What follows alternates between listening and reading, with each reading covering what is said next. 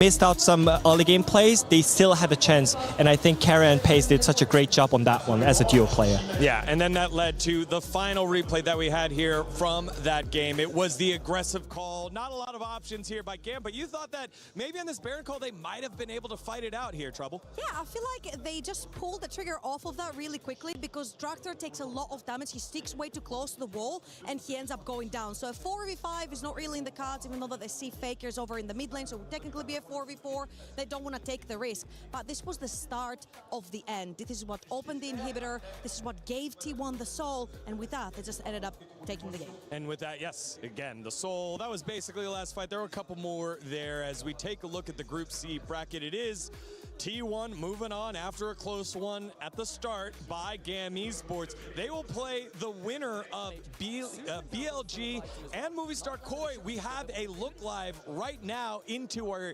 B stream with Group C. It is super close here in terms of gold as we take it all on in. 3 Drakes to 1. Let's go, MKoi! I mean, this is group of death, you know. You have literally T1 and BLG and MKoi in the same group. And I think, yeah, as you can see, this game is all about the chaos. Again, MKoi is starting the Drake here, but I think BLG also can fight back. Yes, very chaotic, 15 to 13. This Drake is super important. Who's it gonna go to? Jun in there, it gets tempered, faded. Now MKoi forced to back on up. It does get taken away by BLG. They have the Ocean Soul, and MKOI's chances are getting tougher and tougher. Yeah, they're looking for an opportunity right here for a struggler. Perhaps they found the Nautilus. Oh, here we go. Ulti on the back line. Alvaro picks up the kill on the On. Alvaro gets himself out, but Elyoya has gone a little bit too deep. Into the back line goes the golden left hand. He forces the egg out of Jojo. And it does look like that might be the end of the action. There is no magical journey to get on out. Flash over the wall by Jojo. He stays alive. Jun nearly gets the kill. Does have the GA as well. And it is MKoi routed. If you want more of this action, you need to head on over to the B stream. What a play there by BLG. And maybe that is our matchup, BLG and T1 in the decider match. I don't know. That was such a banger team fight. Such a great idea about fighting the Soul Drake, but they lost the Drake, they lost the momentum. Was now 5.4k. The thing is, there's 30 seconds on the wave clear. BLG smell blood in the water.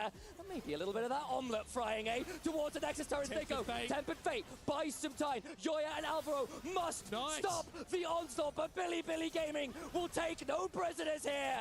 And MKoi, they fought well, they fought hard, but they will bleed out, drowned by Ocean Soul wearing Billy Gaming. And this is why they're one of the best. Yes, MKoi took them for a ride, but it was not enough. Sadly, that ride came to an end in this best-of-1 series, and wow, BLG came in with the goods. They really did. To be honest, I want to give serious credit to MKoi. That was a game that I think a lot of people on paper were going to go, MKoi scraped in to Esports World Cup. They were kind of an extra, an afterthought. They didn't look like that today, did they? They looked so strong. BLG, though, MSI finalists, first stand winners, still managed to clutch it out and do a phenomenal job there in those late game scenarios. The dragon stacking ended up being the difference maker at the end of it all. And that was where that priority was. The vision was good, the team fights were clean, and it was all on Shun being ready and available, waiting for those objectives to come through, and then just getting in at the right second. So BLG looking so fierce today. They said they wanted to come in and look strong. So it is, how hard can they go? How high can they fly here at EWC 2026? But we'll just have to wait and see as they do move to the upper bracket here, Initialize. Now it comes down to, what is the next step? Who do they go up against, and how big of a opponent are they going to be? Well, exactly that. And again, they are theoretically one of the favorites for the whole League of Legends tournament here in 2026 at the Esports World Cup. But that is perhaps easier said than done. Isn't that right, Valdez? That is exactly right. Thank you so much, guys, for the great cast as BLG do take the win. Very dominant last fight there, I feel like. MKoi, they were doing a good job of just kind of waiting and trying to bait them into fights and saying, okay, we have a really nice disengage comp. Let's just let them come into us. But they gave away so much. They gave away the Ocean Soul. And then that last time, that last fight was just a little bit too much. And I think when you have Nautilus, you have Akali, a lot of different ways to get into the fight. It just looked like BLG had enough to end the game. Yeah, I mean, especially I think when they get this team competition against like the engaging team comp, like you can't be scared getting engaged on because you have a bar who can protect. You can actually have a wall, so make sure they get separate. It's just like they're really I would say like over scared. Like we're gonna see with the highlight, but like they were over scared, so like they actually went back to the bad choke, like above the cross, the C curve, the brush, and also they feel bad because like they lost the objective, and they're like, let's just go in because we lost the objective. Like it's just the game plan was like more, PLG was more basically delegated. Yeah, I think it's just very difficult when you're not on the objective first with the Anivia in general, especially versus so much dive, right? And unfortunately, it didn't feel like this Vex pick got enough value in assisting in some of that dive. There were some moments, sure, but I think not all. That's the thing with picks like that with Moen, right? Because I called for it, I was like, hey, like let's get something weird from Owen, right? I think that's normally when they look the best. But it's definitely also when they look the worst because when it falls off, it falls off hard, and this was definitely one of those games where it was too weird. Yeah, maybe a little too weird. Yeah, I kind of like the idea, but the execution was not necessarily there, and BLG eventually got across the line, starting off with first blood in the bottom lane, which shouldn't.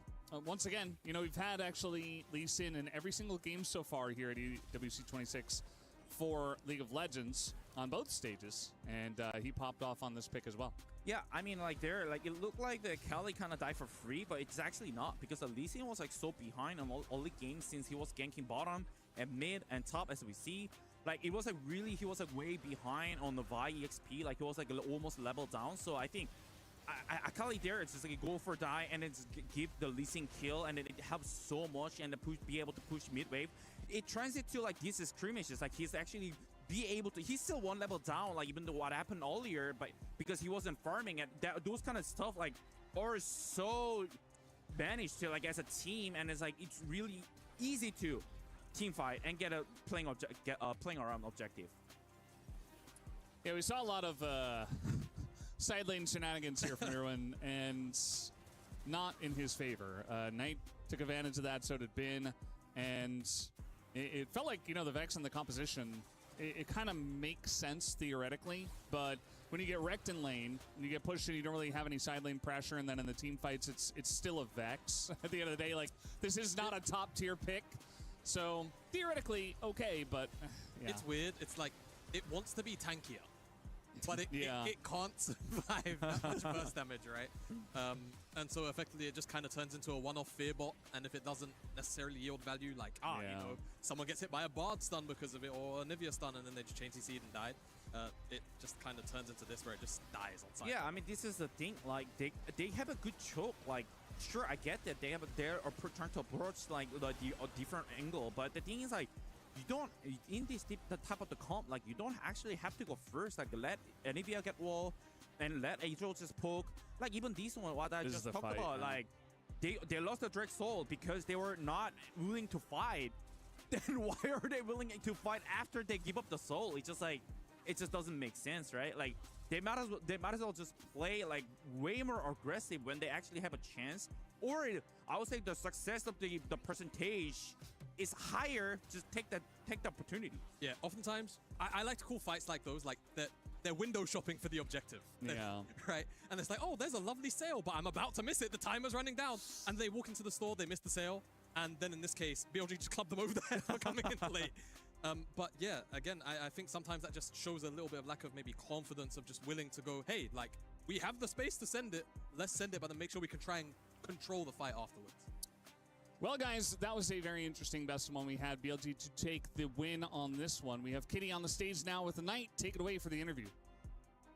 Thank you so much. By my side, we have BLG Knight for the post-game interview. 欢迎奈特来到我们的赛后采访. This is going to be our first time where we host EWC in Paris. So I want to ask Knight, how is the atmosphere in France so far? 想问一下奈特，今年是首次在巴黎举行的 EWC， 所以感觉氛围如何呢？感觉挺好的吧，人很多，然后场馆也很大，然后也是我打 EWC 第一次赢比赛吧，就非常开心。I'm very happy because it's my first time winning a match in the Parisian arena, and of course, it's our first time in France, so I'm very excited, and the arena is huge. 那么下一轮你们对阵的会是 T1. Next round, you guys are going to be versing against T1. Who are you guys going to be looking out for? 下一轮是 T1， 所以想问一下奈特选手有什么比较需要注意的点呢？因为上次我们赢了他们嘛，就照常打应该就能赢。Because we already won against T1 the previous time we versed them, so we just have to be a bit more careful and we should be okay. 那么现场有很多奈特的粉丝 we have a lot of Knight fans in the arena today. 所以有什么想要跟他们说的吗？就巴黎这么远，也谢谢大家来支持我们吧，我们也会争取加油进决赛的。We have a lot of BLG fans in the arena now, so I wanted to say thank you so much for flying all the way to Paris. We will try our best, and we will make sure to get every single win we can. 谢谢奈特 Thank you so much for the post-game interview, and back to you guys.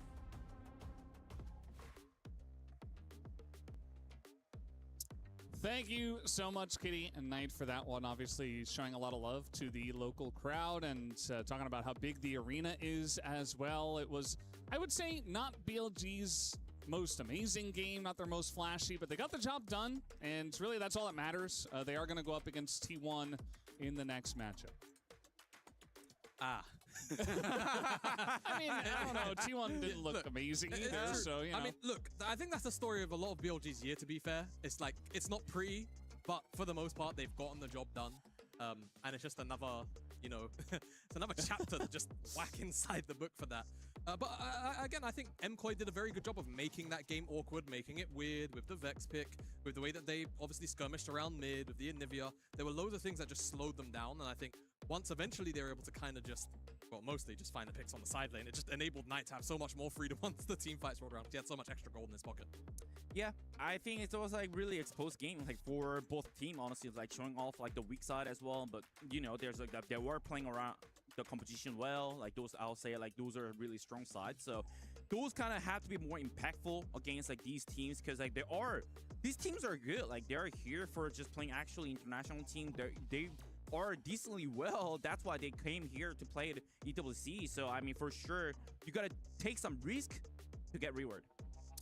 They absolutely have to, and you know, it wasn't a bad showing from the side of MKOI, but there's a lot more work to be done, as they will have to go up against GAM Esports, who looked actually pretty decent. Yeah. You know, Yeah. I like their ability to really mix up a game and never make it like very cut and dry, which is kind of what Korean teams like T1 like to do, where it's like, okay, we have control, we do whatever we want, and you guys lose. Yeah. GAM are like, no, we're going to throw that out the window. And I think they did a pretty good job of doing that. That was on the main stage. That game was happening at the same time. So will be pretty interesting stuff here for Group C, but that's going to do it for now, guys. We are going to take a break and come back with our next matchup. Don't go anywhere.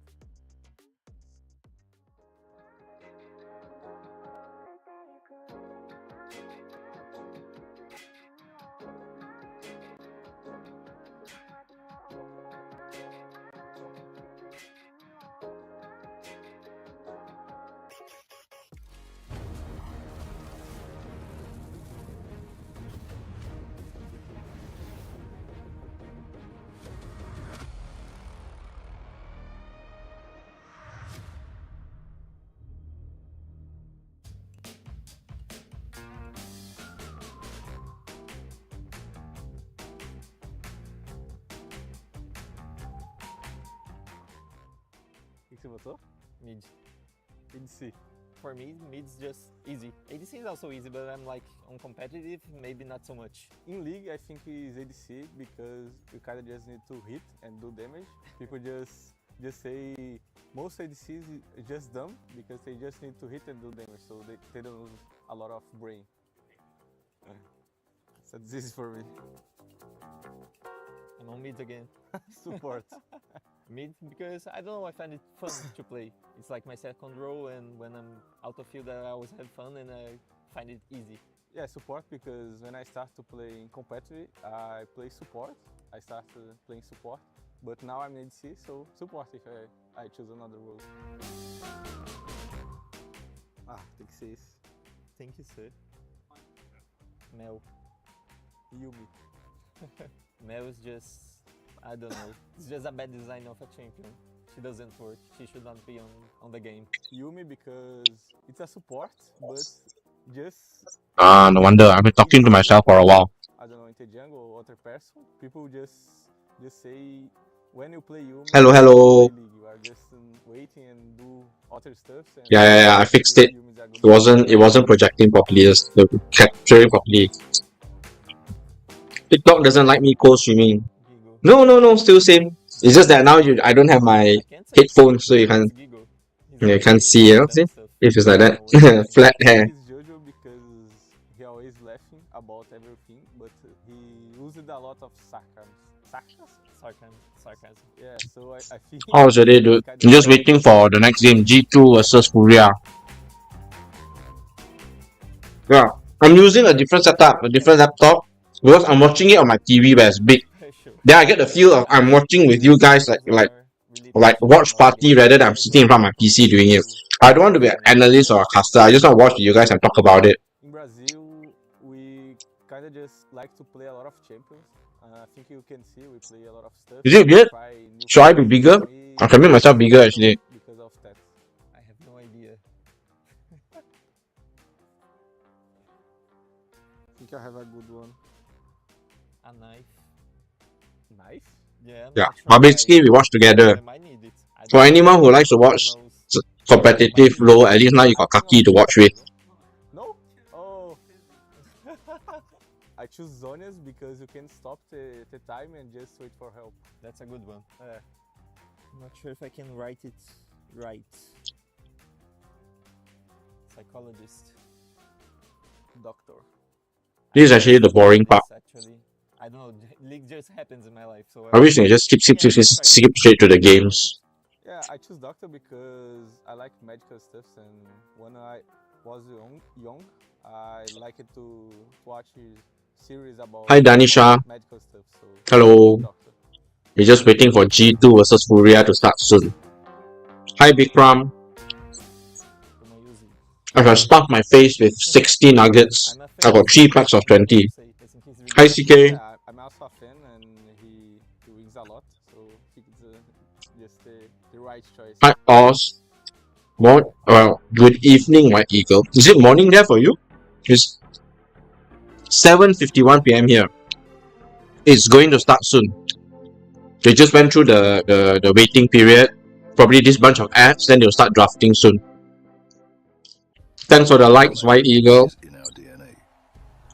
Hello, welcome guys. Our 2 Korean teams won the. Wait, do you guys? You want to watch the classic games they're going to do on the 25th? Yeah, we can check it out. But wait, no, there's some stuff I can't. I wish that I had like those partner creator content, but not big enough, I guess. It'll be great because then we can watch together. Or thanks for the like spam. Now, the proud founding partner of EWC, powering the Hi Kalapa Baka. shoulder to shoulder with the world's best, making history. What are they playing as? You mean there's a show match going on, is it? Lenovo Legion. There was a show match during MSI as well. I didn't watch it.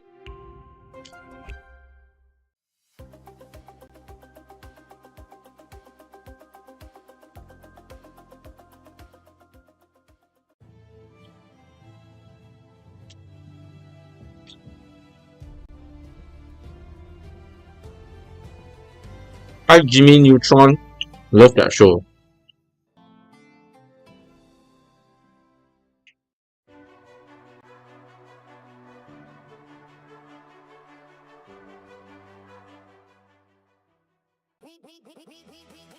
Oh, I see. It sounds like fun, dude.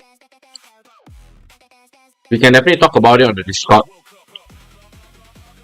I know that Scott please tell me about how in September I can apply for like those partner creator content thing. So maybe I will be able to co-stream more than just EWC. We'll see how that goes. Hi Kenji. Hi Cashon. Pierre Cashon. Hi Mekna. Sophia. Hello. So basically TikTok stop like hiding. Oh wait, that's T1. Tyler 1.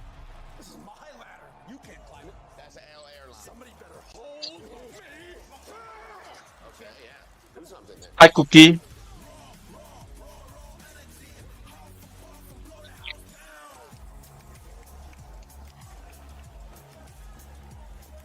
What are they promoting? Faction Wars, pick your side, EWC. Stay now, rank up, dominate.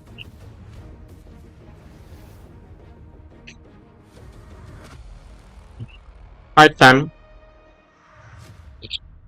Okay, done. One box. Another 2 more to go.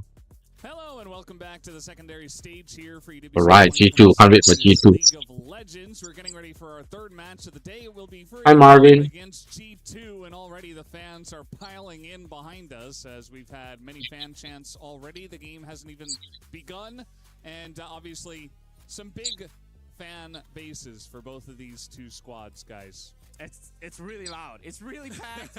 Everyone's like so ready for it. Everyone's so excited. I'm ready too. Dare I say, I think there's more people here for G2 Fury than BLG Koi. Yeah, I mean, makes sense, right? European team, home soil, but the Brazilian European fans, team. honestly, Oh yeah, no wonder. Esport, passionate, the shout is there. Hi, local I host. think they're slightly fewer in number. They're equally as Hi, loud, Eric that's for H. sure. There they are. Ooh, Maharaja. Behind them as they're getting into it. And yeah, I mean, again, always have to do this disclaimer. There's a best of one.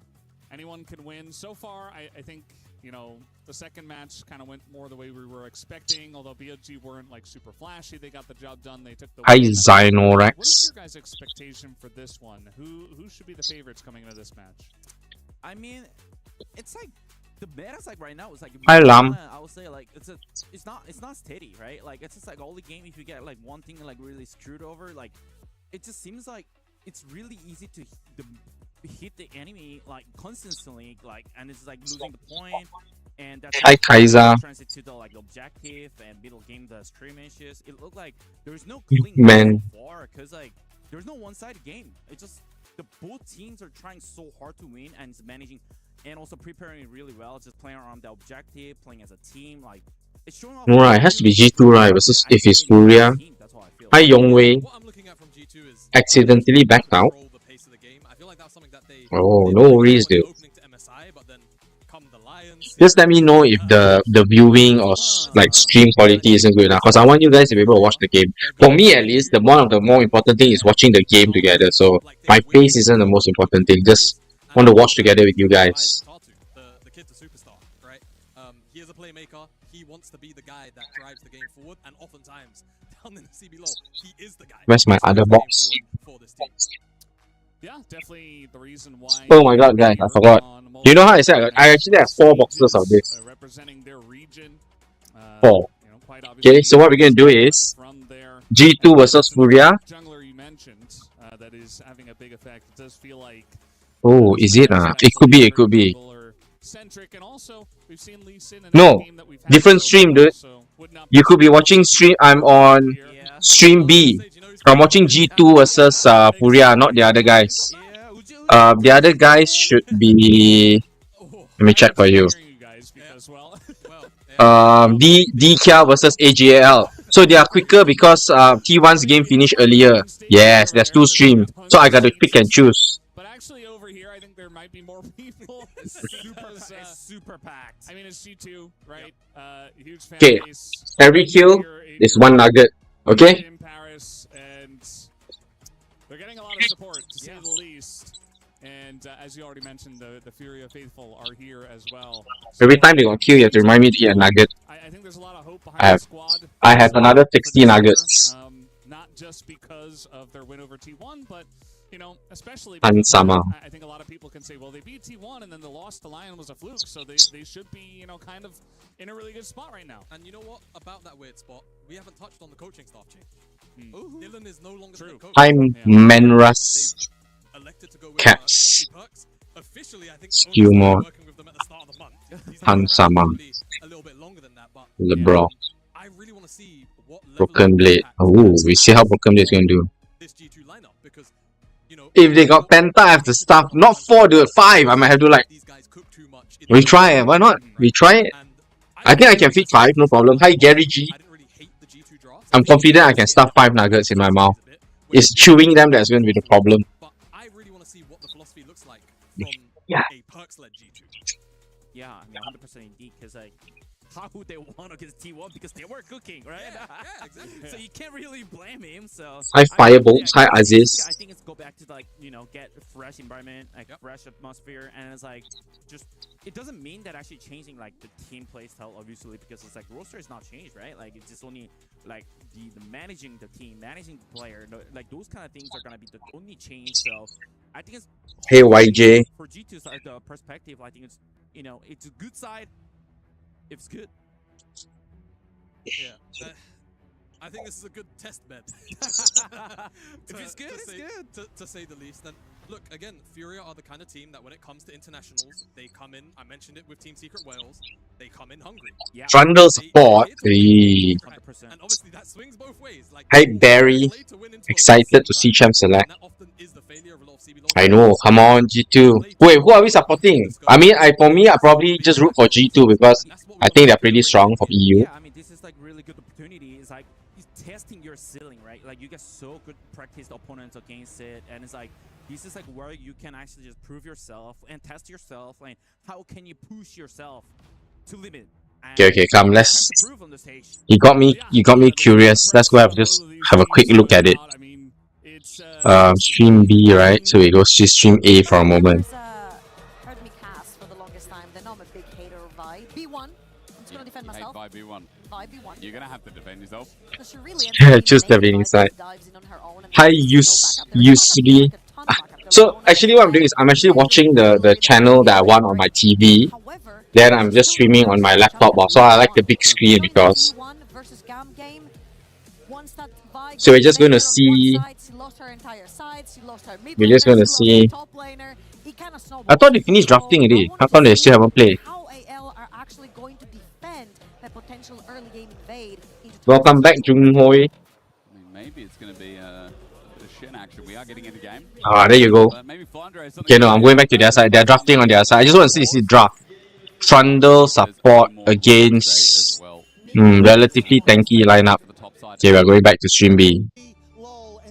There you go. You could feed off this energy. It is a feast. Everybody is pumped. And we're already into these picks and bans. We've already got that Poppy, J4, and Cassiopeia, who has been rising in the meta. Hi, Haratu.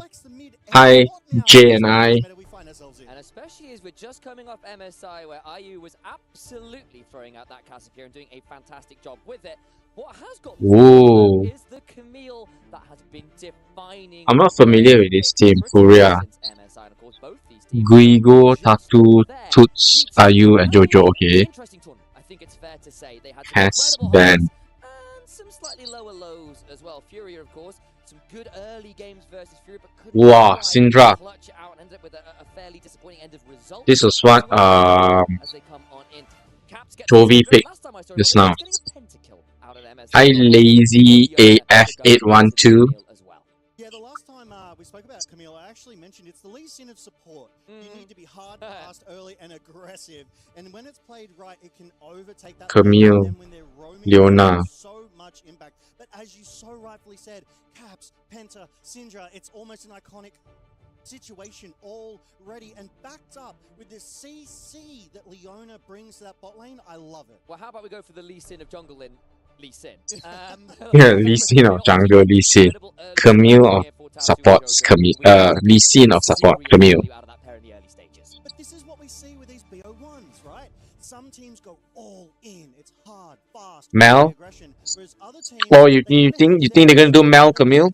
they sometimes go with those comfort picks and depend Possible. That's been quite standard as far as I've seen. Oh, Jin. Hi, Ernest. Jin, guys, Jin. See how it goes. Also means the Camille is not freer to leave lane because Jin is very happy to play a 2v1 if required, and can obviously. Is Jin good at 2v1? How does that work? Because he can just clear the lane from range, is it? Hi, Suhaimi. Dubious in certain analysts' minds, but you do get to those late stages, still gets to pop off. With his WQ combo can clear lanes quite safely, I suppose. I do love the backline access that Nefiri can bring to any composition, right? Nefiri, okay. basically sacrifice yourself unless you are a top lane tank into this Neferi, and those resets can be scary. Ban. So I love Fourth the ban. lockdown. There's so much CC that G2 has already tried Really? Why? into I mean, like I said, part of the reason I want to go close is because you gotta say I'm the noob, so I'm gonna ask all the noob questions. So they ban Rumble, and then Furia banned Shen, Pantheon Shen. 3 hard dives that can shoot down his outs. Syndra, Leona, and Fury, right? Okay, I get what you mean. Meaning, the moment he's trying to set up his out, they can easily just go dive him instead. Exactly, Asgard. So, for me, ask the questions. We can talk about it, and then, of course, we have... Shoot, I forgot your low name, but never mind. We have hit the Nexus here to guide us and share with us.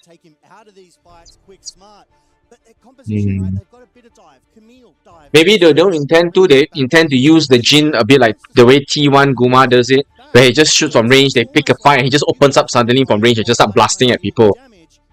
Vayne, man, they don't want to see him in top lane. I think it's a top lane Vayne they don't want to see. Hi, Ryan Juan.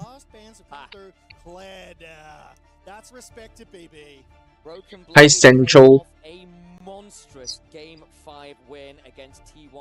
That's gotta remind me, you know. Anytime there's a kill, I have to eat one nugget. I got 20 nuggets. See whether this game will have more than 20 kills or not. Hey Maku. Thanks for the like, Maku. Welcome. I managed to get EWC co-stream permission, so we are watching EWC together. Day 1. 30 kills, bro. I'll be like, in one game, I'll be stuffed filled with nuggets, dude. So these guys, they're not letting themselves be defined by the meta. They're definitely going with still strong picks, but things that they're a bit more comfortable with as well. Okay, Ambessa top. From what we saw, the Shin's out wasn't really a game 1 More. It feels like enough of the nerfs have come on through that he's just fallen down that priority ladder a touch more for things like the Vi, for things like the Akali. And actually debating doing what BLG just did and locking in a publicly perfect execution pairing. Yeah, absolutely. Double execution. I hate this every time I conflate. G2's draft is really good. We're talking about... Okay. Oh. Wait, what's going... Oh. Are they playing Syndra bottom lane? It is a Syndra bottom lane, dude. It's Syndra, Leona, Galio, Nafiri, Na. One of the big things here as well is there's been some... Okay, why do you say it's really good though? Explain to noobs like me. One of the reasons I assume you say it because they can easily dive the Jhin, no problem. Okay, I get that. You've now got Neferi, Galio with a Leona to go diving on to some of these potentially more dangerous carries, or potentially responding to things like Ambessa, things like that. Camille coming diving on in, because the other side, you look at Furia and we were saying, hey, look, they had some close games against Lion, but it was the late game team fights where they couldn't It's interesting. get over that execution barrier. That doesn't look particularly late game to me with the Lee Sin of the Camille. They want to get rolling in that mid game real fast. And Furia's composition is so... It does look like that. They have a lot more CC, right? Between Syndra, Leona, Galio, Nafiri can dive, Nar can set up also. Galio hard counters Akali, Jhin gets hard dive in a team fight, Nar just gives back the team fight. Okay. Let's see whether they can execute though. Again though, I personally feel that G2 probably rank significantly higher than Furia, so I expect that they would win this anyway. Yeah, that I understand. Lee Sin can't go all in without dying, right? Yeah. So every time he thinks he wants to play footsie and fly around, they'll probably just hard CC his ass. And then we go back in, because I think there is a very real world here where if Furia don't pull the trigger at the correct time, where they get a little over-eager to make those plays, the punish that could come in from the global of the Galio, from the Neferi ulting, and from the Leona going absolutely not. Yeah, I think the casters also agreeing. That could get really dangerous too. These are going to be... It's harder for Furia to execute, I think, that's why, so... Neither of these teams... I feel like that might be a touch of an understatement, but you know, who am I? I? Look, Who am I to look, I judge? come from the LCP, right? So, like, if these guys get a kill a minute, I'm going to be like, yes, we're on. boy. But both of these compositions, they really want to fight. It's just how they're going to set up around these objectives, which will inevitably be the catalyst for these explosive engages. Well, we've already had one very close game here on the B stream where MKOI actually stood up and delivered versus BLG very well, but the difference maker ended up being the dragon stacking that came on through, and that did sort of prove to be a little dangerous. And I agree, those objective setups are going to be a little intricate, I think, this game, because both of these comps don't Okay, really get to be let's on go, the guys. field, do they? And speaking of committing, G2 versus Spur. Furia. Once you go into Fury. these fights, there's no way back out. You need to pull the trigger, you need to be decisive, and you need to make it work for you with these compositions, because again, we are here on Summoner's Rift for game one of this best of one between Furia and G2 here at EWC 2026, and already they're showing. Okay, come on, first blood, someone. I want to eat a nugget. And again, you win. You go towards an upper bracket best of 3, which is great news. You lose, you're not quite done, but that lower Why you don't bracket throw? best of 3 Okay, is okay, a okay. It's a Leona, right? So you can walk in like that. these level 1 wards. I did do the T1 MF skin. She has 3 different gun sets. At first I was wondering why they keep showing the Misfortune Ultimate again and again. Then I realized, or I saw a post say talking about it. I can see it's 3 different gun sets. Super cool. One was asking me which MF skin I wanted. Actually, my real answer is I want the T1 one. But I think that one will be very pricey. Don't lah. I wish I can get that skin, the MF T1 MF skin. Okay, educate me a bit. Bottom lane, based on the draft, who should be winning the bottom lane early game? It looks like Furia has like a more aggressive, has the prio for now. And then that gets tricky because again, on top of that, There's just so many posts Asgard on the T1 MF screen. Just like Google it, you can see so many different. They play through all the animations for all the T1 skins. They're all crazy cool, dude. Stuff coming on in, see where they feel like here. And again, for Furia, I got to chat with some of the CBLOL English casters. Shout out to Trajan and stuff as well, who was giving me some of their notes and their thoughts on what they thought about the MSI perspective from someone who's a big CBLOL fan. Put a lot of time into these teams, saying, look, frankly, really happy that they did a good job. Oh, I saw him miss yes. And miss Q also. Maybe in years past, you could have said, look, the hands were there, but the game sense wasn't quite. This time, it was just... okay, understand. Syndra probably weaker. She probably needs a few levels before she can combo her skills together. Yeah, okay, makes sense. But then why did the Lebrov go in then? He's gonna get first blood. No, okay, he's not gonna die, but still. That's it. We saw Lebrov there burn both summoners, but critically, Hans Sama stepped up. That feels like a mistake, dude. Yeah, okay, he blocked it, but still. Nice. Ooh, caps! What's interesting here is that both of these are melee mid laners, right? So there's no ranged advantage over melee advantage. It's we're just going to be brawling the whole time. But critically, these junglers, right? Currently both on the top side. However, Skumond will be spotted recalling. So now Fury have the information that the jungler not out on the rift. Here comes everyone. Hang on. This gets spicy. Tuts goes in with that short. Oh no! They want to take caps down. Nice. Flash burn though. With an additional summoner cost. That's it. Both summoners burnt their 4 caps. It was going to be a 3v1. It ended up being a 3v2, so it was much harder to get that covered crown. Just so you guys know, if the layout feels weird, you can watch me on YouTube as well. This top side, they're skirmishing. They want to Nice. up Guigo critically. The grasp to get that permanent max health here. But the junglers, again, we see Skumond around that mid lane trying to potentially get the flash out of Tuts on this Akali, because flash is so important. And again, poor Fury, you are the team with the Lee Sin, with the Camille, with very volatile lanes, lots of setup, lots of playmaking. They are being active. It's what we wanted to see from a Come on, first blood, so I can eat a nugget. Playing conservative right now. They're trying to make the moves happen. Logan just pointing out the fact that Lavrov was recalling on a warp. It doesn't look like we're going to see the interrupt as it stands. But thank you for pointing that out. I appreciate you, mate. Of course. I mean, we all have to help each other out here, but it will be seen. So that's information given over for free, which is not something you want to be doing. You don't want your opponents to know that they're up a man into your lane, because that's when these plays can happen. That's when junglers, if they're on the right roam timers, can get those ganks down. As we see Guigo and Broken Blade, Jojo in the top side. Oh no, Broken Blade gonna die. From the bot, walking up. It's gonna get caught. No, no, no. He's gonna back off. No problem. Oh, nice sidestep. Wow. Come on, dude. That was just a super sidestep. Yeah, BB does not have two left feet. This man has a left and a right, and he's taken dance lessons.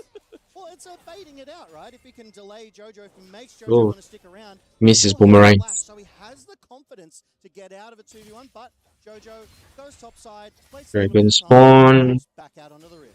And I was chatting with Jamada a little bit before, and he was doing some really great breakdowns on why we're seeing so much support roaming, because catch-up XP is incredibly busted from about 8 minutes on. So you can just spend the first 5 to 10 minutes roaming around and just rely on the 8-minute catch-up XP to get yourself back in. Allows people like Jojo to go looking for moves like that. Yeah. I watched a video on this now, so I know why they like to draft mage, bottom lane, and all this catch-up EXP. That's why the roamers are just all walking all over the place. So they will get that information if Furia decide to go for Level it. 6. BB might have to be a little bit careful here. He's about to go mini and misses his ult. What? Clear the wave. Does Guigo? She's been missing a lot of stuff, dude. Timing for the public execution. There it is. Forces the Oh no. That's a mistake, bro. Does get a little bit extra. I would say that Thanks for the like, Asgard. absolutely worth, because now without a flash, it's almost impossible to get those excellent angles on those ults, those team stuns. Yeah, exactly. This is a composition from both teams that loves that level 6. The ult buttons are absolutely glorious for pretty much every champion in the game here. Yeah, absolutely. Han Sama, though, doing well on this Syndra, maintaining that CS, just getting a little bit of poke on IU, which is why we're seeing both of these supports roam a bit. We've obviously seen Jojo roam a bit more than Lebrov at the moment, but I think Lebrov might be trying to play patient, protect Syndra while they're getting this up. Caps, though, making a play. Does go looking. Scumon's around. Has got that ability to call up the hounds if required. Tatsu and Jojo in, though! No, first blood. Yay, not good. That's it. Furia showed up. They brought more men. They got there quicker, and they take out Caps. Solid. First blood over to Furia. They'll net themselves that bounce. No more flash. Off the first blood, so they find themselves 1,000 gold up over G2. However, the rest of the lanes, it's kind of normal at the moment. We've got most of these summoners down. Hang on. Jojo went looking. Oh, that got spiked. Don't have the damage lah. I don't think they can kill yet. Can't make it 2 for 2 there, but still got a little nervous. I don't think G2 has to kill pressure at the moment. Hey Wayne, you got banned just now for the pick and bans. As we go into this replay, Caps is doing everything he can to get away. But look at Toots, he's got very little damage, so had to call in the reinforcements. No, no. Mistake. Another nugget for me. Find themselves 1,300 gold to the goods. You could almost say violence and fury. Very good. All right, yeah, very nice. All right, Furious fury. We'll workshop it. We'll workshop it. That's it. But another kill for Furia. They are firmly on the board, 2-0. But critically, that first strike of the game is still up. So this is going to be a slower game. We're not going to be rushing 4 dragons and get that soul. The grubs are up as well, so in 5 seconds. So jungle objectives, not a high priority. No, it's not really been about the objectives so far. I mean, part of it, of course, has been a lot of these players wanting to get towards that. Why is Timo matching? Yumi is there as well. You can't see? They're both together. I put them side by side. The team with the Lee Sin to go with that important support. They're about to find Labrov again, who's in a potentially tricky spot. Gets here, clipped down, hit by that deadly throw. Oh, they got Leona? No. Oh no, are they gonna get Jojo? Camille? Yeah. Oh, okay, they got 1 kill back. Oh, 1 more nugget for me, that means. Too small, ah. Yeah, they're both there. Well, I guess what I can do is I can put them here. Unfortunately, the villain in this equation. Then they look bigger. The curtains are cold, and unfortunately, Then I can see them. They're watching with me actually.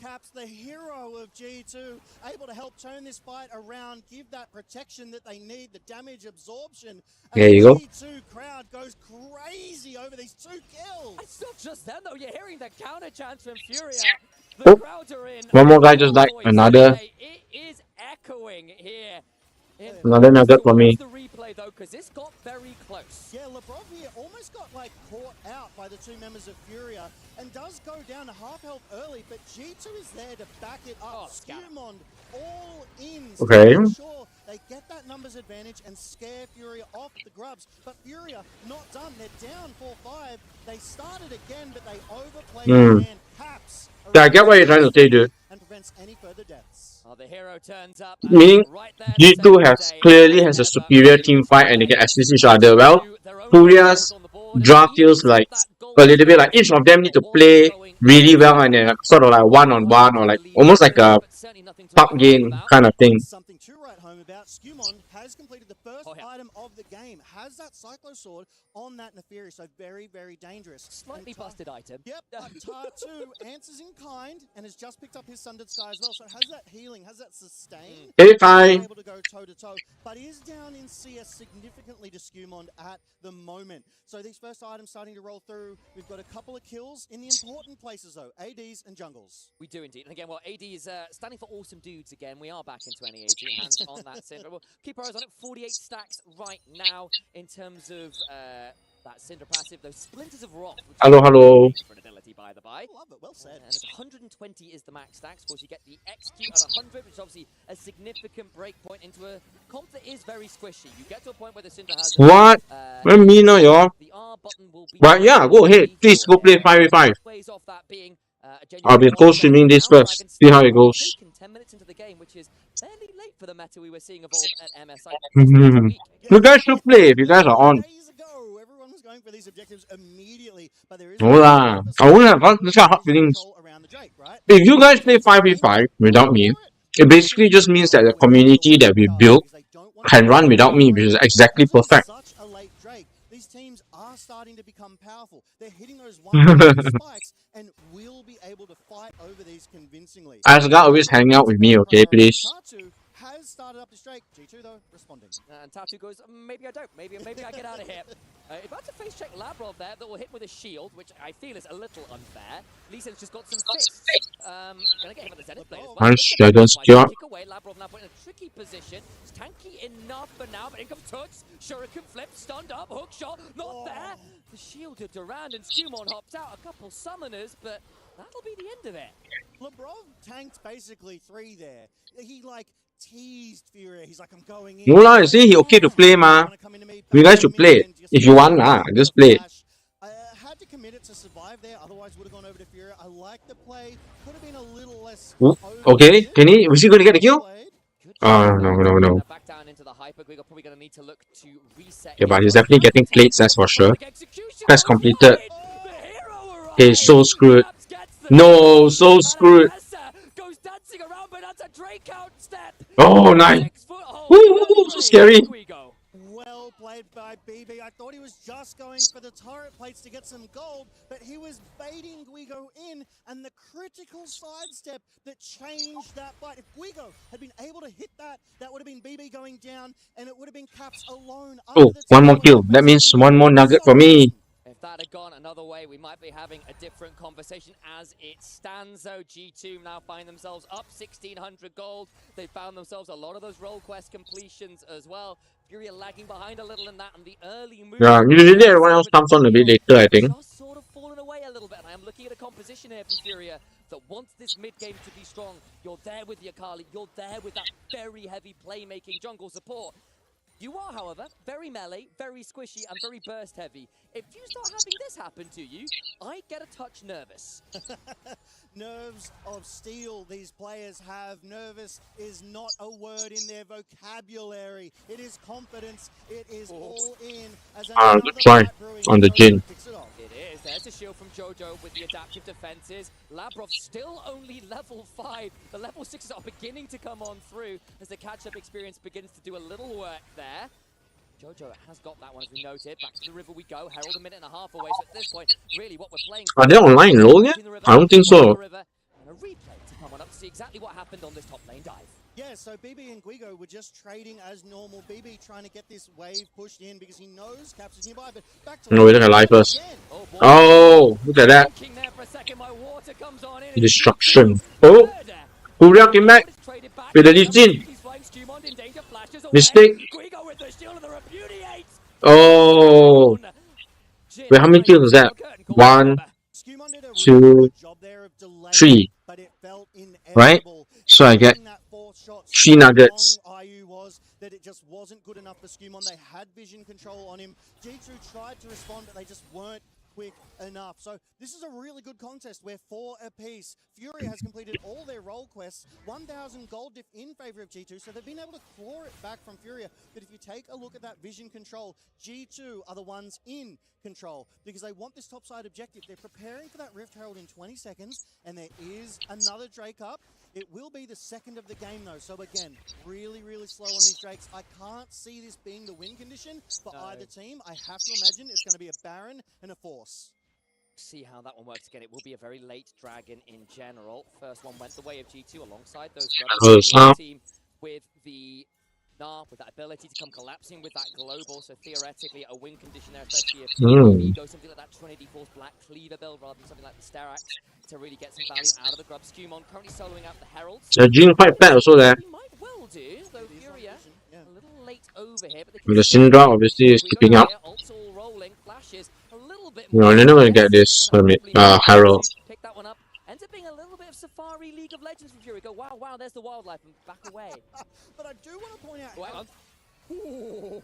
Nice catch. Nice stun. On the ward recall interrupt, doesn't quite find it though. Yeah. But I do want to point out, even though Furia lost the Rift Herald, the value of their vision control in that area. They knew G2 was starting up, they knew how many members and which members of G2, so they were like, you know what? We can't contest this. We're going to let them have it, and that's a smart play. So they got cross-map. They started feeding gold into their other players in other lanes and gave that Rift Herald over. They said, that's a fight we'll worry about a little bit later. Because if you look at it, no turrets have gone down yet.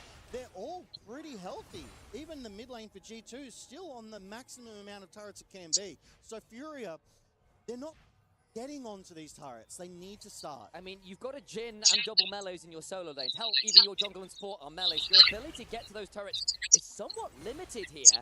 Unless you manage to get the fight that gives Basically, Furia can't even kill towers. Things coming down around this Drake. They're going to contest for this one. Lebrov just getting that vision down. Joe. Damage is there. Hextech ultimate. Okay. Soul of there into a load of ults.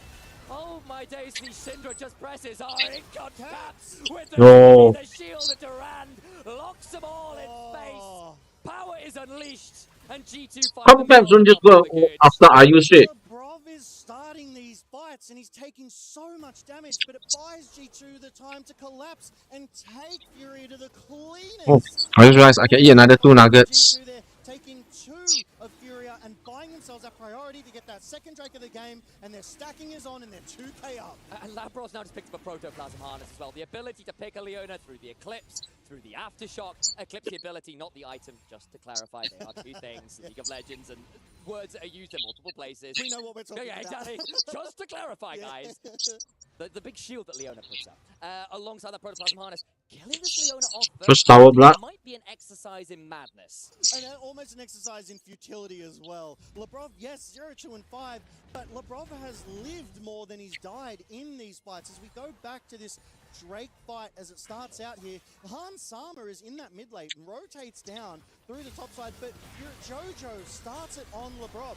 Lebrov eats 2, 3. He Instant. all 4 of the shots of IU. Where is Jin's damage going? Not into who matters. And that buys the time for G2 to collapse and take Furia out. And as usual in this game, we come out of the replay into more action.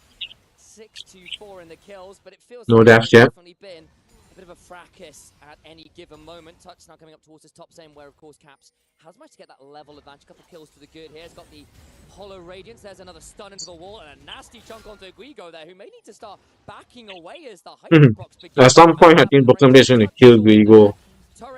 Tower down. For G2, and that gold lead begins to balloon to a notable margin. Yeah, the first turret going down at 18:36 is fairly slow by today's standards, but I just want to point out as well, Lebrov is a level up and a completed item up as well over Jojo. He is. He's in a really good spot there. Got a little nervous with Skewmon hanging around at that blue buff, just hopping over with the Eviscerate, but just some trading. I think the team more manageable. Broken Blade. He's going to get it. Nice. I don't think he's hit a single one, dude. I don't think he's hit a single public execution. It's almost impossible for Guigo to hit an ult on the BB. This man is a natural born ballerina. The moves he has, the slides he has got. This is the MSI Broken Blade, and he is here to win it. A ballerina, you say, well, that suddenly gives a new meaning to on point, doesn't it? What a player when given the opportunity. A player that at points has been criticized that maybe a little too streaky, maybe not good enough for international. Well, how did he do at MSI? How is he doing here? The upper end of this player is really just very special, isn't it? Fury, of course, not out of it here. You're still looking at the Jin, who you can pick up a few more items, will still be very scary. Tower. With all of these grubs, and Guigo struggling in the 1v1. These tier 2s are beginning to fall, and the structure gold is just strong. Oh, we even get the T-Tours. Thank you, Observer, for the Christopher Nolan Cup. This is the addition that I do want to see, my friend, as we see Jojo deep in enemy territory, trying to get sort of some vision control down, just to know what G2 is doing. Tatu clearing his camps out. The Baron is now up at the 20-minute mark. Using Herald to break middle. Charge. Nice. Lands, and it's gone. And now suddenly all those outer turrets Oh. are gone, and the gold really has gotten to a difficult position. 5,000 gold is more than a little alarming for the Furia fans out there, I have no doubt. I'm going to try and play back as well when the vision's beginning to fall. Are you with a Captain Jack gets on out of there? You remember the day you almost got the Furia AD carry. That's right. Han Sama 2-0, Caps 2-1, Skewmon 2-1. Broken Blade has not died. But Furia, they're not without their answers. If Tatu can find an angle, if they can protect And someone missed cannon minion, I saw. the right targets, Furia are still very much in this. They can compete with G2 here. However, G2, they have the aggression, they have the priority. Labrov went looking there, but over the wall went Tatu. Now the curtains get caught. Hansama getting tied by some of those bullets, but Labrov still about alive. Tatu! Oh! Taken by the bleed. The Couldn't kill. Daggers a little too poisonous. Tuts potentially in danger of the shielded around. Oh, miss. Able to escape there on the Akali. How does Labrov keep living? He tanks so many shots, he takes so much damage, and it prevents it from going on to Hans. What's his third item?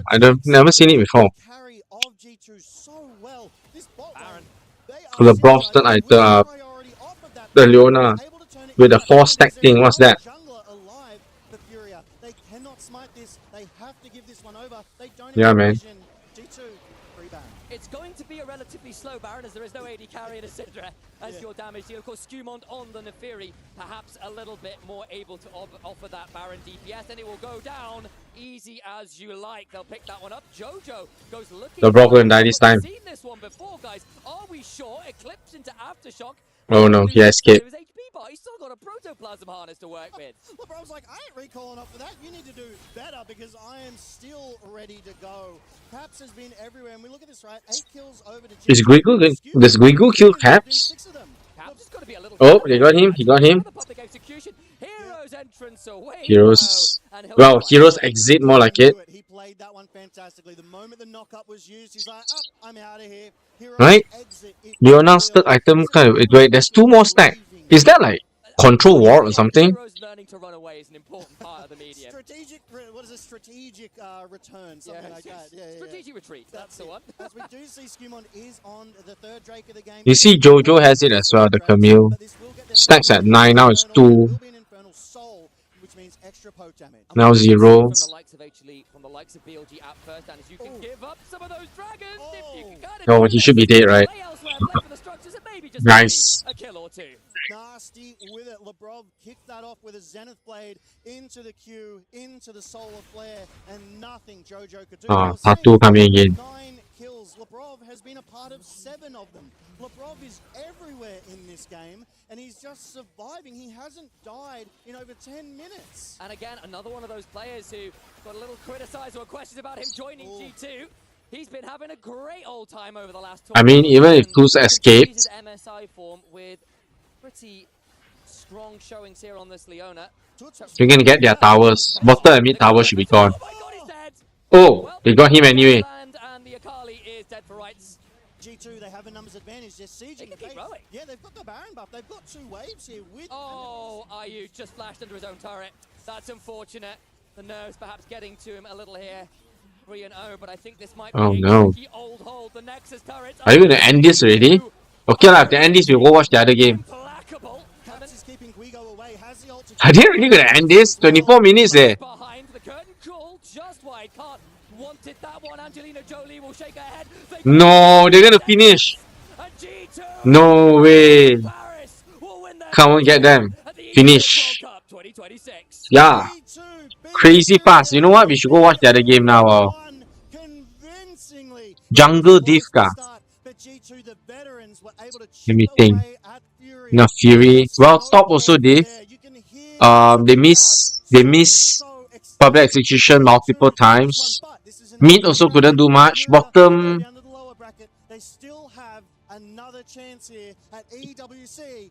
Lower bracket. Okay, wait. Let's just watch the other stream, see whether the game's still going on or not. With his TP, that TP, a massive mighty There you go. shield stands. Where's the damage going to come through? Not from Smash for the time being, that's for sure. Korea versus DK versus AGL. DK have to run for their lives. Baron down, and the power play begins. That was beautiful. DK have to make a decision. Hey, this one more exciting, leh. AGL 18 kills, yo. Yeah. Holy. What? How many towers down? 3. They got 3 versus 2. And they are 4.4k gold up. Find an angle to get into this river on top side. There was no vision. AGAL have closed all doors to that objective, and now with a Baron and a 4,000 gold lead, I feel like they've got a better team fighting composition. They've got the engaged, the disengaged. It's just so easy to play from here now. Wow, next game exciting. Oh, never mind, we watch this first. But next game is exciting. That hope lead overflowed to the rest of the map. Tarzan finding early objectives as well.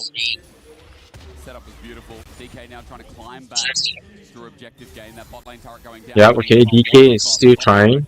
And all its entirety of play. Jin, Syndra, Thunder. Both going down.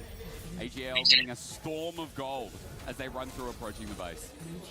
Top lane, mid lane, both tier They have the 2s. equalizer goal again. For AGAL, only one outer tower, only one more defense outside of that base from DK remaining, and AGAL have no will to take that one as they have 2 cannon. Who is this caster? Over on the top side of the map, and DK have split up in 2 groups, trying to defend that, but they're both falling at the same time. Trying at the very least. Plate's already being taken. Bot wave is a nonchalant wave for the time being. Next wave coming in. Baron for another minute 15. This aggression won't stop. DK might have to make a move. A scout of the week is not bad here on the Tarzan. Solar play now thrown out with True Shot Barrage. They're coming in, flash in. Oh, instant deletion. Might miss, but it might not matter. Scout of the week came through and look. Flandre's in the middle taking no damage. Where is it? Showmaker needs No damage, yeah, they're right. Shen is just tanking up everything. Tarzan jumps back in. Vault Breaker doesn't connect, but neither does Petrifying Gauge. Probably saves the life, saves the game of DK. Wow, 2 towers down. I don't think they can recover from this, dude. Under threat. AGAL take another body in Korea. Shadow Dash No, gone. They're done. Showmaker gets his unleashed power, but Hope jumps forward. There's no more fuel in the tank. DK have been taken down, and AGAL stands strong in the first game of EWC 26. Absolutely beautiful. How does this work? Let me see. AGL wins. That's what made them dominant. Yeah, let's see if it. So this is Group A. So it will be G2 versus AGL. Wait, I need to refresh my thing. Yeah, G2 versus AGL. Sentinels versus Genji tomorrow 5 PM. BLG versus T1 tomorrow. Yeah. The next one that's exciting coming up is Hanwha Live. And well, actually JDG versus Lion might be more exciting. Hanwha versus MIBR. What team is this? I don't know, this lost MIBR. I'm pretty sure HLE will win this lah. Like we're, you know, a pub brawl for quite a long time. But DK unable to get their setup. Shiwu had a rough day here on this Jace. One of his most played, not one of his most successful, to correct myself from earlier. And now the biggest question is, how will they do in that lower bracket? Because on the other stream, I believe that G2 versus Furia is G2's success. So DK versus Furia will happen. And GG versus AGAL see how they go. will happen as well in this Group A. Probably. Yeah. Will. G2 versus AGAL in a best of 3. That's gonna be super fun. I feel like seeing AL come back like this. Okay, especially the break way time for me. I'm just gonna step away for a while since it's in but between also games. fights.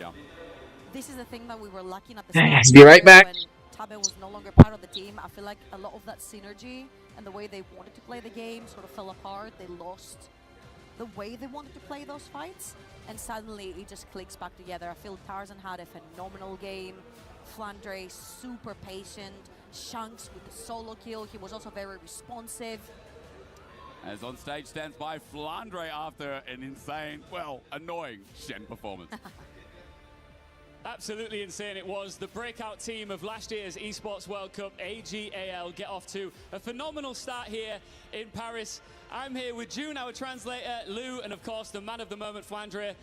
Lou, it's safe to say that a big part of that performance was down to this man. And once again, congratulations for the victory, of course. You know, you've been around for a long time now. You're a very experienced player. I want to know how it feels, you know, still to be able to like carry your team like this in important plays also on the stage. 所以大家好，今天我们非常荣幸在巴黎这样美好的地方，要看到我们很棒的选手。那么刚刚呢，就像我们主持人所讲的这样，我们的选手今天的比赛非常棒。我们想要您跟我们讲一下您现在的感受，是否在打完一个如此精彩的比赛之后，还是同样的很兴奋的心情吗？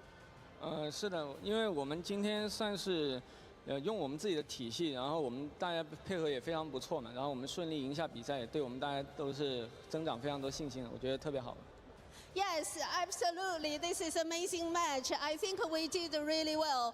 We collaborated with each other, and this match gave us more confidence. J'apprécie beaucoup la réponse humble de Flandre qui dit effectivement on a eu un... Parce que je le félicite pour sa performance de dingue individuelle qu'il a eue évidemment. Et lui répond ça a été un effort d'équipe. On a très bien collaboré ensemble et on a été trop fort finalement. We saw a lot of that confidence last year when you finished second place. I mean, hi Janice, I'm back. To people, you were like a surprise team that shocked a lot of the teams here. Do you think that surprise factor has gone now because you've had some incredible performances since then at other tournaments, that the teams here see you as a true threat going into the next games? 那么我们知道去年您的成绩也是非常棒的，然后呢给大家一个惊喜，是一匹黑马呢以第2名的这个结果呢达到了最后比赛的成绩。但是今年的话呢，您的感觉是如何的？是否我们大家可能不再觉得您是一个惊喜，而觉得您对于很多其他的团队来讲是一个很巨大的威胁。您对此是怎么看的呢？对此我主要还是更多关注于我们自己团队上的问题吧，就是说我们也是会有失误，所以要看我们接下来怎么样调整，怎么样减少吧。然后肯定也希望减少失误，然后能够走到最后的冠军吧。Well, I'm carrying my team forward, so this year I think I will focus on my team's collaboration, our tactic, and hopefully we can improve the difficulties and we challenge ourselves, and hopefully we can have an even better performance than last year to win, to be the champion. There you go. I need to reset it. C'était l'année dernière, vous avez fait 2e à l'EWC. Qu'est-ce que vous en avez appris un petit peu? Est-ce que vous avez l'impression que maintenant, les gens vous voient comme une menace alors qu'ils vous sous-estimaient l'année dernière? Et là, clairement, bah oui, je pense qu'on est devenu meilleur. On a essayé de focus un petit peu sur notre tactique, etc. pour avoir encore une meilleure performance cette année à l'EWC. Thank you very much. AGL wants that trophy this year. They take another small step towards it. A long journey ahead still to come. Thank you. 谢谢您，让我们共同期待着您的美好的比赛。好，谢谢，我们会继续加油的。Thank you, thank you. Thank you, thank you. Oh, thank you. Thank you. Yes, we did Okay, have some back to the other stream. from Flandre, both in the interview and also on Stream B.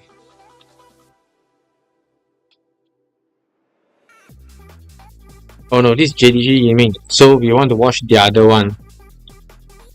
Let's to stream A then. on the map and had so many of those There you go. moments Stream in the A. late game to close it out. So many huge taunts, and I think he was a huge part of the win. But generally speaking, D+ took a lot of risks in their draft, and it just did not work out. Yeah, on the other side, we had Trundle support, which is kind of weird choice. It doesn't have synergy with Jin as well, because you can't really chain CC with the pillar with the Jin W, because it doesn't mark it up. So I think it was really a huge question mark towards this draft. But also, again, I think Shen was also high risk, but I think the way how they played it out with Tarjan in the early game, it was just insane. Yeah, I mean, look at that goal difference. It was very, very close throughout until that 23-minute mark, and that big team fight broke it all open, and AGAL take the victory. I think it's important to note that obviously AGAL were here last year. They nearly were able to take the win, right? They were almost able to be the winners of EWC 2025. All these players have a ton of international experience now, right? Whereas some of these players on D+ are still incredibly young, right? You look at Career, you look at Shiu, who had a really rough time, and some of those team fights wasn't able to make the impact. I think that experience does matter, and AGL did look like the veterans in this game. And as you saw there on your screen with the Group A bracket, it was G2 getting the victory over Furia. It was a early lead by Furia over on Stream B, but then G2 came storming back, and there's one happy face here about that one. No, I mean, I heard G2 actually smashed them in 24 minutes, so like it's kind of insane in this meta, because you can always bounce back with the team fight, but like ending the match in like that early, I think that's kind of insane. It also does mean we know that it is Furia, right? No, it's not. No, it's not actually Furia in the same group that will face off against D+. We actually don't know that matchup just yet, so I'm mistaken about that. Different groups. Yeah. Well, we'll see about that. Let's take a look at this matchup here as we start with the bot lane and how aggressive it was, but not as impactful as it could have been. This was a risky choice, right? It's really hard to get Flourish on Ezreal, and then some side steps here in this from Kyle also just really ruined their day, because Lizard's coming down here to actually try to make this into a 1-for-1 here, and Kyle just kind of breaks their ankles, gets a second side step here, and you just see the difficulty of execution for this draft for D+. And also, like, I don't see the reason why he picked a Trundle in there, because he's not playing jungle Trundle. It has a huge spike. It's support Trundle. It doesn't have damage. I think whenever you play into Ezreal Leona, you're always getting threatened by them getting one shot. Yeah, let's take a look here at 20 minutes, our next inflection point of this matchup between AGAL and D+ Kia, where on the top side of the map, Showmaker gets caught, and then eventually D+ get whittled down. If you look at the rest of the D+ members, they're pretty far away, right? But they still want to turn this into a win. They want to try to turn this around. Right? A lot of turret aggro picked up here. Shanks takes a lot of damage. And Lucid's like, look, I got Crescent Guard. We got TPs coming through. But it's just a slow trickle here for D+ trying to salvage the play. And it was somewhat disrespectful, I think, to try to actually turn this one around, because if AGL play it well, it's never going to be your fight. And this is one of the big cementing moments in this game for AGL to pull ahead. Yeah, this is the so bad. This was so bad. Looking for from AGAL. I think mainly Tarjan and Kyle, when they're opening up the map, their aggression and the chain CC is on point. And I think no way. The whole team died one by one that fight. Of a couple of these critical shots by Smash going wide. We've got our Drake fight that popped up here. And here was another opportunity for Smash to put him away, and he misses. Shanks lives and turns the fight around. It looks like in the beginning of this fight, this is unlosable, right? But they missed the shot. The Zonius comes out, right? And then some wonkiness happens, like Shio's Shock Blast here. Oh, he didn't even die. Right? Okay, he died in the end, but... Flashes, shifts away. They bought so much space. And you can see in these moments, too, like if you hit your shots, if everything lines up, if the scatter goes through and the follow-up is there, this draft can absolutely work, but it's just too many conditionals. AGL had the way easier win cons, and they just outplayed them time after time. And I think this type of risky drafting is what the DPS coach is known for, right? CDMAX loves to really throw a wrench into the gears. But in best of ones, if it doesn't work out, you don't get to go, well, I'll go back to standard later. Now you're in the lower bracket. Yeah, that's why we want some target CCs. You know, I think in theory you have some control with the pillar, you have some long snipe with the Jhin, but at the end, if you miss the skill shot, it doesn't work at all. And I think this is one of the reasons why DPS didn't have consistency in the regular split in the regional as well, because I think they always bring up some fresh idea, but it doesn't look good at all. Yeah, AGAL able to capitalize on those missed skill shots and allow Hope to glide around and get themselves to that victory. 1-0, they move on to the uppers. In the lowers, it will be that Furia versus D plus Kia later on today. But we're not done yet for our best of one opening matches. Our final one, it is MIBR Los versus the reigning MSI champions, newly crowned Hanwha Life Esports. We'll be back right after this. MIBR versus right there.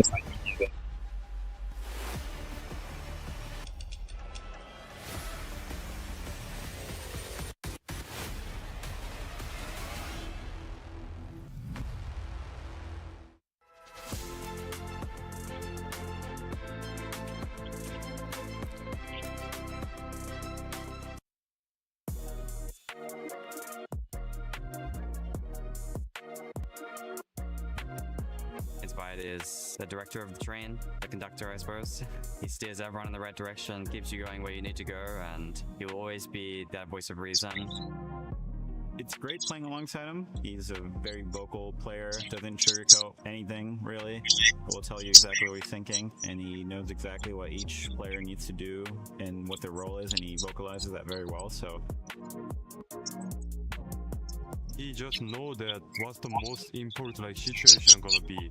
Let's say just second dragon is really important, then he just shot calling this game changer, so everyone just be ready. He is a very objective guy, and he will not sugarcoat your answers, so having that just sense of direction always, in-game and outside the game, is invaluable. He's great to be around outside of the league. He's very passionate about football with the World Cup going on. He's got a lot of opinions on that. We share a similar sense of humor. Easy to get along outside the game. He's a funny guy. Someone who is blunt and comes from a different European background and not something that I grew up with. So he brings a new perspective on so many things, and it's fun to have him around.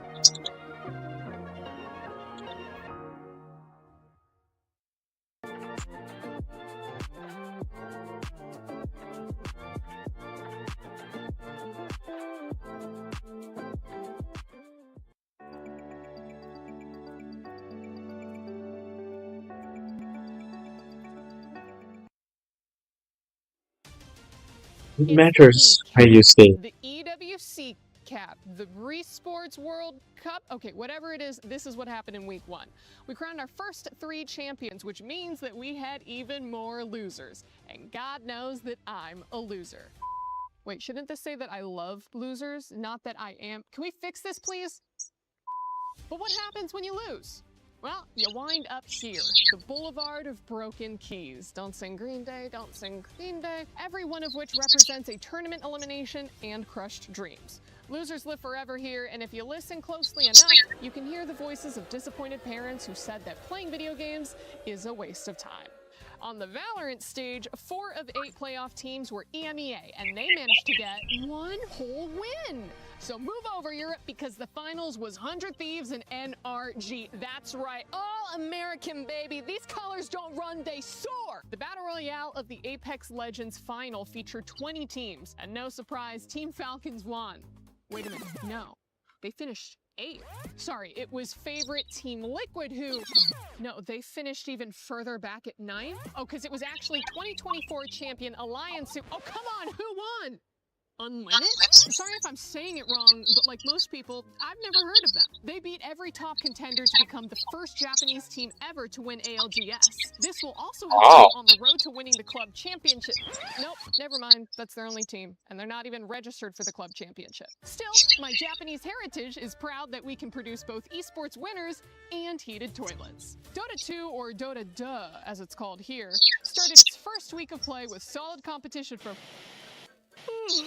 Sorry, actually, nothing of note yet. I'll have more on that next week. And finally, things were heating up on stage at Fatal Fury Wolf City. And I don't know if you're picking up on the theme here, but Dark Angel fought his way out of the losers bracket to top the regional favorites and get another win for North America.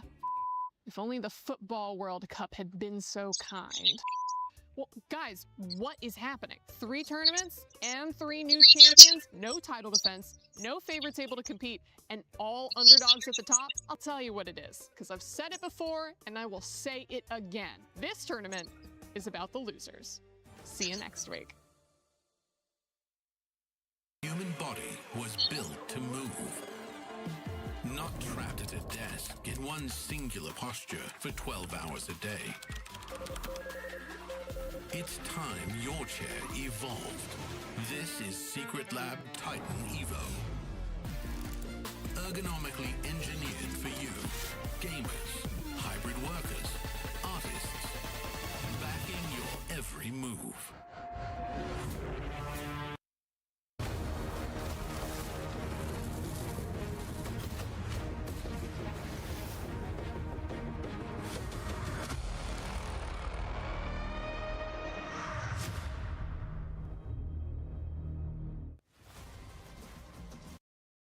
He's been so, experienced as well, and it's like playing through him is the key. I guess it's pretty much just that kind of saying for as a, they can easily probably shut down because it's kind of abused, but at the same time, he already proved so many times that he's not, he's so creative, especially all the game.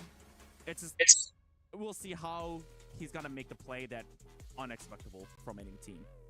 And I mean, his main opponent is probably the creative jungle guy in the LPL. Yeah. Like, I don't think there's a jungler that makes games more awkward than Junjia. So again, I feel like it's going to be a chess battle as far as the jungler is concerned. Yeah, it absolutely will be, and I'm very much looking forward to this match. I think it's No, there's so much. I couldn't even finish the second one. So I made maybe about 20 nuggets and I'm like, I will just store and eat tomorrow. Continue eating the next week. Yeah. You can make it a plate. I have you press on the plate so that it doesn't. Huh? This one's Lion.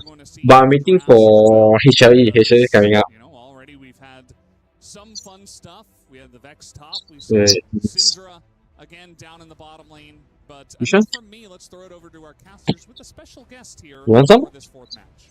Thank you. Yeah, we do have a special guest. It's me, Pike, back at it again. We're joined with Logan. But so we're waiting for HLE. We're going to watch this Lion draft. Tyler One jumping in. How you doing, brother? What's up? I'm not doing too bad, man. It's been a lot of fun. They got me. Guys, by the way, Tyler One is on. Off camera. I'm busy, guys. I can't be sitting here doing this all day. You got Big T for about 10 minutes here. That's it. That's all we need. We've got the Big T here for 10 minutes of League of Legends with JDG from LPL and Lion from the LCS. Woo. My guy, is there anything you're looking for in particular here? First of all, it's been a long time since we were able to get excited about anything NA League related. Yeah. Lion popped off in the previous tournament, did really well. It's got all of us like feeling ourselves over there. Inspired looking great as always. I was always worried about it. Inspired is kind of like an ego-y guy. And but dude, I swear to God, it's like a passion thing. People see him get pretty. Yeah, to be honest, I much rather watch the analysis for HWE. So we're going to go there now. Had left the roster and bringing in Kanavi took time, but also as you said, MSI. There you go. But not your favorite person. To win MSI from the lower bracket. I think it showed a lot of resilience, a lot of adaptation, but also that it wasn't just a straightforward path. Yeah, and it felt like every single player had their moment from this kind of glow up from the beginning of the season, Ox, to now. Who has impressed you the most out of that 5-man roster of Hanwha Life Esports? I mean, for me, it's got to be Zeka, right? I think last year, Zeka, for me, was really struggling to get to grips with Fearless. I feel like his melee play was still phenomenal, but when champion pools were being stretched with mages, he was struggling, but I feel like he's such a complete player right now in terrific form. I feel like he could bring any pick out, picks that, last year or in previous years, I'm like, is this a Zeka pick? I don't think there's any pick that I wouldn't say Zeka could just bring out and I'd be satisfied with. On my end, it's Kanavi, right? Like, Kanavi, I think was a player we all respected, but his style wasn't working for Hanwha Life Esports at the very beginning of the year, hence the 10th place finish, right? But he was able to tone it down, but also convince his team to trust him. And we saw this evolution through the LCK regular season for rounds 1 and 2, where it was all Kanavi all the time. Constantly follow Kanavi, got to go aggressive. But then when we got to playoffs and we got to MSI, it was a completely different story where they could do that, but didn't have to do that. And they actually grew in so many different directions with Zeka's champion pool being unlocked as well, as you mentioned, Ox. So I want to see what the next evolution of this team is right now, because at MSI they were challenged a lot. They won in the end, but we didn't have a definitive style for this team just yet. Maybe that emerges here. Yeah, we'll see what happens as they take on MIBR Los, which is the combination of MIBR and Los now participating under one banner here for the Esports World Cup. And this CB LOL representative, it's so fascinating because the CB LOL has had so many different teams pop up just this year, with Loud kind of stepping up, you had Red Canid stepping up, you had Furia, and now you have Los, MIBR Los here at EWC. All different proud organizations finding success this year. It's very exciting from the CB LOL region. It's super cool always. Yo Murata, welcome back. Waiting for HLE to start next. So often we just see the same teams again and again, and the fans from the region are always so passionately getting behind these rosters. It is a tough task for your first match going up against HLE, but I think when you go in as the underdogs, you just have to try and do your best, play your game, and not be too upset about whatever the expectations are. I mean, my experience with these teams coming from the South American region is that no one gives them any credit. No one says they have a chance, right? They just come in as underdogs, and they usually actually overperform people's extremely low expectations, right? I think this could be another of those situations where Hanwha looks still a little bit vulnerable, right? I mean, look, they are MSI champs. I don't want to take anything away from them, but it was hard fought every step of the way. A lot of weaknesses were exposed, and if the preparation is good and better than HLE's in this one best of one, I'm not saying I would predict it, but who knows? We've already seen some closer than expected games here today. Well, one thing I know is that when there is EWC, there's always an opportunity to talk to the man that leads the co-stream for the proudest region in all of esports. We're talking Brazil. So that means we have Baiano joining us here on stage at EWC Paris. Baiano, brother, how's it going, man? I played against Hansam.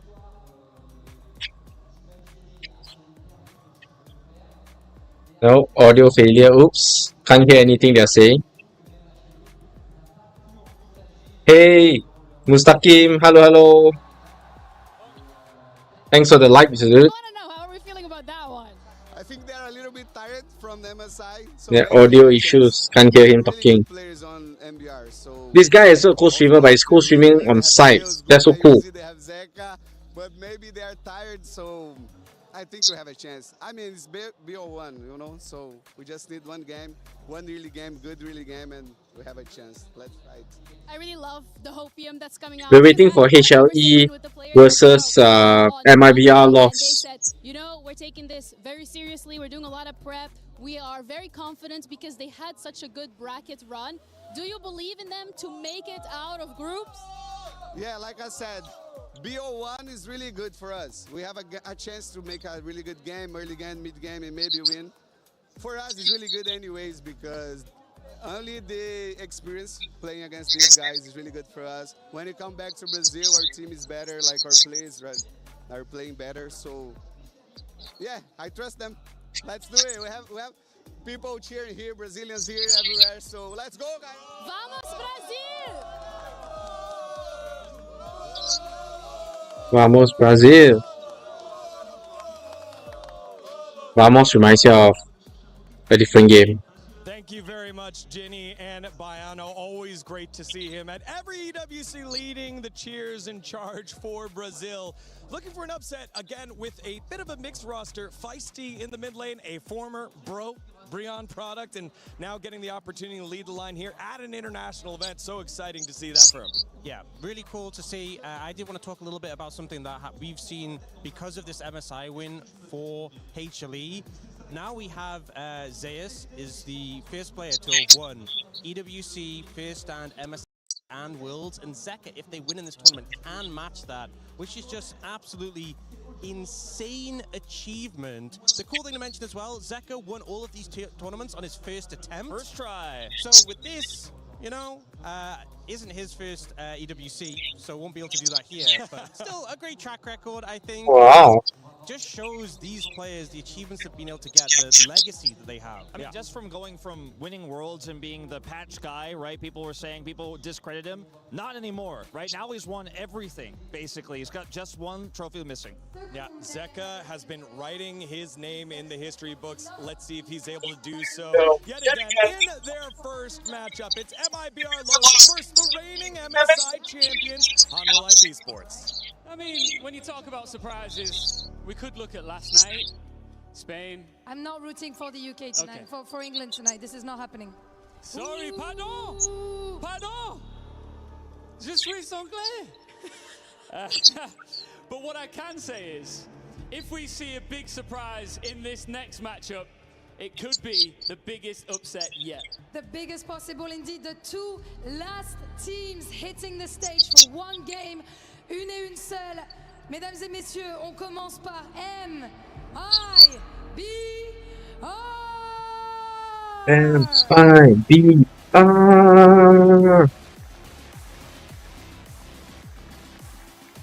versus HLE unlikely, right? Esports names in Brazil. They're carrying the passion of their region here in Paris. They're carrying the key that they're going to break. Face aux géants venus de Corée. Their opponents, Hanwha Life Esports! Hanwha Life Esports. HLE Gumayushi 98. Who's carrying Zeka at the front? Of the tournament favorites.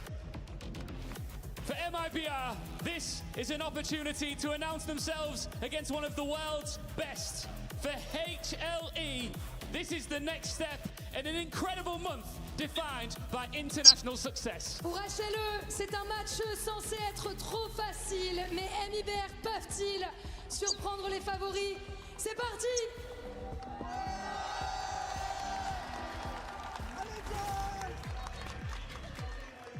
International success, that's what Hanwha Life are coming off the back of after winning MSI in 5 games. Now looking to add another title as they begin their run here at EWC. My name's Jake, also joined by Jack. Jack and Jake, baby. Jack and Jake, and we are taking it with first pick coming from the Snake, because Cassiopeia is going to get locked in. That definitely could happen, and I just want to say it's a pleasure to be with you, Jake. It's my first time casting a non-European, my first international cast ever. Hey, big day. I mean, and it had to be with me. It had to be with you. I think it might be one-sided, but as Wolf was saying, right? KC had a really good early game lead against Gen G, and I feel like, you know, if they pushed it a little bit further, we could have had an upset there. T1 had a fantastic game against Gam, and outside of the first 15 minutes, because Gam had a big early lead. Fantastic. Yeah, that's what I meant. Like, Gam had a fantastic early game. That's what I meant. Exactly. There was nearly an upset there on the table. Right, I do think that if MIBR Los has been watching that, and then Hanwha Life, I think it's very common that we see this, where a team slightly slumps after they've just had a good tournament. Yeah. Because you kind of have this, like, it's really easy to not stagnate, right? But when it's always harder when you come in as the favorites versus coming in as either neutral or the underdogs, because the burden of expectation is on your shoulders, and I think that can be something that weighs on Hanwha Life's backs. But at the same time, I feel a bit silly for saying that, because there are players that have so much pedigree, like Ox was saying, that they're pretty used to the pressure at this point. Yeah, they are. And again, you know, that pressure comes around to a guest CB LOL team. Yeah, everything you've done, I'll open announce for you, Josh. You have to be careful because the juice, right, can stain stuff very easily. Hi, Jen. An upset in a best of one. What do they got up their sleeves? Because this is a team on the other side from Korea that is known for their amazing draft. I mean, I think their drafts are so flexible, so versatile. Yeah. Zayas comes out with this, like, Swain top. Oh, crap, what are we going to do? You know, Zeka has all these melee assassins that historically, even before his world win, he started becoming known for. Now his flexibility has outranged that. Yeah. Solo lanes are crazy from Hanwha Life, and I feel like that's what helped them win the MSI title. For sure. I think the fact that Zeus can play a really good weak side and just chill, like we saw in Game 5 against BLG, he picks the Dr. Mundo. It's a really bad matchup into the Aatrox, and he goes down, what, 10 CS at 20 minutes, you're completely fine. Runs the game. And then he takes over the team fights, right? And the fact that he can do that, and he can play a hard-winning matchup and take over the game. Hold on, I need to check my travel. Because now, you can either have Gumayusi on more of a pivotal carry and play for him, or you can just leave him on the 6, leave him on the Jhin, leave him on the Esther, like we've seen them do a lot, and just play up towards saves. I was talking to Widid backstage, and I'm like, you know, who do we think the best mage bot is right now? Player or champion? I mean, player, I think. Player is and, Guma. I mean, that's right. That's the answer that came back Actually, to me. it's Viper. For me, it's Viper. Well, but I the love thing Viper. I'm that biased. from the top teams, that's the versatility we talk about, and it's not like Mage's bot have been a thing heavily outside of MSI, but we are in that MSI patch. We've had a lot of time, and actually have had so much time on that time that they're coming fresh off of it, only a couple of days off their giant win. We're about to get into pick and ban. Reminder, 26.13, we're still on. And no one's asked yet, but I will remind you that Locke is still banned. He's not available. That's why you won't see him in this tournament, which is a shame. You have to wait until summer. Is it a shame? He seems so broken. Like when I played against him, he seems so broken, but the skill expression is... Come on, start the drafting already. I think the design is very cool as well. It's amazing, yeah. It's good for first timers, because first timers always jump in with that leak, you know? Like, very easy to int. Yeah. Once again. All right, here we go.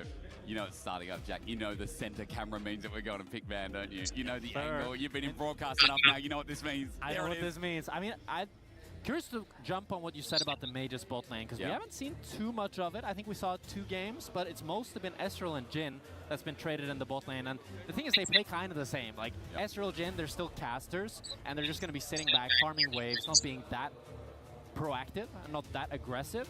So I do think that this meta really suits Gumayusi, and I'm curious to see if MIB or Loss want to play into that meta, or if they want to try to make something happen of their own. We've seen, for example, MKOI. I really liked when they said, we don't care about the range supports, we're just going to put Alvaro on engage. Oh yeah, Asgard.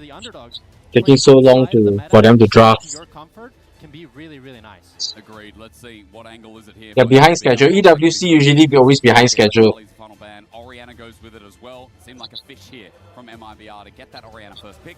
But remember, the Cassiopeia that has been picked up pretty much every game so far as the priority is over. Looks like it's going to be quite snaky business here. Unless they want to go for something else. Okay, we're starting draft now. The Syndra for the Cassio, and they're actually going to go for the Jarvan first pick. That makes Jarvan first pick. Probably just want to pick up the Astral, have a mobile carry. Or they might go for the Lucian. Guma's Lucian, okay. Early bot lane that want to try to get ahead. But we've seen Guma quite well on the Lucian Milio. So we'll have to see if that's what's being locked in here. Oh no, were you playing Mayhem or playing Classic? Maybe jungle answer, Jack. I think a jungle answer, like probably a Sin Sao. Oh, they choose to take away the Syndra. So Syndra priority over the Cassio. Normally I thought we were seeing the Syndra because teams just thought it was a really nice matchup scaling into the Cassiopeia later on.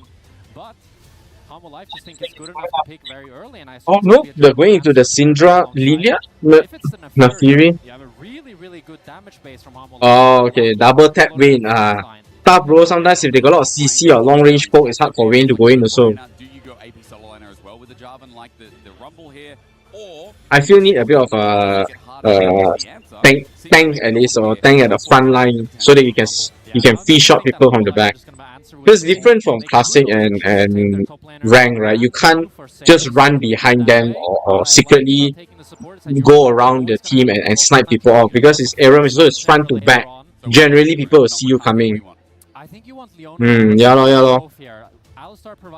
If their tank is good, it's very annoying because they will keep you away. Alistar, Nautilus, Cassiopeia. But as long as you're able to play around that, which I think the Light will be able to do. He's shown quite good we ban Ori, Vi, Jace. It also just nullifies the knowledge. Ban Lee Sin, Akali. They ban your Vayne also. Zeus also want to play against Vayne top. Try to find that engage and try to set up his team for success. Is Zeus going to be going something like this game? I see the Vayne ban. Definitely needs to be either a tank or a bruiser. I don't think he can get away with going another squishy champion. I mean, you can have Alistar as the solo frontline, but it's a lot more difficult to play than if you have something like the Ambessa, like the Gnar, that can also semi-frontline follow. Yes, exactly. Okay. LeBlanc also the ban away. LeBlanc? Is LeBlanc such a meta pick now? Yeah, they think it's Syndra bot most likely. And they choose to take away the LeBlanc. I'm assuming, I didn't think it was that good of a matchup into the Cassio, but I can see how it can be good quite early on. But I feel like as Cassio gets tankier, it should get easier for her. But we've seen Seka do quite nasty things on the LeBlanc and absolutely style on his opponents. I think it was against G2, I remember that he was styling on us with the LeBlanc. So he moves on it, what do you call this? Mangosteen. about, Jack. I mean, I see Renekton, I say it is an Ambessa angle through and through here.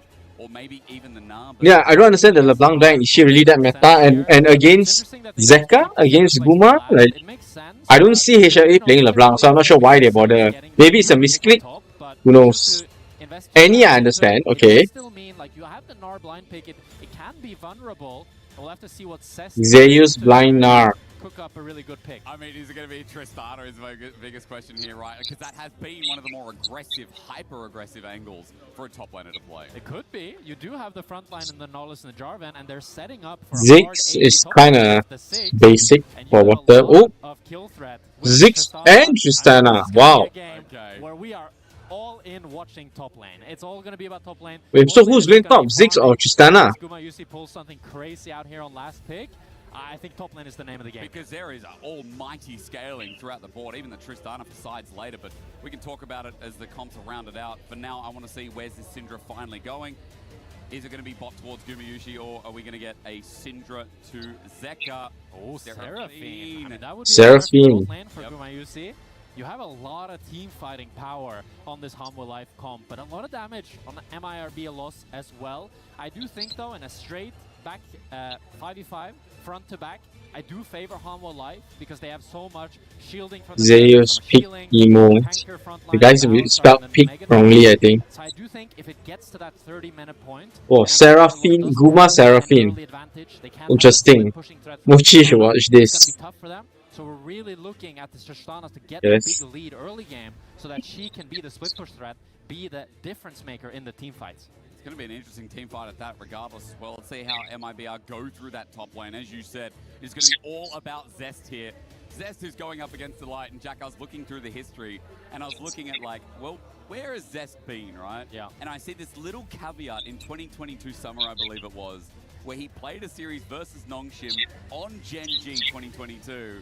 He played with Ruler, Lehens, Chovy, and who was the jungle? Pina. Yeah, was Pina. the jungle. Wow. So, you know, Zest has been around obviously through Gen G challenges as well. And you played against him. I played against Cess. Recently. I played against him in 2024. He was in EU and he got rank 1, I remember, in solo queue. And he was Feisty very as well, impressive. Yeah, I played against Feisty as well in the Spanish league. He played for Giant X Academy. Yeah. And he was always I have to be honest, really good in I'm not a very big fan of the mage bottoms, the bottom lane mages. I know why the meta is like that. I watched a video, I understand it, but Cess, to me, seems like a player that he's both willing to take this gamble and try to kind of stomp Zeus in the 1v1. wow, Guma got fan club leh. Well, there's very little counterplay for this Gnar early on. You're just kind of trying to survive in the early laning phase, and I think it comes a lot down to the junglers and how both top laners play around it, because if we can just get that isolated 1v1 for Cess, that's going to help him out massively and maybe allow him to snowball that game. Let's see, can the CB LOL take a game against the MSI champions? Technically, Jack. Yep. MIBR lost, undefeated. Okay. That's true. They've come together, added MIBR to the name, and they have not dropped a single game. That's true. They're also undefeated at this EWC right now. That's right. But so is Hanwha Life, so. But Hanwha Life did drop games recently. We have no idea about CB. Who knows? That's true. That's true. It's going to be the Doran's Helm for Zeus here to just try to survive that early game, and the exhaust on Tristana that we've seen quite often when you pick these really high volatility matchups. Do you like the little tempo in this lane as well? Because obviously it counts for the yeah lah, they need show all the girl Guma fan. Oh, It nice. makes sense because he just wants to try to match the power that the Tristana has in those long, elongated trades, and because he won't be hitting the wave too much, he won't be able to keep the grass stacking consistently. Oh, top lane Tristana. No really get it. Hey Lucas. The biggest thing that I'm looking at if I'm Zeus is trying to get that plated steel caps. I think once you get the plated steel caps, the game gets a lot easier, but already Cess took a pretty bad trade and is down to half HP here. So Zeus is able to outplay me. Hola mi amigo. Life invested 2 wards. I like this split screen thing. This mode. I like this split screen mode. The CMOS stuff. You really want to play around the bushes, avoid that minion aggro, and be able A lot of similar choices. You mean like the hero picks? well. We just had this triple picture-in-picture. Top lane, Kanavi.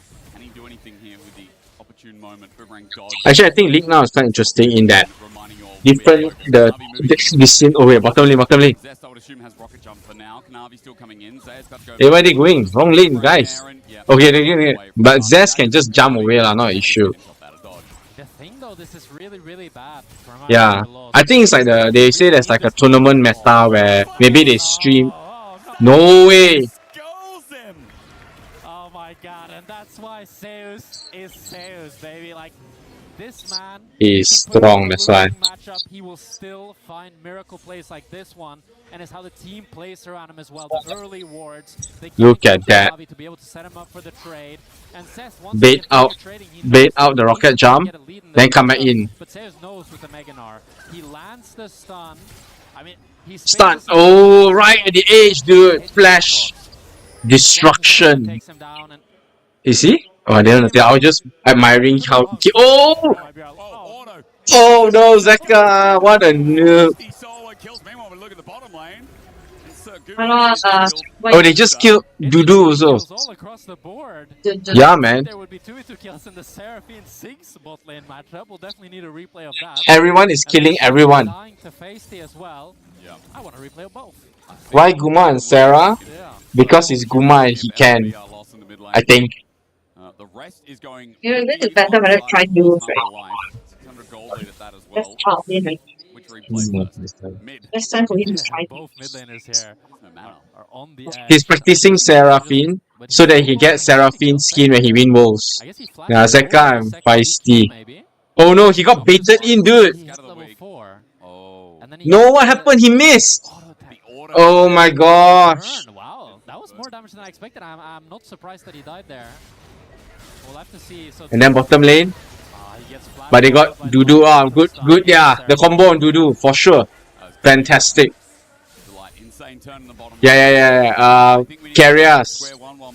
So, what Guma is trying to do is going to get a HLE Seraphine skin. A bit of a disaster. Yeah. You said top was all about that Tristana. Yeah, so my previous win con for MIBR loss was this Tristana, and I think... Yeah, I also think so, Lucas. So it's gonna get a HLE Seraphine skin.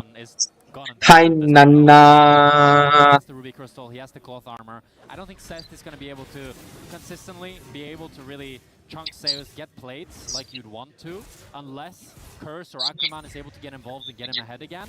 So it's more just going to be about Feisty, be about Curse playing around this mid, especially since the fact that Zeka has no flash. Curse is level 5. Once he gets that level 6, that's a prime target that he can look for in that mid lane. 6 now achieved here by the Snake. Good scout of the week here from Zeka. Nice. Pace away from Nice. Asma. As Curse is in the vicinity. Level 6 coming up here for Zayas. Exhausted, but what will he find? Needs a stun up. Just slam him into the wall. Slam him into the wall. Oh, okay, never mind. He ran away. Is going to survive and live. And that was but he got the bomb. Needed to burn the flash there. If it took one more auto attack to get the second W reset, Zeus would have been able to ulti, but Curse is coming in. There's no ward for Zeus. Gets the stun up and use it on the minions. And just runs away. Zaya's not going to overextend here. No TP. He'll walk back to lane while Zeth looks for a hard push. But it's really clever and intelligent from Zeus here, as they're actually looking for a You can't kill the Zeus. Is it his T1 skill? Nice. Ackerman steps back. The headbutt's perfect. The trample even better.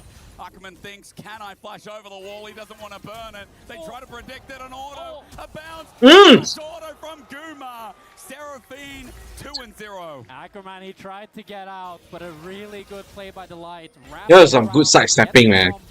Get them into Gumayusi, and Dudu, without any mana, is not able to try to help his support. You got a lot, man. I like it, Jack. Called him Dudu. Who? Duda. Delight got a lot better, yeah. Taravi also clean up. The pastors were talking, analysts were talking about how he fixed a lot of his things as well. But that was really good by Ackerman. His side step, he almost got away, dude. He made Guma to blow his flash. Hi, CC. Okay, I was waiting for you to come in so that. Wait, It's a good flash from Ackerman. He holds it at the last second. Flash from Serpent, but we're not done. Seth's jumping in. Ackerman, Curse right here. You said it needed to happen. Here it comes. Curse looking for the roam as well. Going to go into Meganar. Those 3 members top first. Ta-da! The engage, so Hummer Life ahead of support. Wow. Oh no. Zez got away. No way Zeus survived that. And Zeus, he's just too tanky. He's able to buy enough time for his team, so he doesn't go down. He takes down Ackerman, and he's now 2-0, 700 gold up. absolutely destroying this top lane. Well, the fear as Guma gets flashed on hand by Duda. No, he just satcheled instead. Yeah, Guma surviving. I was like, that's a bit of He doesn't have ult, right? Yeah, he threw his ult off already. If he stays around, Zeka's going to kill him, dude. He's going to put the minefield down, bouncing bombs. He's gonna die. He's dead. He's so dead. Nice. That's what you get when you're greedy for Guma. When you're greedy for the Seraphine, right, CC? Is able to pick him up, and now Cest might be in trouble again. Mochi needs to watch this match, man. Can the rocket jump be buffered? Zest is like something fishy. More? Top lane. He doesn't want to go too close. He's in a horrible spot. Kanavi's moving up as well. Delight pulverized. Pops midway. Zest still gets out though, but the Trample's going to find the sun as Kanavi. Yeah. Counter to Duran, man. Yeah. They got him. It is going absolutely. I still don't understand the top lane Tristana, though. Gives him no counterplay. I mean, oh, scary there for Zeka. CC's in the house. He buffered the Delight combo, but still Delight held it. As they're now TPing for the grubs, Delight is back on the map. He's looking for the flank. He might even find it. Because he's not spotted out. He's got a blast cone there as well. He's gone deep into the blue buff. Is he going to shadow top? The Samuel's for the respawn is my question, Jack, but Oh, remind you, Samuel. But he announced it. Yeah. Curse might look for the grubs here. Sakuma want to fight. Okay. He's okay. One grub for MIBR loss and 2 grubs for Hamwa life. Oh, and it resets. Well, he smited it. It's fine. Now, of course, 2 went over. Okay, 1 for 2. Kanavi, but Curse got the last one. That's why the logo popped up on the screen. But you know, as Zeka comes Ooh, again, ping. I think Duda needs a break. He's got flash. Duda. Oh my god! On the ground. And Double. Okay. As well. Bayana was hoping that Humble Life would tire. Traded out. But I think they've found Good thing. for that, Jack. They'll just have a quick This is what happens when you try to kill the Seraphine. Oh, Zeka, yeah, Zeka's good. As he shuts down Duda one more time, and now he's already back in mid lane, TPing, stunning up face. Right back on time to stun. Oh, nice. Look at that sidestep. Ackerman can't get him by his chunk. She should have out, right? Oh, she altered. Didn't get it. Passive from Delight. We'll get his health back up as well. There's a jump on. Zaya's in a bit of trouble. No Mega Mart to rely on as well. Zest jumps back in. Zaya's getting on out. Lethal tempo's great. Setting up with the satchel and the explosion. No, you can't get Zeus, dude. Zeus is strong. To exhaust Zeus immediately. He maybe could have tried to burn the flash. Huh? Oh, Ackerman, I don't know if he wants this. X-Flash away. Okay, I need to pay more attention. I keep forgetting to check it out. Oh, when he recalls. And now over the wing, there's Curse. If you can find the angle onto Zek, Ackerman needs a dredge line. Zeka's in trouble though. Can they save him? Yeah, okay, can. They're all there. They got vision and everything. Yeah, Feisty has no ultimate. They're gonna have to back off. Yeah, talk for some. I don't know. Then just if you're okay, they follow me. Up the top scuttle. And Hamwa Life remain in full control of this map. You can see their bot vision. They've set up such great wards. Seeing Delight able to get well, look at Guma's goal. Guma's is 0 kill participation in this game, and a lot of that come from all the wards that Delight have invested, and how intelligent the Hanwha Life solo laners have played around. Dudu's terrified now. He cannot go up anymore. He just stand behind and farm. He's how many? He's 1k go down and 1 level down. Jack, you initiated the conversation about how important it was. Dragline's going to connect here. Depth charge as well. Feisty in a good angle. Myers went down, but they don't have the kill. Navi's here to stunt their growths. Delight gets knocked up into the air. He goes into the unbreakable will. Good stun on the Curse, but Humble Life, they're taking more damage here. Feisty's getting some DPS down. Dragline only onto a dog. Navi thinks about the re-engage. Guma's coming in. Remember the man with the most gold on the Can he get? No. No, they're gonna kill Ackerman. Nice root. Nice bomb. But no ult. Oh, Kanavi. No, 2 kills. Triple kill. Nice one, Kanavi. Look at that doggy. Yeah. Kanavi is a lot cleaner nowadays. Not so suicidal. As you know, the analysts were calling it out. He's learned to hold himself back, and the team has learned to trust him when he goes in crazy also.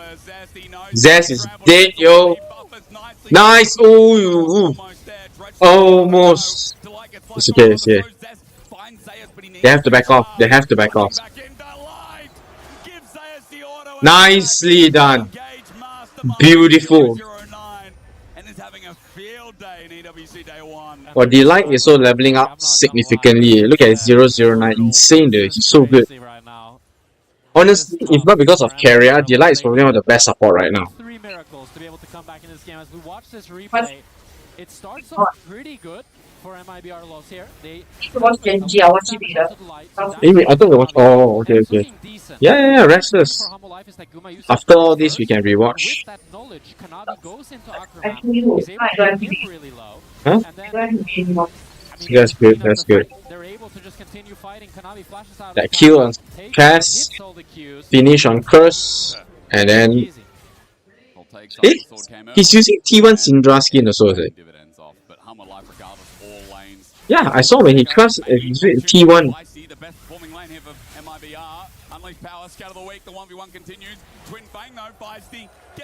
Oh, Zeka got solo killed again by Cass. Yes, Mrs. Orange is sitting beside me now watching as well. But she's camera shy.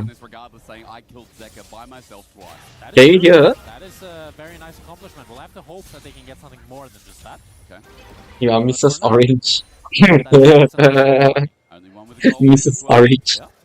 That's a good name, Asgard. I'm calling her Mrs. Orange from now on. Asgard says hi, Mrs. Orange. I mean, it's interesting that Humble Life chose to pick the Syndra over the Cassio. I feel like thus far we've seen the Syndra winning the Cassio, but I feel like the Cassio overall to me looks quite a bit stronger than the Syndra. Although once you get to that 20-minute, 25-minute point, it can definitely be a lot more annoying for the Cassio playing into the Syndra with how much range she has with her stuns and Scatter the Weak. Delight again, great engage. On to Feisty, want to get revenge here for their mid laners. That's going to walk on up. He bounces forward, going into Mega Petrifying Gauge, dodge away from Naxxus Blast as well, doing damage. Kuma teleports. Wow, so much damage to Zeus. Nice. No, Guma has to back off. Understandable. Wow, wow, 3 versus 5. They can't, no way, no way. Can they? No way, they're gonna get cursed. No. No, Guma. Oh, Zeus got it. Zeus got it. Okay, never mind. Delight down, but Dudu is dead. Can Zeus finish Feisty? No, Konami is down already. No way, they're dead. Ackerman definitely dead, so no problem there.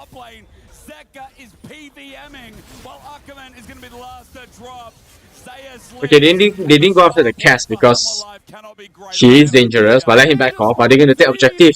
They just won 3 versus 5. Somehow. And Zeka got top lane tower somehow because of that. So bad for them. MIBR lost had them on the ropes. They could have just ran them down, but it's repeatedly is that a T1 skin? I feel like it.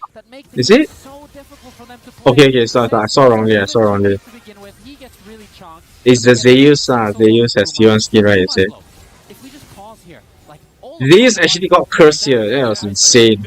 But Curse takes so much damage. He gets knocked into the wall. He tries to flash out, gets the EQ on Zeus, but Zeus dodges it, kills him in the ult animation. They kill him. And then Nice. is able to find the Q Dudu as well. Dudu. And it's just so difficult. Okay, then they let Feisty go because he's dangerous. Zez had to run away. No. Zeka was just pushing top in the meanwhile. And I think Kanabi slowly walked down from stealing top camps. I'm not sure what he was doing up there, but regardless, 7,500 gold lead. Yes, he got T1 when he threw his Syndra. That's a T1 Syndra skin, oh? Yeah, I think that's a given at this point. It's a 7,000 gold. Zeka skin. It's 2 grubs, 2 dragons, and a herald on top now. I mean, a lot of people are fans of Faker lah. Pretty explosive regardless. Delight, is he called He's what? You know the answer you probably know at this point. Oh yeah lah, except yeah. Yeah, you're right. I think so. He is a T1, but he's so good. Honestly, he's definitely one of the best mid laners right now. Honestly, one-on-one, he probably beat Faker at this point of time. That's how good I think he is. Yeah. He has the best Yoni also. Insane. Boom. Oh, what the hell? Ooh. They like just chilling, yo. Is he gonna get another reset? Oh my god, that is destruction, dude. No. Curse is so dead. Yeah, okay, that's not worth it because even though they got the top tower, but You know what, Jake? Humble Life seems pretty damn good. They're not bad. They could win an international. You should like that. They could win back-to-back who? internationals. I don't know. I don't want to be an Who doesn't show mercy? but they look pretty good. Yeah, no reason to show mercy. You don't like Nafiri? Personally, not my favorite, so I don't know why. But yeah, it is what it is. Nice. He can't do anything. Okay, what don't you like about Nafiri? Honestly, Hanwha is just destroying this game. 20 to 3 kills, 11.6k up. Oh no. He just holds his in-house pursuit in, gonna call the pack in. He's exhausted, can't be buying time. Teleport and the boys. Here's Zayas in and Minina. His autos are enough. The boomerang blade. No way. Just destroy Zest. He's just killing everyone, dude. Even necessary because the play was already over. Delight cuts off the escape and Hanwha Live. They just destroy it. No, this is honestly easy game. I have to be honest, easy game for Hanwha Live. No way, 20 minutes, man. I think they're gonna try. They're trying to set record now. They're gonna set a record. Record.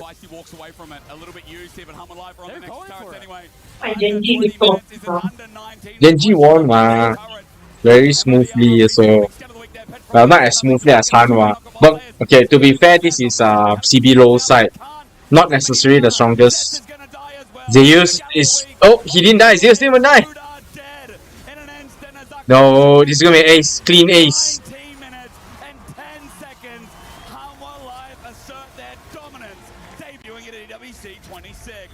Just beside a kid. Yeah, I like the fact that she has little doggies, but then other than that, not my maybe out, not really also like. Hi Murata, you came just in time to see HLE Tapao. I felt like after T1 versus Gam, we kind of thought, yeah, this is gonna be competitive. This is gonna be close. These teams can get stomped in the early game. Oh, very simply. I know. And now coming to the tournament. Thank you, great. They're not out. They go to the lower bracket, but definitely give me some more. to be in Hanwha Live's group. After watching that, I can tell you exactly who is. Destruction by HLE. Lion and JDG, the winner of that will verse that version of Hanwha Live. No, that's too scary. I think that's too scary, for sure. I mean, we saw Lion up against Hanwha Live. They nearly took them down in a nail-biter Game 5 series. So, it's possible, but this Hanwha Live... Zeus. Somehow. Yeah. I am not in the new, especially since Baron went in 20 minutes. Yeah. Huh? And there's plating. I have not He's so good. His Nara is insane at the top lane. T1 losing Zeus. Jason. You mentioned congratulations, Zeus, for this. One get mesdames et messieurs, on peut applaudir HLE2, s'il vous plaît. S'il vous plaît. You of course have tremendous support. Literally 3 days ago, you lifted the MSI trophy. How are you feeling with an opportunity to secure another one shot. in such a short space of time? 일단 제우스 선수 승리 축하드리고요. 첫 번째 질문은 바로 Okay. 전에 사실 Should we watch the interview or should we go on to the other game? Is the other game still on? 일주일 연속으로 지금 BLG. This one also quite exciting, the next game. Okay, let me see on the TV first. 사실 이동 시간이랑 뭐 이것저것 하느라 거의 결승전 끝나고 연습을 거의 못 했었는데 그냥 아직 그 여운이 가시지 않아서 그냥 그때 느낌으로 계속 열심히 지금 하고 있는 것 같고 경기력에 대해서 좀 걱정하고 있었는데 오늘 경기력 보니까 좀 다시 자신감이 생기는 것 같습니다. Wow. So sorry, JDG versus Lion. We should watch that. But also going to end already. It's ending already. We will watch that first. Yes, JDG is winning. So yeah, so I think we just carry our feeling of winning MSI to Nexus, because there's nowhere else you can go. JDG, they want the blood. They're looking for more. Gala cannot hold on. They are unleashed in this game, and it is Lion that could. Hanwha Life won so quickly that they start the game later, but they finish the game earlier. 10 minutes earlier almost. JD is going to finish. Lion cannot. Finish. But that's how fast the games are. Well, the game from Hanwha Life is. Yeah, let me see who's coming up next first. They shut out the players that they knew were the problem. Dokla couldn't find his angle. Inspired had nowhere to go. Let's check, yeah. Jungle, let alone the river and beyond. So it's just going to be a little bit. It's Team Secret, Carmine Corp, Movie Star, Gam Esports. Do we want to watch this or should I just go play low? What do you guys think? Thank you very much, guys. As that was a little bit more one-sided. TS and KC, MCoy versus Gam. Not really the most exciting to me. One of the top teams from China, from the LPL. Even though we didn't see them at MSI, they come out here. These two, right? These four. We're a little bit worried about that Kaisa early on. Actually, okay, day one finish. What do you think, Asgard? I should just end this one and just go play low with you guys, right? Matchups in general, right, were definitely Lion favored on paper, but of course it's this man on your screen. Yes, he dies 1-for-1 from it because Berserker's barrier is very well timed, but he's a psychopath, man. He was always going to try and make this game very chaotic. Of course, Caitlyn lane's notoriously fragile and immediately went down there to try and impact it. Yeah, I mean, also the Pyke was actually trying to help him on top side there, but and it's like it was really good punishment, like from Lion, just trying to just shutting down like the case because they got really great. No lah, I mean yeah lah, I'm the one close to me, but then I'm also thinking what is fun for us. Do we really want to watch that next two games? Okay lah, watch lah. One more game only, one more game. After that I can play a bit before going off. You know why I watch EWC actually? Because I really want to build it in a way that can I cast LCK, MSI and Worlds. It's not that I want to watch everything, but I just want to watch those few. So if I don't try co-streaming a bit here and there and getting the experience, then it's very hard for me to ever get to that stage. So that's why I feel that I need to start somewhere. So for example, this is my first time doing this. Is the layout great? Is the setup great? Everything? I'm not sure yet, right? And EWC is also kind of weird because EWC has multiple channels, so then I can keep swapping in between. Put the resource in. Yeah, and that's kind of the problem they had. I think. Again, So I'm also experimenting actually. To very quickly speed up games, and Lion, it felt like they fell back into that passiveness where they're not actually getting anything out of the map, which is a shame to see out of this game because I think this is the kind of team that they suck the air out of the game in the mid game, and then they find their one pick, their one play, and that's what it normally comes down to. With Lion, but that works a lot more in an A and versus other Western teams versus a super aggressive JDG like this who are always going to find their angle at some point. It's a lot harder to pull off. Yeah, it just felt like, you know, able to win the bottom lane, essentially. They got pretty far ahead on Berserker. It was like 1,700 gold, I think, at some point, but just didn't end up mattering at the end of the day. Jinjia's Poppy was insane, and we know what Kaisa. On the Kaisa. And JDG's Gala, Kaisa. Plus they got a Pyke. Guys saying a lot of good stuff about Vampire as well on the Pyke. Yeah, I mean, he did really, really well, especially in a game like this where... With the Poppy, basically, they can't escape after that. Easy ways to engage on the enemy team composition, and honestly... Pyke's gonna die. Lion were the ones rocking, you know, Bard into immobiles, Jarvan into immobiles, right? But when Lion get pushed out of objectives and they have to try and enter through the river or whatever angle they try and find, it's so much easier to you know, Pyke survive, okay? Vampire on this Pyke, and he did just that. Yeah, I mean, like the JDG no lah, but it's gonna die anyway lah. Why do you even bother wasting his Zhonya's there? Help a bit later, like forcing enemy team to actually shoot match the Pyke where Pyke goes. Like I think that's really helpful for also AD carry when actually you're losing so hard from the bottom. So it was a really nice plan, and also like prevent like you know they get Poppy, so make sure Kaisa can actually play it out. Like, I think that it was like, surely I think Gala is being kind of underperforming, as we could kind of say, because What time is the last game supposed to start? from the Gala, but I think this is the game that 9:40. like easily, even Okay, we are almost back on track in terms of the timing. Easily from the middle game.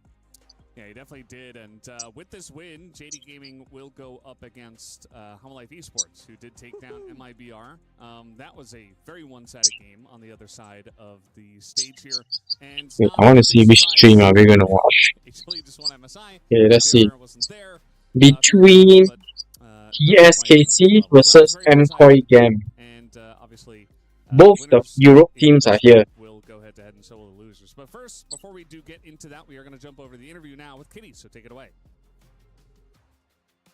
Welcome in, everyone. We have the post-game interview by my side, JDG Hong Q. So it's been a couple months since we last saw JDG at the international stage, and you guys just won against Lion in today's best of one. So what was the biggest change and preparation that you did for today? 因为京东已经有2-3个月没有看到他们站在国际赛的舞台上面了，所以从中国来到今天法国的这个主场，有没有做出任何特殊的准备呢？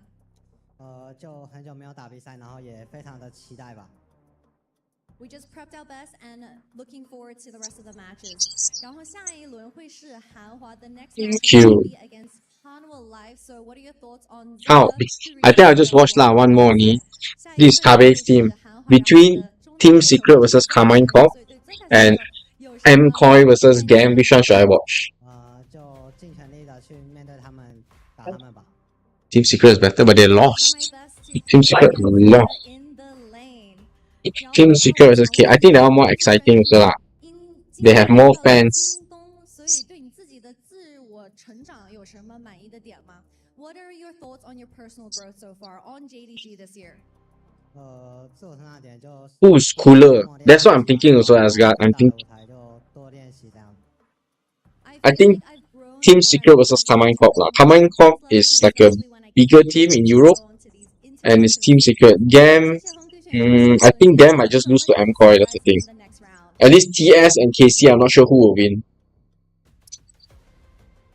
Thank you so much, Kitty, for the interview with Hong Q, who keeps it short and sweet. Just saying, wants to do well in the lane up against Zeka, which actually Feisty got a kill onto Zeka over in that game before it all went awry.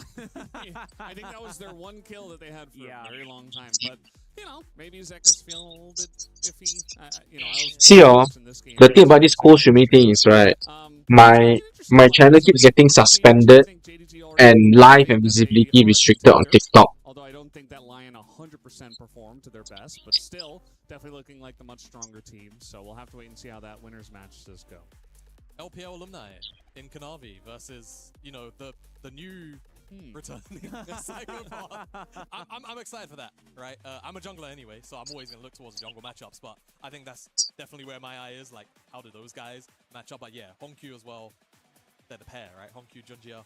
How they specifically try and target Zekra, I think, is going to We will see how to appeal for I mean, also on the bottom lane is gonna be really spicy too, right? Like as we saw, like the bot lane, there's like every single game right now, there's so many Oli action, which is like it actually impacting all the map right now. It's like impacting top, impacting mid, especially like the Drake, the Grub, Herald. It's like so many things that the supports can easily involve, since like these players are all world class right now. It's like they know where to be in, like at the right time, right spot. So the punishments will be really hard, and that's why you don't really want to lose the early point, especially against a good team.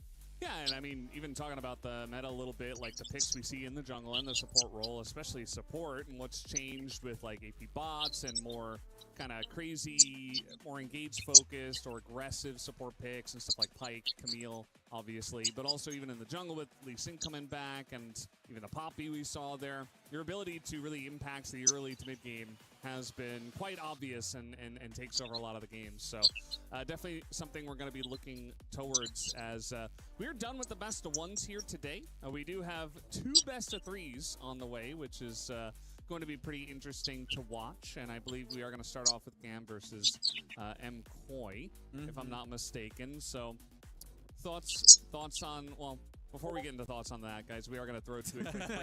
And we'll talk about it as we do go into the next match after a quick break. Stay tuned.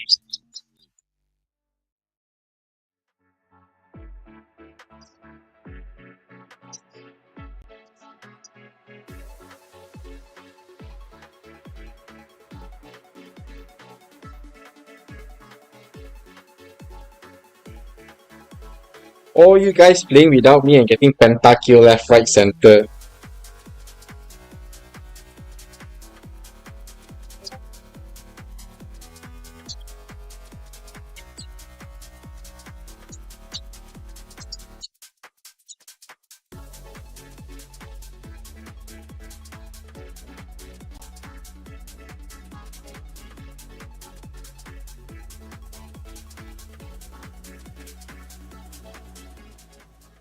Ayo! Asgard, you almost got the penta. Last one on the... How come both of you are getting Wayne and pentaing people left, right, center? Hey, Mochi! You missed it, Mochi. Guma was playing Seraphine.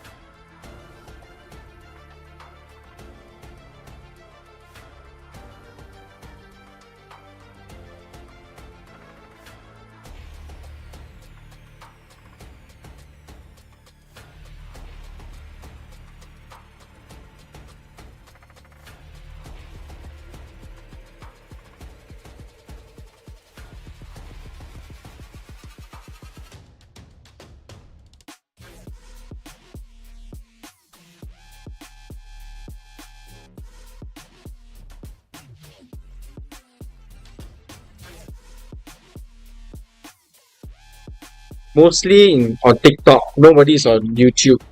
My YouTube like macam tak ada orang punya. Yeah. We're just doing TikTok. But I think you guys can watch on landscape here as well. So that's why it feels more comfortable.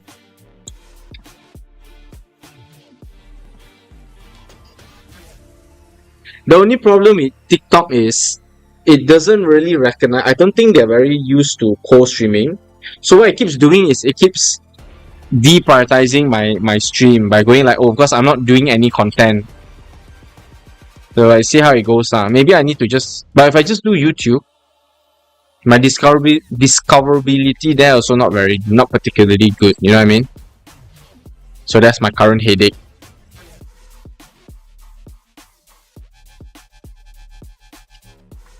We are watching this.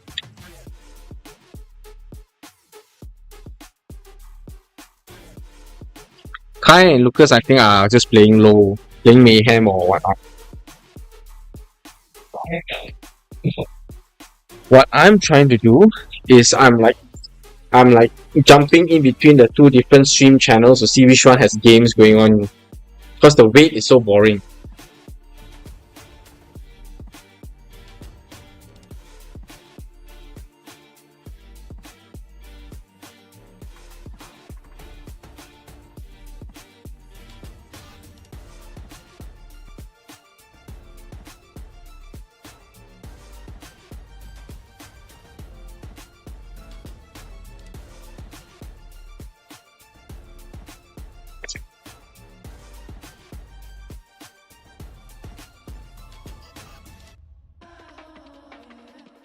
Okay, I'll show you all something else. Thanks for the nasi lemak. Okay, Emo says thanks. Emo says thanks.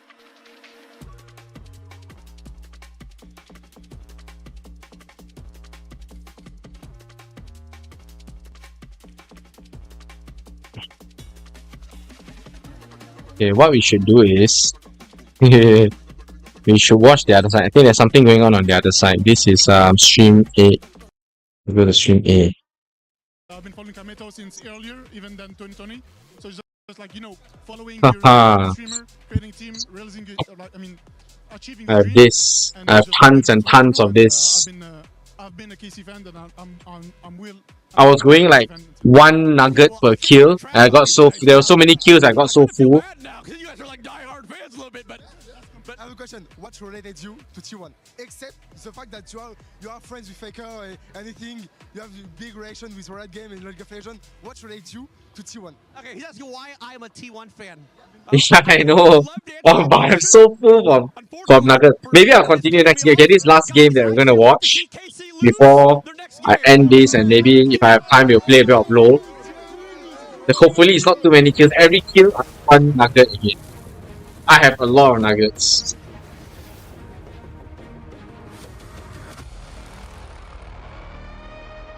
I'm literally watching both Stream A and Stream B at the same time just to see what's going on.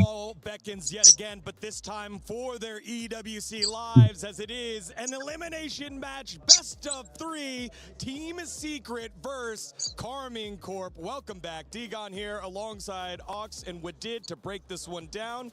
And maybe a bit of a surprise here, not so much, you know, maybe, not so much Gen G, the reigning title They defenders. got the names of the enemies wrong, I saw that. Secret Whales find themselves in an elimination match after losing to the 5th placed LCS squad who qualified in, winning the North American qualifier for EWC Sentinels. It's a elimination match now between 2 squads that found their way over at MSI. That's the thing with best of ones. You can get those upsets. You can come in and have strong prep in the day. To be fair, I think Sentinels versus Team Secret, it's not the craziest upset. If KC had beaten Gen G, that would have been a bit bigger magnitude. But I think Sentinels came in with some good preparation in this match and managing to take down one of these MSI teams. Yeah, I think we've seen a lot of random team fights, even though it's not between... I'm going to watch Team Secret versus Carmine Corp. I think it'll be more interesting than the other one. The other one is MCoy versus Gam. I got a feeling MCoy should just win that. I feel, but we see how. Bro talent, that's right. Hero Hambach took the lease in and got it rolling in this Sentinel squad when they found success over at the LCS. It was generally snowballing games as they did here. The snowball got big and then it kind of held on for a little bit, but then plays like that where it was accidental engages really crushed Team Secret's opportunities to work their way back on in, which is why they find themselves in this best of 3 elimination match. So I wanted to ask you, as the man that was there at MSI with Team Secret, what jumped out at you the most from their nice run over in Daejeon? Well, I think obviously coming into that matchup against Top Esports really struggled at the tournament, but I think Team Secret, this is a team that we've always seen very aggressive, willing to take frequent fights, willing to challenge you at every opportunity. I think they're a team that if they're setting the pace of the game, you can be really confident in them, and especially the mid-jungle are the point you really want to focus around, you want to play around. So I think having a strong mid-jungle duo, being able to lead the charge from there, spread it around the map, to me, that's really what this team is about. And for KC, I think they have a strong counter picks on the mid and top, so I think based on that, Carmine Corp is going to have a favorite here. All right, we'll see what happens as it is just seconds away. Carmine Corp and Team Secret for their EWC. This is the one on the watch. It is a best of 3, so we'll see you in just a little bit. Let's send it down. Oh, elimination match is best of 3. That's interesting. Let me check it out.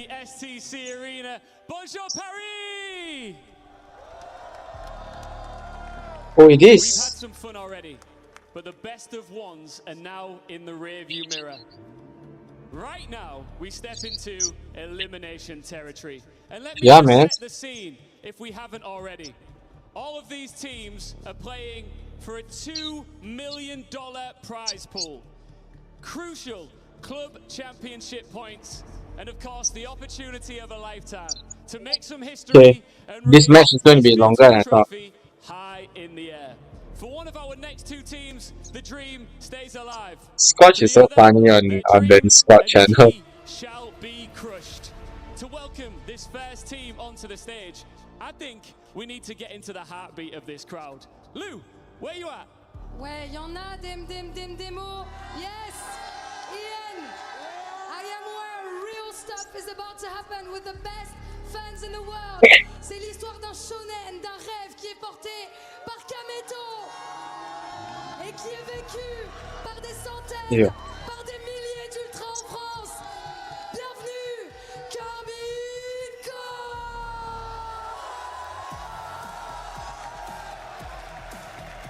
Home ground advantage for KC. One of Europe's biggest names. Oui, baguette. By one of the most passionate fan bases in esports. spots. KC now find themselves with no margin for error in front of home support.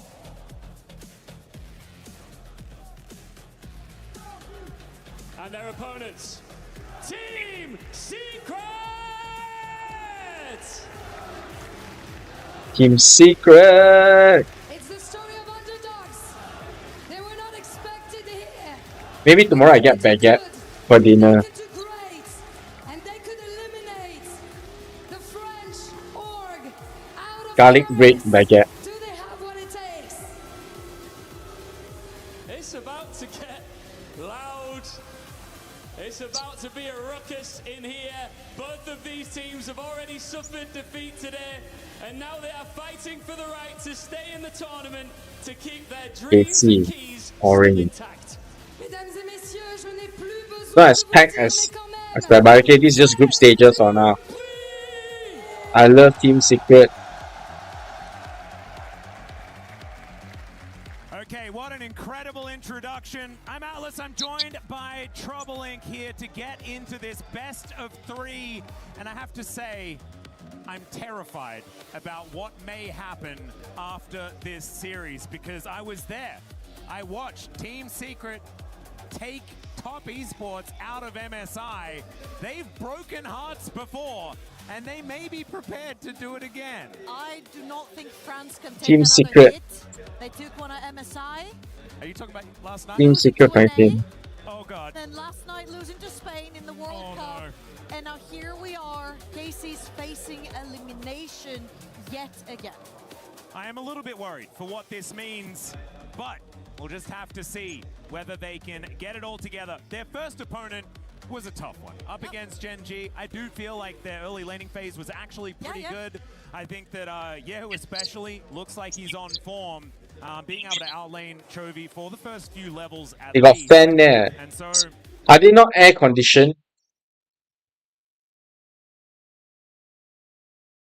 Oh, my YouTube is lagging. was talking about, but the amount of curveballs that can be thrown by a team like Team Secret is kind of terrifying, right? They've got Pun in the top lane. This guy plays volley bear. He plays set, and he looks so good when he does it.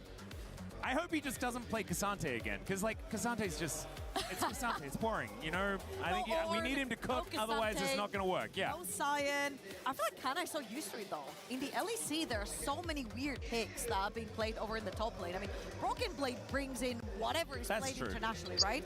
I feel like KC have had a really, I don't want to say heartbreaker of the year, but it's like you're almost at the finish line and you cannot make it, like your foot is touching it, but you just can't get past it. They're always second to G2, both in winter and in spring. And now in MSI, at MSI, losing today is even bigger of a heartbreaker. Of course, Lion made a huge run, right? There's nothing to be ashamed of losing today. Lion also eliminated Team Secret from MSI as well. I mean, they've certainly done some pretty incredible things, even if they weren't able to win their last one.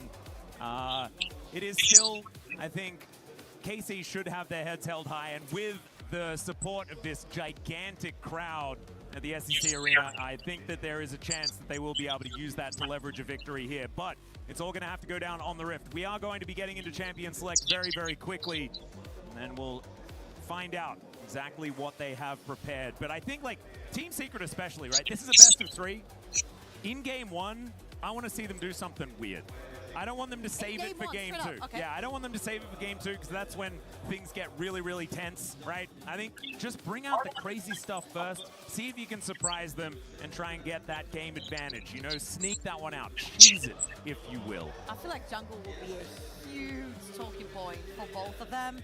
I remember Histo on Lee Sin at MSI had a phenomenal game versus Top Esports, versus no one other than versus Tian at MSI. And right here, Yike, I feel like he's been the sword and the shield for KC. It feels like if Yike cannot push him What do you guys think? TS really struggling, the team just or and I feel KC? like Carmine. at MSI. It's been very apparent in a few games over at the LEC as well. And I feel like they just Is home ground advantage enough? to pretty much boost Yike here. I need Lucio to step up and play for him. I need the solo laners to play something with a bit more priority to allow a little bit more flexibility for Yike to make plays. Yeah, we'll just have to see whether they can actually get the This guy's falling asleep already. So boring until he falling asleep. And of course, kind of did. Hi Murata. Who do you think? Carmine Corp or Top Esport? Earlier on in his career. Has been a while though. He's been over in the LEC for quite some time. And we'll see. I'm just, I'm worried. I'm like nervous. I'm anxious. Not for myself or anything like that, just for what's going to happen in this arena if the unthinkable happens. You know, this is day one. It's day one. We're already eliminating someone from the tournament. It's crazy. And it can't be KC. Honestly, we're in Well, Paris. it can actually, because if they lose here, like if they lose 2 games now, then they are eliminated. Actually, that's so it can happen. It can happen. Okay, so it's a rule that if they, Yeah. if Team Secret wins 2 games, they're out. Yes. But it can't happen. But it can, though. We just highlighted that. So it's definitely possible, even if it is unlikely. It's the heart and the brain speaking for the brain. Yeah. But I think, yeah, I don't know. I don't know. For some reason, I have What song are they singing? Is that like French national anthem or what? But they have so many fans. KC has a lot of fans. Hey Dan. My waters. You know, you can feel it in your bones. I don't know whether it's an Australian saying, because I don't want to like throw other Australians into this. Using this as a way to learn about teams? Yeah. Feel free to ask questions then. If I know, I can help you answer. If not, then I think at least, well, we can talk about it. We can figure out stuff about these different teams. If Mrs. Orange is around, she'll remember a lot more. She's very good at remembering like player names and teams and stuff more than me. I just watch them play and get excited. Okay, finally, drafting starting. Come on. Reappeared. Zeph. Best of 3. So this is Fearless, best of 3. T1, Genji, HA, G2, and now Lion, yes. Well, Gam, if I'm not mistaken, is a top Vietnamese team. And to be honest, they've been quite consistent. They're quite strong, they've been quite consistent. Hold on, put my sound softer. They've been quite strong, they've been quite consistent from Vietnam. They frequently appear in international tournaments, but they are not definitely underdogs. Always have been underdogs, but like I said, consistently they made it through. They among the non-main teams, they are one of the stronger, more consistent one. Carmine Corp is not the strongest in Europe. That one goes to G2 for now still. But I don't know why they have a huge fan base in Europe. I think because and this one I'm not sure, because Carmine Corp as a company / gaming team is quite big across other games, so they just have a lot of fans, as you can see in the audience. Yeah, so G2 is stronger in Europe for sure. Carmine Corp has a lot of fans, and for some reason you see MCOY also European team, they always get booed by the Carmine Corp fans, right? That's why when MCOY comes out, you hear a lot of people boo. When it was just starting this tournament. Yeah. But that's roughly the background I have for now. Yeah, I don't know why they're so mean about it, so I just, okay, this Europe stuff, I don't really care. But in terms of, I just want to see them play in game, lor. They forget they picked Vi, and there's just no fault. And it's just a naked Vi. What if they remember? It happened to Yike when he was in G2 so much that they Yeah, I still have a lot of nuggets. I still have 2 more boxes of this, so. Hey Zachary! Welcome. This is probably our last game, kind of, depending on what happens to the other games as well. We're going to see, but this is basically Carmine Corp versus Top Esport elimination match. I kind of see a 6 follow-up right here. That Camille creates the perfect box. About 4 boxes, Mochi. So I had 80 nuggets. Mrs. Orange ate a few, and I'm eating the rest. I wasn't kidding when we said mukbang. But this mukbang, mukbanger, they cannot eat so many. Okay, I start now first. Get hungry again. So Busio doesn't really like the Leona matchup, I guess, as far as the Camille is concerned, so we'll be taking that one into it. I wasn't expecting it to be picked this early, though. I feel like you could have kind of got away. Why Leona? All standard picks for today. Been seeing a lot. Camille, Jarvan. Will he take something like the Oh, I forgot about my sauces. Barbecue sauce. I had a whole pack of barbecue sauce basically. I ordered 4 times, I think 3 sauce or so. So they gave me a whole bag, which I haven't been using. Look at that. Let me show you guys. Yeah. They've both been completely ignored, and we actually Let's talked see. about Casey and how they've been What to see? drafted over the past year. It's always been Yahoo been picked for in Okay, the just a first whole three, bag which of hasn't barbecue necessarily sauce. been the best thing for I have Casey, so much because sauce he now. countered plenty of times, and that was where he couldn't follow up with Yike and give him that freedom. So I kind of like it here that Yahoo has Yeah, so I say I can become a mukbanger, an actual mukbanger. get away from things like the Jarvan and the Camille. Yeah, unless there's going to be some weird swaps, it does look like we've got bottom lanes and jungles locked in for both of our teams so far. The Mundo going to be taken away here just to try and dig into Pun's champion pool, which I think is going to be a difficult task, as this guy has played a whole bunch of different things. The one thing that I would Sivir say, is new. Kanna, is Haven't seen Sivir yet. Sion, because you will Ziggs get fetid, standard. you will die. He's been appearing a lot. That's basically how it goes. Pun basically solo won that game. It was absolutely incredible, but I don't think they're going to walk into it as it has been shown so far. She's banned. Mundo banned. Syndra. Yeah, okay. Syndra has been picked a lot also today. Of the Orb Lady duo. Let's see whether the other one is going to be taken off the board, as it is Cass, I think. Secret that do have the first selection after these bans. Yeah, I feel like The last is Cassiopeia. Camille that can carry the ball. Jarvan, Camille, even deeper, Orianna, that's right? crazy. Galio ban, they are pretty much gifting here. I mean, Jarvan, Camille, Galio is also ridiculous, but I think just play ballet dancer robot lady. It's probably what you should do. AKA Orianna, that's what we've been talking about. Yeah. However, Akali Oh no, Timo almost committed suicide. Cho'Gath was available. Oh, Cass came on. No, Cassio going to come in instead. I actually like Orianna in the Cassio matchup though. So I really don't.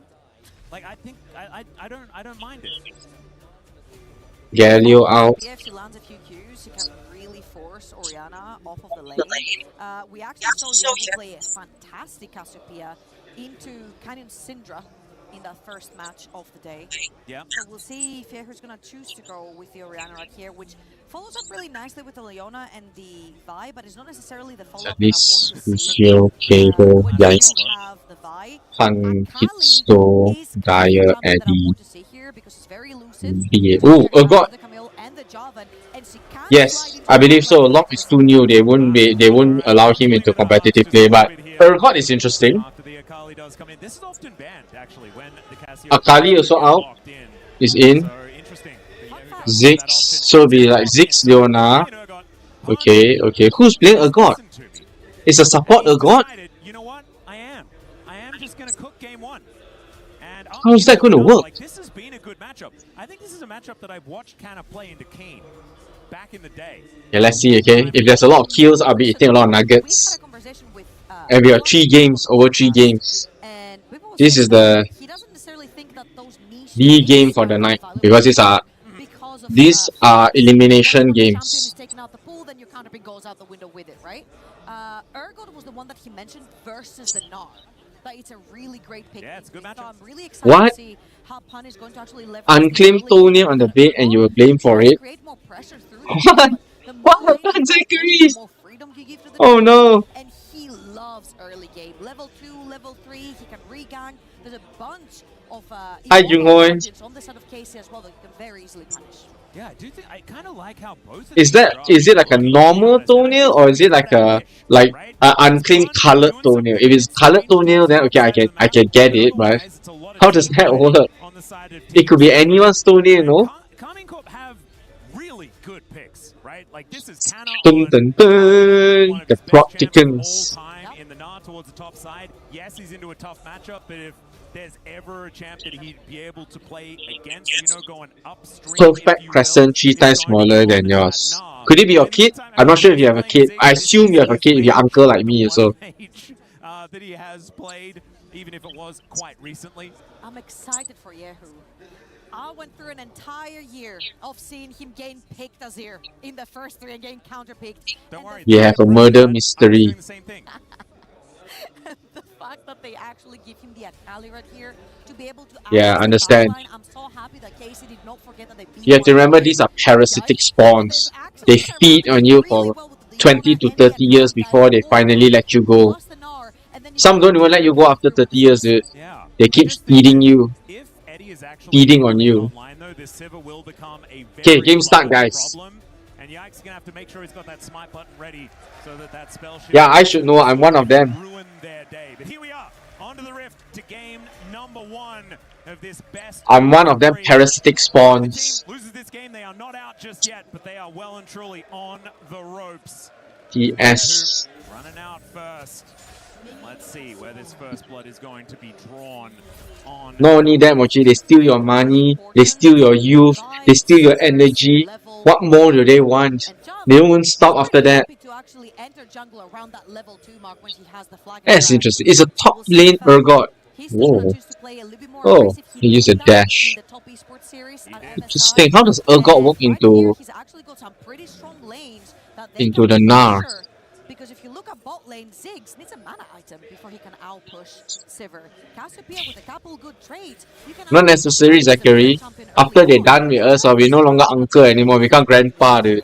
Yeah, I do think that the lane states are going to be... Top lane must be melee. I don't know. But Gnar is not melee, so Gnar is range. He only got half the honor because only his Gnar form he becomes melee. Give you heart attacks, yeah lah. Unless Kless just lands every bouncing bomb and Eddie just goes to no health at the very beginning of the lane. Now, can be melee, means he can be honorable. The thing about these parasitic spawns is, when they're around also you heart attack. When they're not around also you heart attack. You can't see them, you heart attack. You see them also you want to power hit kun. Cass versus Akali. Interesting.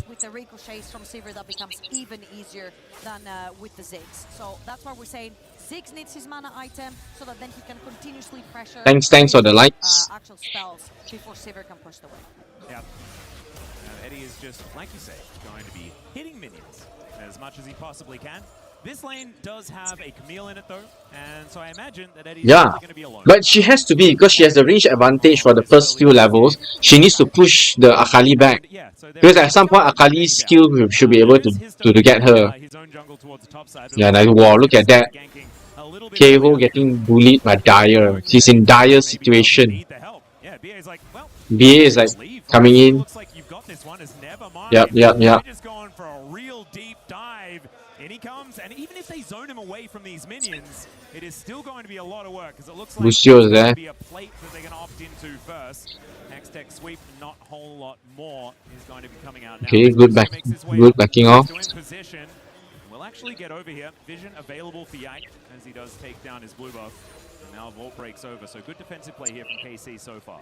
Yeah, and Yike has to do the walk of shame. Come on, first blood so that I can get to eat a nugget. As the pressure from BA right here was fantastic. The fact that they actually called off the play, they might look here though. Yeah, every kill I eat one nugget, guys. He is next one killable at this point in time. Back to every kill it equals to a nugget. Damage on Viehu here in the mid lane, who just desperately wants this wave in a different spot.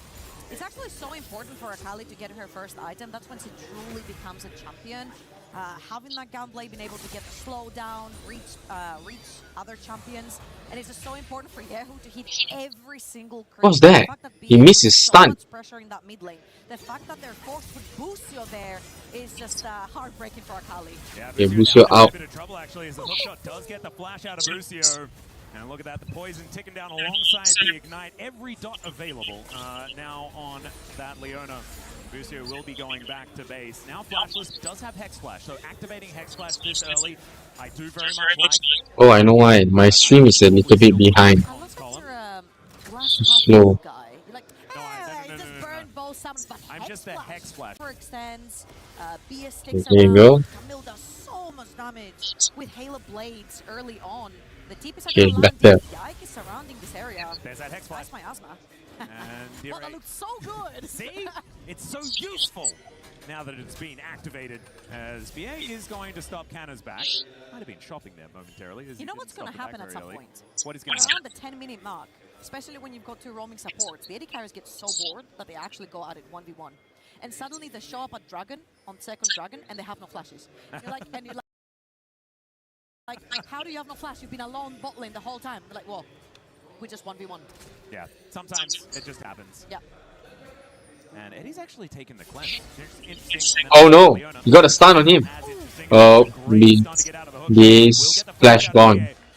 BA. Ignoring that, utilizing the shotgun knees to do a fair bit of damage to Canna. It looks like Team Secret will be able to just move themselves back. See how they build God. On the Camille means this next skirmish might be a little bit more difficult here for Team Secret. Still no first blood. Orange getting hungry now. Come on guys, kill something so I can eat. This is what we've been wanting to see from him. Looks a lot more comfortable on the lead. Okay, catch. Yeah, no flash. Okay, first blood. Busio's dead. Oh yay, nugget time. Yeah, Hexbox didn't help you much there. That was a 2 versus 3 as Yike headed towards that bot side of the map, and Busio, I'm actually scratching my head a little bit there because with Yike heading towards that bot side, Skullcrab to get his level 6, This sounds quite nice. Busio's still doing in the river. I don't know, dying, as it turns out. We're going to have a look at Wow, what's the point? Hanging there. It's such a weird angle. Busio walking around towards river, knowing that Urgot and Camille are still there. He still just makes a drive-by. They donate 1 kill to Urgot, which was already an advantageous matchup. And Canna's like, oh god, Urgot just got a kill. In fact, a lot of people sharing that sentiment right now. As if it wasn't hard enough. Okay, Busio back at it again though. There's possibly an angle towards Fury, but he has got a whole bunch of rocks in his inventory right now. He's been on a hike, I think. Bunch of crystals. And, whatever he can find on the way. Yeah, he's been mined or something. Eddie missed CS, I saw that. I think I saw something about Oh no, he didn't, he got it. But he is now going to go back and build an even bigger rock, and that one's going to be helping him out in this laning phase up against Yahoo, who does have that Hex Tech cookie already completed. Talking about rocks, Mountain Dragon, and BA's top lane again. Canna does a flash, and he's Meganar, so it shouldn't be too much of a threat for him. However, again, BA has been such a pain in the ass for every single lane. Because everyone moving backwards means that the wave is not at the position you want it to be. You cannot CS, and Trinity Force is so important for Gnar, but so expensive. Gunblade is expensive for Akali. She has been put behind as well, and just BA has actually managed to pressure 2 lanes, but just roaming constantly. And Eddie is just comfortably picking up waves where he can get them. He's actually ahead in farm as well, which is kind of crazy given how happy Ziggs is to just sit towards that bottom side and push waves into the turret. Still, we've got Busio making his way back towards the top side with that unsealed spellbook. And Canna takes a cheeky little turret shot. Histo in a decent position right now, going to be spotted as Busio will be able to convince him to leave. Didn't take a lot of convincing. Why does he need to leave? The boy grubs are going to spawn. He's probably worried about the jungler behind. BA is everywhere, man. Gonna find another Oh, nice. Great. The miasma that he wanted, but will still get the perfect execution out of Yahoo. What a fantastic roll. It's going to be Dragon soon. Akali cannot fight without ulti, so they've taken the pressure off of that one, and knowing that Akali doesn't have ult, they might actually contest the Void Drops too. Yeah, Histo might only be able to get one, and by might, I mean that's the last one only. So he is going to be able to get the smite down onto that last one, but KC pretty happy to grab 2 out of the 3. Dire getting another wave shoved forward, finally might be able to grab that first plate, and there it is. Looks like Team Secret just biding their time at this point. Currently 1.5k ahead though, and it looks like they really have been able to slowly but surely add on to the initial advantage that they picked up after Punt gathered that first. That's my emo. Towards the bottom side, we'll just be able to take down the Scuttle Crab. Has started off this dragon as well. Obviously Mountain Drake with a lot of health, but doesn't have a whole lot to worry about just yet. He doesn't have friends either though. No dragon. And Sivir are both backing, so he's kind of helpless if he wants to start this dragon. However, I just want to speak about BA because I remember he's not in this game. Zeus's Gnar was insane just now, so the way he was bullying the Stana top lane. The silver lining of how much aggression is the correct aggression. Okay, they spawned the Yike. Putting pressure without necessarily putting himself in the case where he can die and be over-aggressive, and it's been beautiful as Yikes looking top, has level 6. Oh, Pun just Nice going to dash. eat the CC. Very, very nicely done there. Gets himself out of the way as now Kalisz possibly. But Kalisz just might die. Eddie is on Nope. the hunt. Needs another auto attack, and he just spells Nice. the ultimate. That turret was doing Oh my god, so deadly. 2 tower shots. Great dive. Beautifully played. Kalisz was pushing the lane way too far without any vision. And Histo just walks down the lane and just... Who are we supporting? Actually, anyone. For me, probably, I don't know. Who do you guys want to support? I'm indifferent to whoever wins, KC or TS.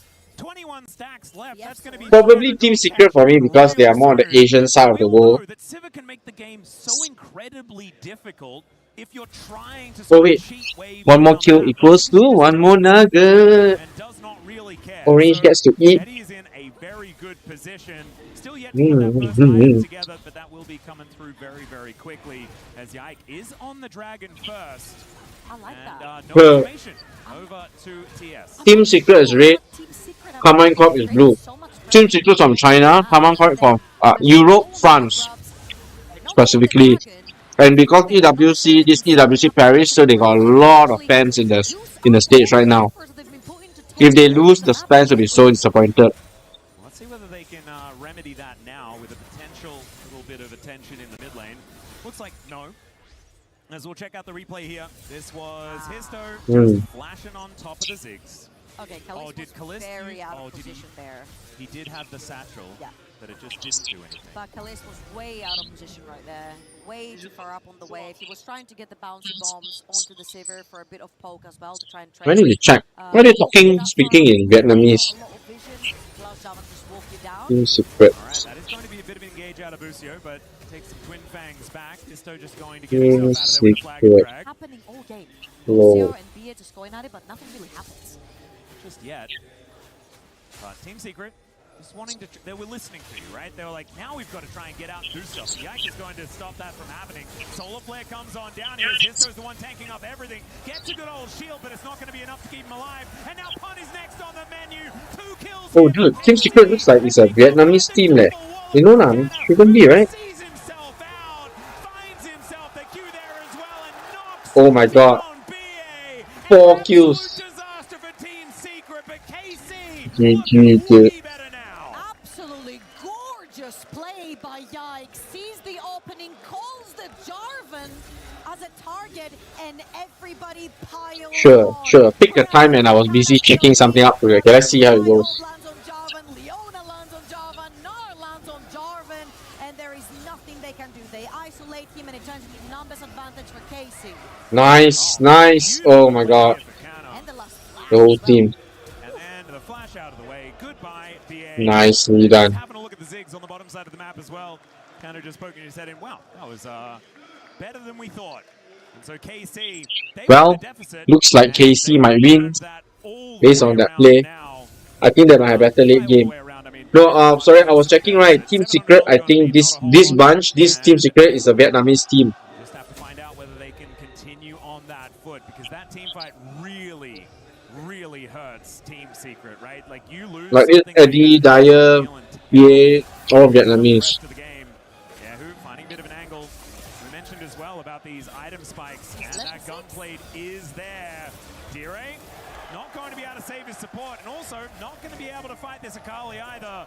And yeah, he was just stacking up that money now. 3-0 and 2 on the Akali. At insult to injury, he killed him with the gunblade, which he very freshly last hitting with gunblade, from that was my team fight. favorite thing to do. You mean KC is playing very defensively? Oh no, I don't mind that one. Alright. Well, I think just like being able to click on them and they die to the because I feel like Let's see, is mainly this slow, right? It doesn't do very much damage. Well, Yehu on this Akali is actually now at champ. Team Game Esports is a Vietnamese team. skirmishes and very chaotic flanks is exactly how KC want to play the game with this composition. They choose a target, everyone jumps on that target, they isolate them and they kill them, they turn that to numbers advantage, and that's exactly what they did. Trinity Force is the next one they should be aiming for. On to Kana, however, they've caught him as Mini-Gnar. Booster is there to cover that. Not sure about that flash though from Bun as he picks up the turret aggro. Team Secret Wales. No, he's dead. No way he's dead. Will be hitting the deck. The rest of Team Secret Secret just trying to run away. As Yike I see. Both Team Secret Wales, this one, and GAM Esports are Vietnamese sports. Vietnamese. Since then, nothing has really worked. They're going to go for another thing here. As Dire is sinking the fangs in. Bruce Well, kind of realizing that basically, more nuggets for me. he is just dead once again. Probably a price they're willing to pay, given the fact that Pun is dead. But B is the one cashing in on that kill, so you don't really care about your level 7 Camille getting extra gold in the pocket. Yehu also had a fantastic positioning there. If Dire decided to push up on that Casio. And again, KC are just finding targets all over the place. This Sakali, in particular, the second Yehu pressed that TP down bot lane, everyone started scattering. You do not want to be fighting a Gunblade Akali at this point. They're not tanky enough to sustain through. And let's watch this one more time. They see that Kana is Mininar, but his bar is loaded up. He'll turn Mega really soon. And the flash coming through from Pan, whilst Busio was already on his way. I don't understand this play. Great cover by KC. Yeah, excellent. And then from here, why Busio does get caught out towards the end here. They're probably happy to sacrifice himself. overextending this way? Doesn't make sense. In the meantime, though, I mean, I feel like Eddie has Both teams making a lot of mistakes. just putting items together. He's got that Storm Razor done, cashed in that Cull. That's why he's close to a 9. He just backed off. He was recalling in the bush. Dragon number 2. Busio and Bia kind of fighting one another. Ricochet's flying through this mid lane as Kallista's moving on over. Yehu, so incredibly scary. And the Flag and Drag will get Histo out of there after he secures the Dragon. Okay, Dragon secured. Oh no, BA gonna die. Bouncing through, but there is not enough here for Team Secret to stick around. Hex gates on Now that's a sacrifice. But I'm not sure sacrifice or what. Sacrifice for the Dragon, no, this one. But Ziggs with Hextech Soul, oh man, that is revolting. I'm not gonna lie to you, that early game really worried me for KC, but once some of these items started coming in, after that skirmish, at the Yeah, KC definitely making a bit of a comeback. Their 1.4k go up. And I feel like for Yehu, that's also a redemption arc, because at the very beginning, it just wasn't so hot. Now with the Akali, very decisive, look at his target. Oh no. Alright, yeah, Connor is gonna hit Megan, but doing so much damage here to Pun. The shotgun knee's not going to be enough, and Histo just has to get out of there. Boulder toss not gonna land, but Canada. I feel like he basically trapped Pun in there with Kana. He's not trapped in there with you. You're trapped in the sky. Yeah, exactly. With him. They keep engaging onto Megana. I don't know whether it's a good idea, but from the results, it looks like the answer is no. I mean, don't knock it until you try it like 2-3 times. Yeah, don't worry, I tried it. No owner, that's why he died, right? But I'm not a pro gamer, so I cannot judge. Yeah, He's gonna kill him. He's gonna wait. Oh, good thing he saw. They say don't be in game 1, Andy, okay? So to have some analysis, you need multiple instances of the same thing happening. So they're trying to engage on Oh, I get another nugget because any of them stick. If it doesn't go Pun died. Trying to build up the sample size. That's right. I don't like that. I like small sample sizes personally. I think that they're more funny. But Team Secret obviously disagree, and that is absolutely Okay, go have fun. Have fun, Zach. Curry. We check this one out from Kana's perspective. And already, I mean, Pun just took No lah. too much damage. First few days, group stages are not as exciting, I don't worry. I just watch for fun. Plus, I got the co-streamer thing. Saturday, Sunday will be the more exciting ones. That one you guys definitely have to support. Well, especially Sunday. Sunday I'll definitely be there. Finals at least. We'll see who the two best teams are going to be. Hopefully T1 will be there. E1. E1. Okay, see, still a little bit of work to do as the 2.6k gold lead is not end of the world here for Team Secret. They are still in a great position. We were talking about those one-item spikes. I think KC will just continue to get stronger as the smite not going to quite work out there. As Hullbreaker comes in, Flag and Drag doesn't hit. He's feeling himself. We're just playing around, I guess. Yeah. Lucio comes on forward. Histo is just trying to stick around in the area as Pun deals with that minion wave. BA's moving in. You try messaging in the general chat now. I think there are a few of them online they want to play one. As he does have 2 items completed. Some of them are playing right now also. This is very nice play right here from KC. They also don't prefer to watch. Emptying Histo's jungle on the top side, was pushing top wave, pushing pushing mid wave at the same time. Yehu is catching KC, KO. There is not necessarily a neutral objective they have to prepare for at this point. So they're literally just pressuring those waves, having TS to respond at every single one of them. And this time, now that they've got their resets through, now that Ziggs is back on the map with 2 items completed and the Shadow Flame, this is where Busio walks in a little bit more aggressively to set vision behind enemy lines for the next struggle that's coming up in about 1 minute and 20. And Hextech Soul going to be a scary prospect. Only 1 dragon apiece here for either side. So KC will come on top this one for now. Give 1 up, right? Let it go. Maybe 2, but I don't know whether They're getting on the mid towers. They are 2-0 on towers. This is not looking good for TS. And give you a bit more of that consistent damage, because that kind of is their forte, right? They've got Cassiopeia, they've got the Sivir. If they can avoid spells, get through the opening salvo, they will kind of be fine as the fight continues. The problem is I'm not convinced with this Urgot pick. Doesn't seem to be doing anything. And that's largely because there is a 4-0 to Akali in this game. Shadow Flame now completed, like you were talking about. The Hextech cookies being put to work here as the Gunblade has been done for quite a while. And yes, Eddie's happily catching waves. I feel like he's just going to be collateral damage. I'll give hope to the Team Secret fans. Okay. This Sivir is almost 3 items. That's when the clock starts ticking. You give 3 items to Sivir, I feel like Java's kind of tanky, you know, he's got the Black Cleaver in there, same for the Urgot. If these 2 guys live long enough, you've got low CC from Cassiopeia and Camille coming through as well. A couple of auto attacks can do a lot of damage on the side of KC. They are pretty squishy overall. So 3 items Sivir could really, really break through those team fights. And of course, we'll see, you said it, can Team Secret stay alive long enough to allow Eddie to put down those autos to do damage? Just thinking as well, like their Baron damage is kind of absurd. Sneaking a Baron is actually a possibility here, although they don't have Leandri's. It was Rylai's second here for Dire. So maybe without quite as much. We were talking about giving up the Drake. That is absolutely going to happen here as Yikes is going to KC gonna get dragons. 5 minutes until soul point for KC. And their ducks are looking like they're in a row at this point in time.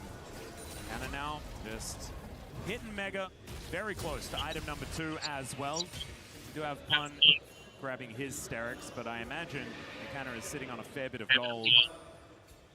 Busio just clearing out vision all over the map. You can have a look there, like they've lit up this map like a Christmas tree. KC kind of know everything that's going on right now. Their control of this game is kind of ridiculous as Histo finds himself a little bit of controlled vision.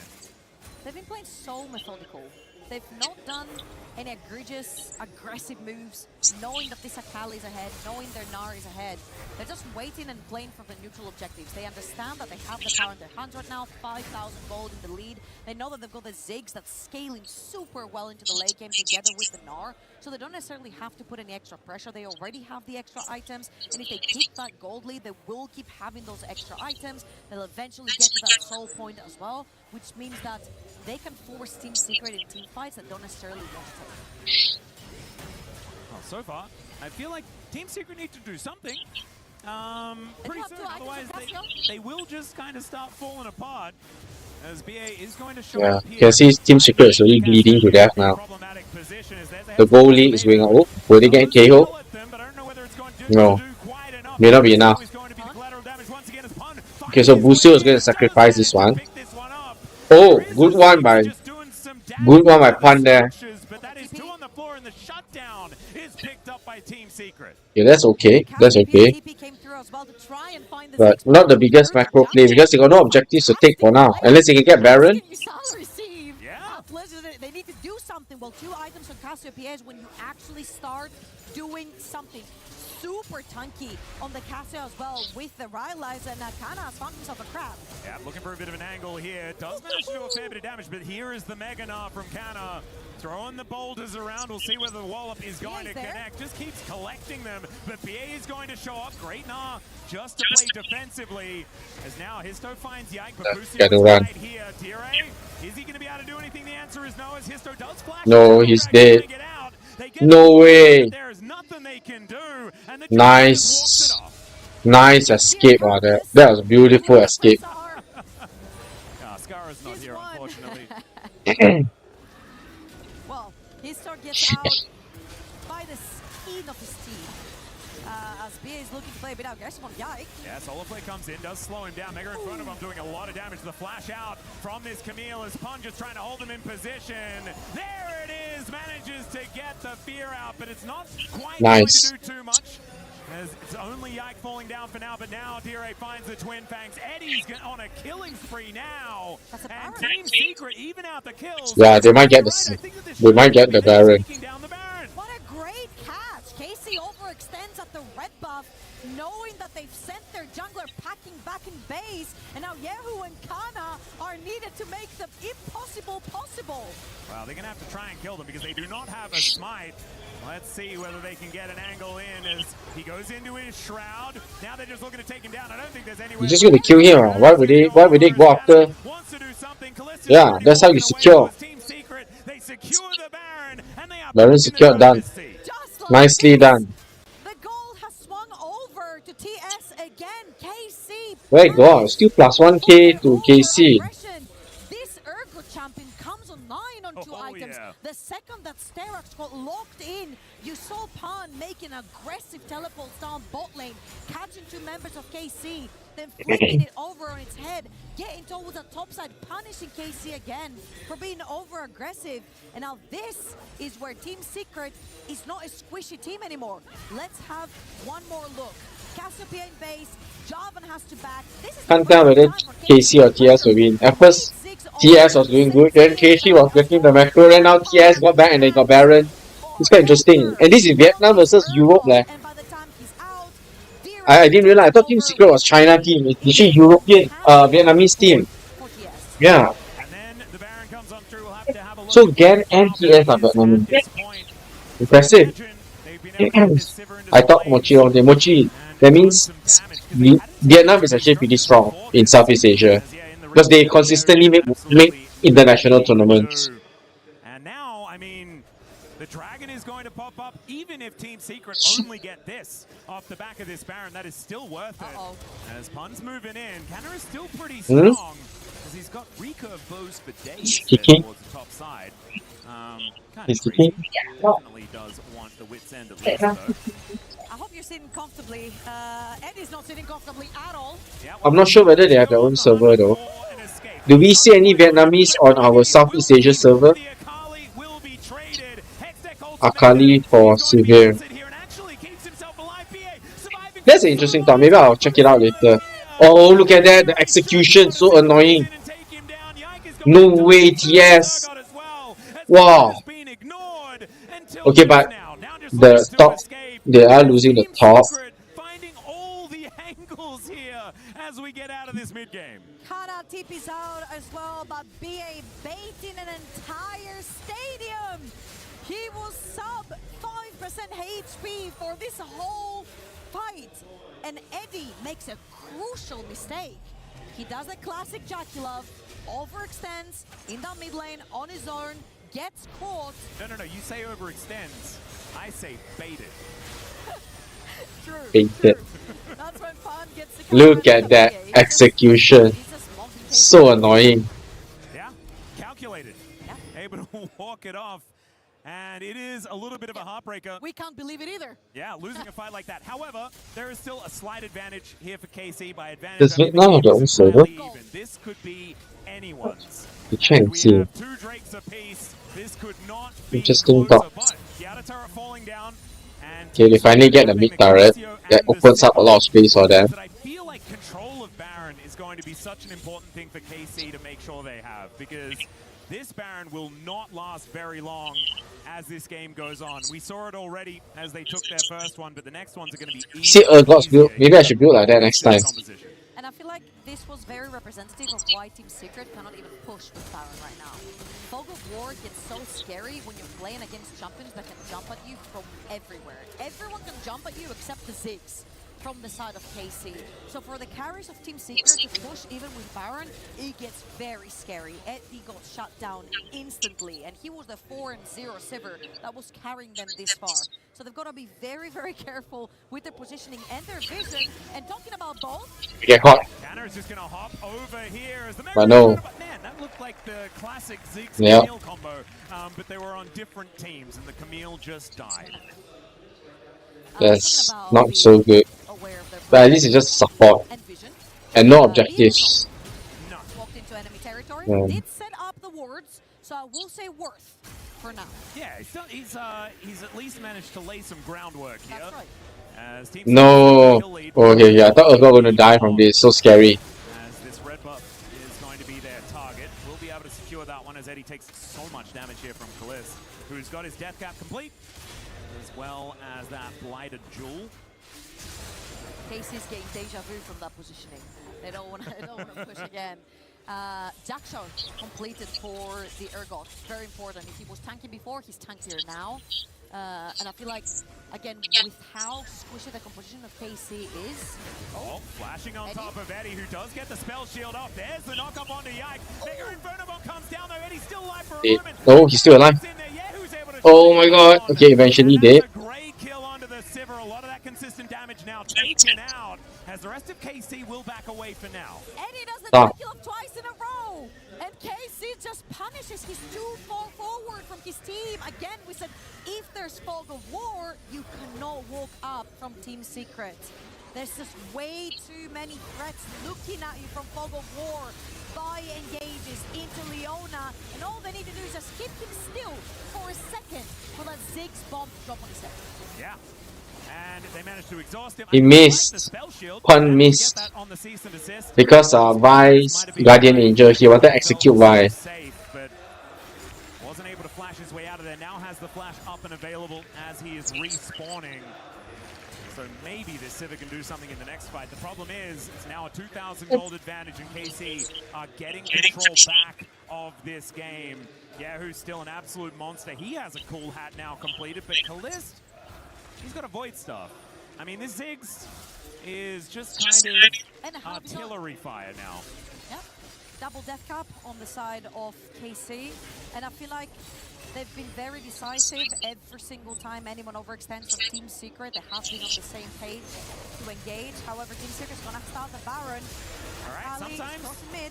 you just want to hit the purple one, and that's what they're going to be doing for now. As BA trying to catch Yike, making his way in. Hextech ultimatum comes down. The smite was a little bit early, but still Histo gets it, and the massive gnaw from Canna picks everyone. Oh my god. No. Taking game number one, and the immediate teleport says, Canna, I'm getting out of this game. We're getting to game two, and we are keeping ourselves alive here at EWC. Yeah. Yeah, and they say it's over. Incredible team fight. Team Secret was looking at Baron, but KC's looking at the win. And sometimes, I mean, Baron for Nexus, it's been a trade as old as time. And unfortunately for Team Secret, it will be their demise in this game as KC, one win away from staying alive here at EWC. Good job, KC. Good job. That was slightly back and forth until it wasn't. Home ground advantage. Is the man who grabbed his head when Urgot got the first kill in the game. I mean, things weren't looking fantastic at the very beginning. But man, what an impressive performance from KC, but a back and forth game. And it makes me really interested to see what's going to happen for the 2-0 you think? Or 2-1? It is a 3-game banger because I want to see more out of these Let us see, TS okay, they can fight back, but I don't think they can. Their overall team fight, they always lose. But you see how, because today so far, every match is a lot of repeated picks. So this is the first best of 3. You get to see how they might play differently. Okay, let's see the other channel, what's going on there. Now, Stream B. Thank you very much, and there's that explosive moment that ends the game, that closes the question with an exclamation point, and it ends in French as KC take 1-0 after a fantastic mid-game here by Team Secret. That was an explosive end in many ways. Wow. That was a pretty close game. You guys will be surprised to see this. Okay, let me show you all. Put up a good fight, but ultimately KC really bringing it together. See? Sorry, wrong one. Wait, I'm not supposed to see this. Similar idea in the MSI as well, because I think Poon is the player who loves I think Payet did, that's why. poker picks on the top side. Yeah. That was Dota. And that's such an important pickup. It is what we In need fact, to do. A Serpent's Fang Gam and Koi is the other way around. Now, where does it Obviously, I'm not very good at predicting.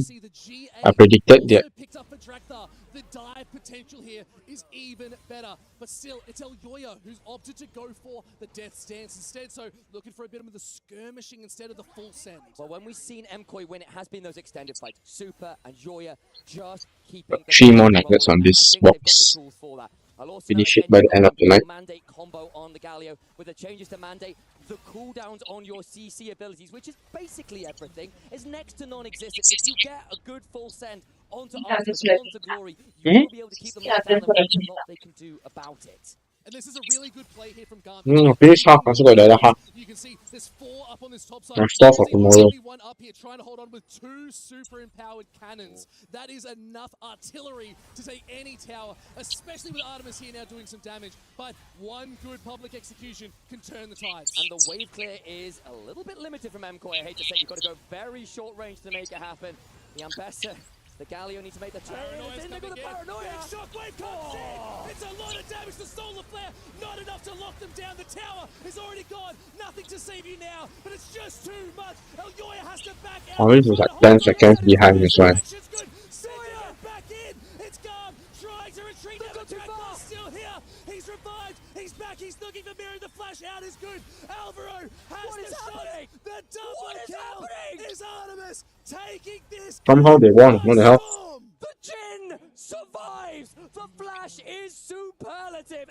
8-2 and 8! He murders them in the back end of the fight. I thought they'd done it. They're on to the Nexus turrets. It's the TP in, for the maybe shield. To get the shield to hold on, but still, Artemis still has the Lord Doms. They just need to hit the tower, hit the Nexus, but it's a lot of damage. Oh my Is God. Artemis able to hold on a little bit longer? They have to back off. It's the only way. 10 seconds on Super makes this non-starter. Jojo's got TP in 15 seconds. We've got 5 seconds on Elder, and the resets are late. Oh, that's a big spicy one right there. Elder is up. It's who gets there first, who's going to get that early vision. This one. Maintain control, but this is a close game. That's one way to play it. Look at the replay again, because Dark goal, and you think it's too deep. You think they've gone too far. Mirwin makes So, Vietnam 1, France 1 so far. Still available. This should be too far, but Artemis survives forever. He takes so many lives before MKOI realized they've just gone too far. Yeah, that's it. You can see Jojo was so comfortable sitting there with 4 or 5 members trying to do damage. But now we're back at the Elder. Fighting for Elder. Whoever gets this will have big advantage. Coming in, it lands on 2, trying to get the taunt, but it's going to No. be Drakthar still so healthy. Elyoya picks up Glory. Optimus, oh, he's dead. No, this is so bad by Gam. They're gonna lose this. No way. Triple kill for the Lee Sin. Elyoya coming in big.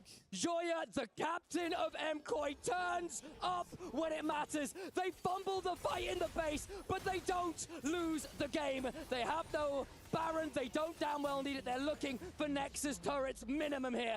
30 seconds on anyone meaningful. They should have. They might finish this, dude. Just take this one right here. Right now, it's all she wrote. It was No way. France got both. MKOI able to hold the line, and now Mistake. Huge mistake by Vietnam. They should have taken it slower, honestly. Because they have so much advantage. The elimination series delivers in game 1. Oh my Hey Gibson. Initialize, what are we seeing? No. It's magic. So bad. They have such a huge advantage. They really threw that one, man. Just proved to be a step too much. And that is Hello. exactly what we wanted to see. MKOI, they went so well up against We just watched both Vietnamese team drop 1 game against Europe each. Gam versus MKOI and Team Secret versus Carmine Corp. Looks like both Vietnamese team might be dropping out today. The problem is, when it is done, you're going home. That's it. That key gets crushed. Hmm? And it's lights out with your run here at EWC. Radio? 2026. Yeah? Alex, from myself and Pike, for now, we're going to take a quick breather. Because Is he I'm married? here to break down that game. Give it a go. No, I don't think he's married. He just wear the ring only, is it? Crazy ending to that one. I will tell Thanks you, for the like, on way Gibson. to the stage, we were like, huh, looks like Gam's going to end the game.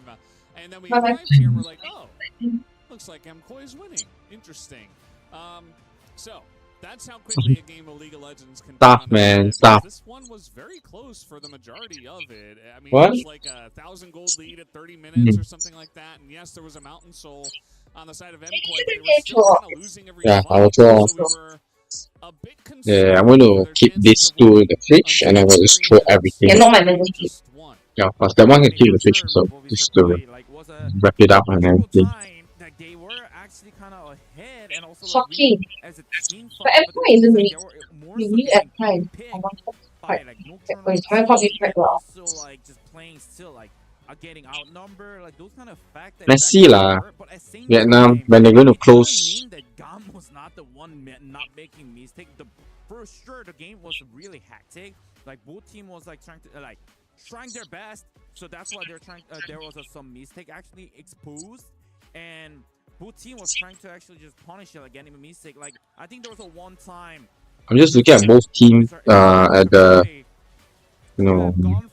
highlights for this game. Drake, and then one time the Gam they didn't actually contest the Drake, and they fought after they won. So like that was really, I was like really sad to watch because like they could win the team fight. They should be willing to team fight because it's the sole point. Yeah. And it's like they decide to not to just fight. And this one also, it's like super overused. Like for the one person, they don't have Rumble ultimate. They're so off. And it's like it's so greedy for Rumble just pressing B while the Mbasa has an ultimate there. A lot of fact that actually just came down at once, and it's like. Okay, I'm wondering whether they're going to start their last game.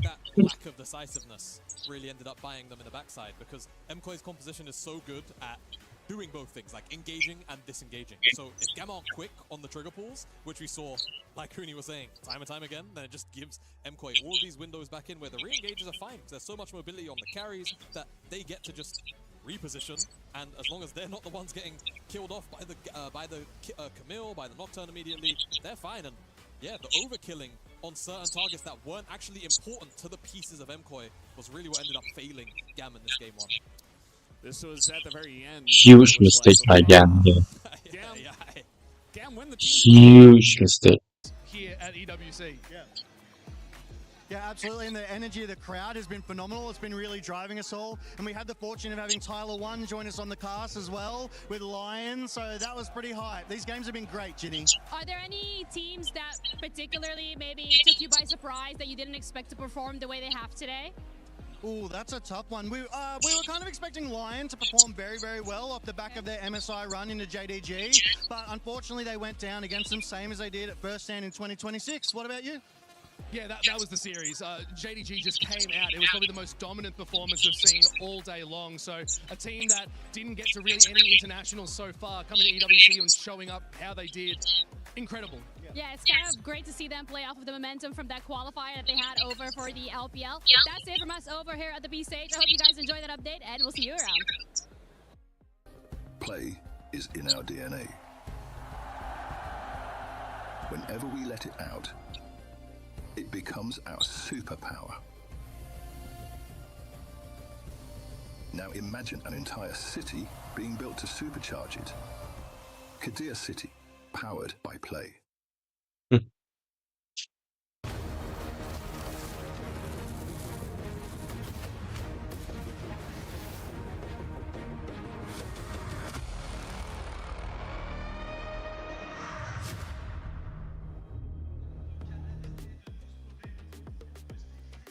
Okay, Back, game 2. it is time for game number 2. Team Secret are on the ropes, Okay. and unfortunately, This is my last game for the night. it's actually quite I'm obvious tired they already. need to win Uncle need to sleep. to keep themselves alive So they better here just in win this for me. KC, just one win away from staying like an extra day at least, and losing the home team heroes day 1 would be absolutely heartbreaking, but it'd also be heartbreaking to lose Pun, because he's really fun. You know, he picks Urgot, he picks Volibear, he picks Set. I think that it's just going to be heartbreak no matter what. We're still to see the Volibear in the set, perhaps in games 2 and 3. The Urgot looked really good. Got that first extra kill. and then snowballed it from there. I want to say props to KC for pulling it back together, because that early game did not look hot, and then I feel like Yike pulled the trigger, called the target, and ever since that, they just looked way more cohesive. They were playing as a unit. Bucio was a lot more connected with Yike in the jungle for the 1-2 and the CC, and it just looked great from there on out. I feel like they really needed that win coming off of what happened on MSI. I would agree, and especially coming off what happened in that best of one against Gen G as well, where things kind of were okay, and then they were really not okay a lot after that. But Gen G are obviously the EWC winners of last year, and it is a tough ask to take them down on day one, and they should be the favorites. I know, right? Actually, Mochi, I gotta admit, I've been getting like tired or sleepy as I was watching the game. That's how I realized I'm really very uncle now. But it's okay, embrace the uncleness. So this is my last game. It'd be best if KC wins, then we're done. If not, either way, I'm heading off after this game. This is going past my 11 PM self-imposed curfew. But let's see. But it's been fun, interesting, very different from all my streams that I've done.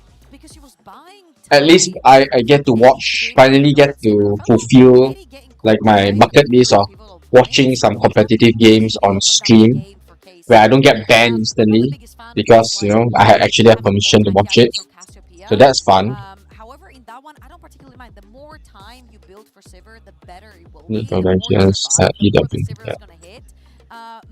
I know, right? I actually feel very cool. So obviously, over time, I need to figure out overall better setup. So why I say this, because I'm actually watching the stream on my TV while I'm streaming to you guys on my laptop. So the sound, the sync, everything is a little bit off. I don't know. I think what I'll do tomorrow though, Mochi, is I'm going to just stream off my PC myself. So what I'll do is in between games, especially group stages, is in between is to me is a little bit more boring. And then I can just play low because I can just swap straight. Then I might do more dedicated like this again on a Saturday and Sunday where it's quarterfinals matches, where it's a series straight. And I'm only watching one of the series anyway, so I don't even need to care about the in-between so much. So in-betweens are like toilet break and stuff like that. And the finals, that's it. I'm not watching the third and fourth place one. So I'll watch finals and then I'll sit through here in the living room with you guys. Right? You hear me? Yeah. So tomorrow I'm going to switch back to my PC, on my PC, and I'm just going to play and watch at the same time. So it's like I have the right to watch, then I'll play game, watch the game, kind of thing. So it's a lot more chill. See whether they do lock that one down. We have seen Seraphine being used in a lot of different ways. Instead, the Orianna has been discovered here in game number 2 and will be instantly locked in. I think Orianna with the Xin Zhao Ashe Seraphine could be an option, but Hana, I assume Orianna will be played by K-Ho, Jace, Yasriel, Rumble, Ban, Nocturne. That's what I would assume. As yeah, there is a Victor being considered. Victor versus Orianna. Oh, the classic. Alright, put on your seatbelt. I think we're going for a long game. We're scaling already from V1. Victor. Video games to be coming on through here as there is a Nautilus for BA. So really wanting to make sure that they have the hard engage from the bottom lane. Now this kind of disrupts the Ashe Seraphine because Nautilus is really good. You hit a Q, you pretty much do feel free to give me any kind of feedback on the terms of the stream, guys. Like camera size. Oh wait, actually now that I think about it, my camera a bit blocking. Let me see. His Ezreal, of course, is permabanned, or even if they want to look towards a Lucian lane, perhaps. But I should do it like that. For example, sound and stuff, just general stuff that may not be well. So, for example, Scotch really helped me out when I just turned it on. He came on and let me know that there was no stream sound and stuff like that. Didn't exactly have the greatest of times in that particular match. But Yahoo, see what he's going to be locking in for probably Canna at this stage. Unless they do want to grab something else, but instead it will be that Renekton. Renekton Trundle can really bully a top lane. We'll see what Pun is going to be doing. Unless they do just decide to round out the bottom side of the map or grab themselves a jungle. And it looks like it will be the jungle angle as this Neferi is going to be consideration. And now picking a tank here on the side of Team Secret is going to be... He's low-key like my number one, my first, I would say like number one, but there's no order, but my first, like, partner in crime slash viewer slash fan kind of thing. He always, I feel like he low key without saying anything or doing, or like without me asking anything, he'll just check, because like he knows I'm doing EWC today. So I think after work he just checked out my stream and let me know straight, like, oh yeah, there's no sound and stuff, I can't hear you, things like that, because my mic wasn't hooked up properly again, because new setup. So I'm actually very grateful for him doing stuff like that. Although he's not here, so don't tell him first. That's why I always laugh at him when he tried to murder me in game. And we are going to see the first ban of the second round here for KC. We'll see what they're going to be attacking. I wouldn't something like that. And why I always feel so bad when I take his pentakill. You see, he shared on Discord, he can easily pentakill by himself. I'm the one always there, for lack of a better word, blocking his pentas. It's so bad. Extraordinarily large, so Pun not going to have an opportunity to do that. Today I remember that game when he was on Diana and he almost got penta twice, but somehow my bro managed to take the kill. And do you know who else does that? Volley. That's the problem, Mochi. I was playing support and I still managed to get the kill off here. I'm not sure how it happened.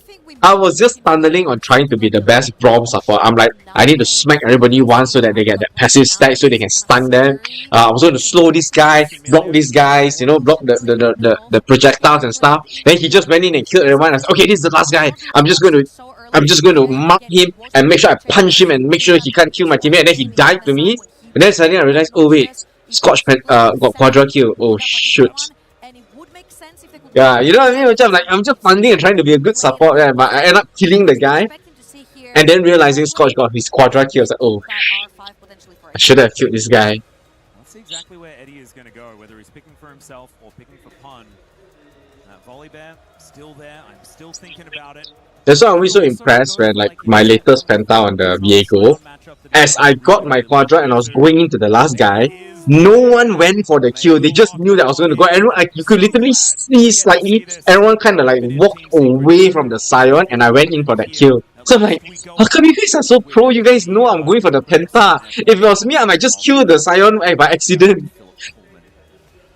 Here is KC locking in their bot lane. What do they want to play? Here, Zyra Khan, always an option if they want to play it more safe. Too strong. So they ban your Sarah. Yep, getting a bit of a ball carrier here with the Rel could be an option, and that is what they're going to lock in. And now what is Kalist going to be playing along? Yeah, Pun is playing his, apparently based on the casters, Pun is good on the volley bear, so he's getting it. Oh. Of course. We usually don't purposely want to steal their penta. I mean, it's fun. The only pentas we deny is the enemy penta. Not necessarily have too much damage on the team, but it actually sets up really nicely for wombo combos when you can open a curtain and then you get Rel moving forward with the ball. KC's draft is pretty, I mean, okay, they're doing the Trundle, I think, to counter the volley bear. Even though 4 is my favorite number. Yeah. And I still just... I believe that's why they got the Trundle in there. Kaisa... freebie lane. Can I say that? Because I called him Jack 11 in the previous one. Now he looks in the Kaisa. But isn't that... How does Kaisa match up to Jin though? How's he going to work? Yeah, that's true. Jackie's one's pretty good, but now it is time to throw it over to Lou. He's got Kometo to take us through the draft.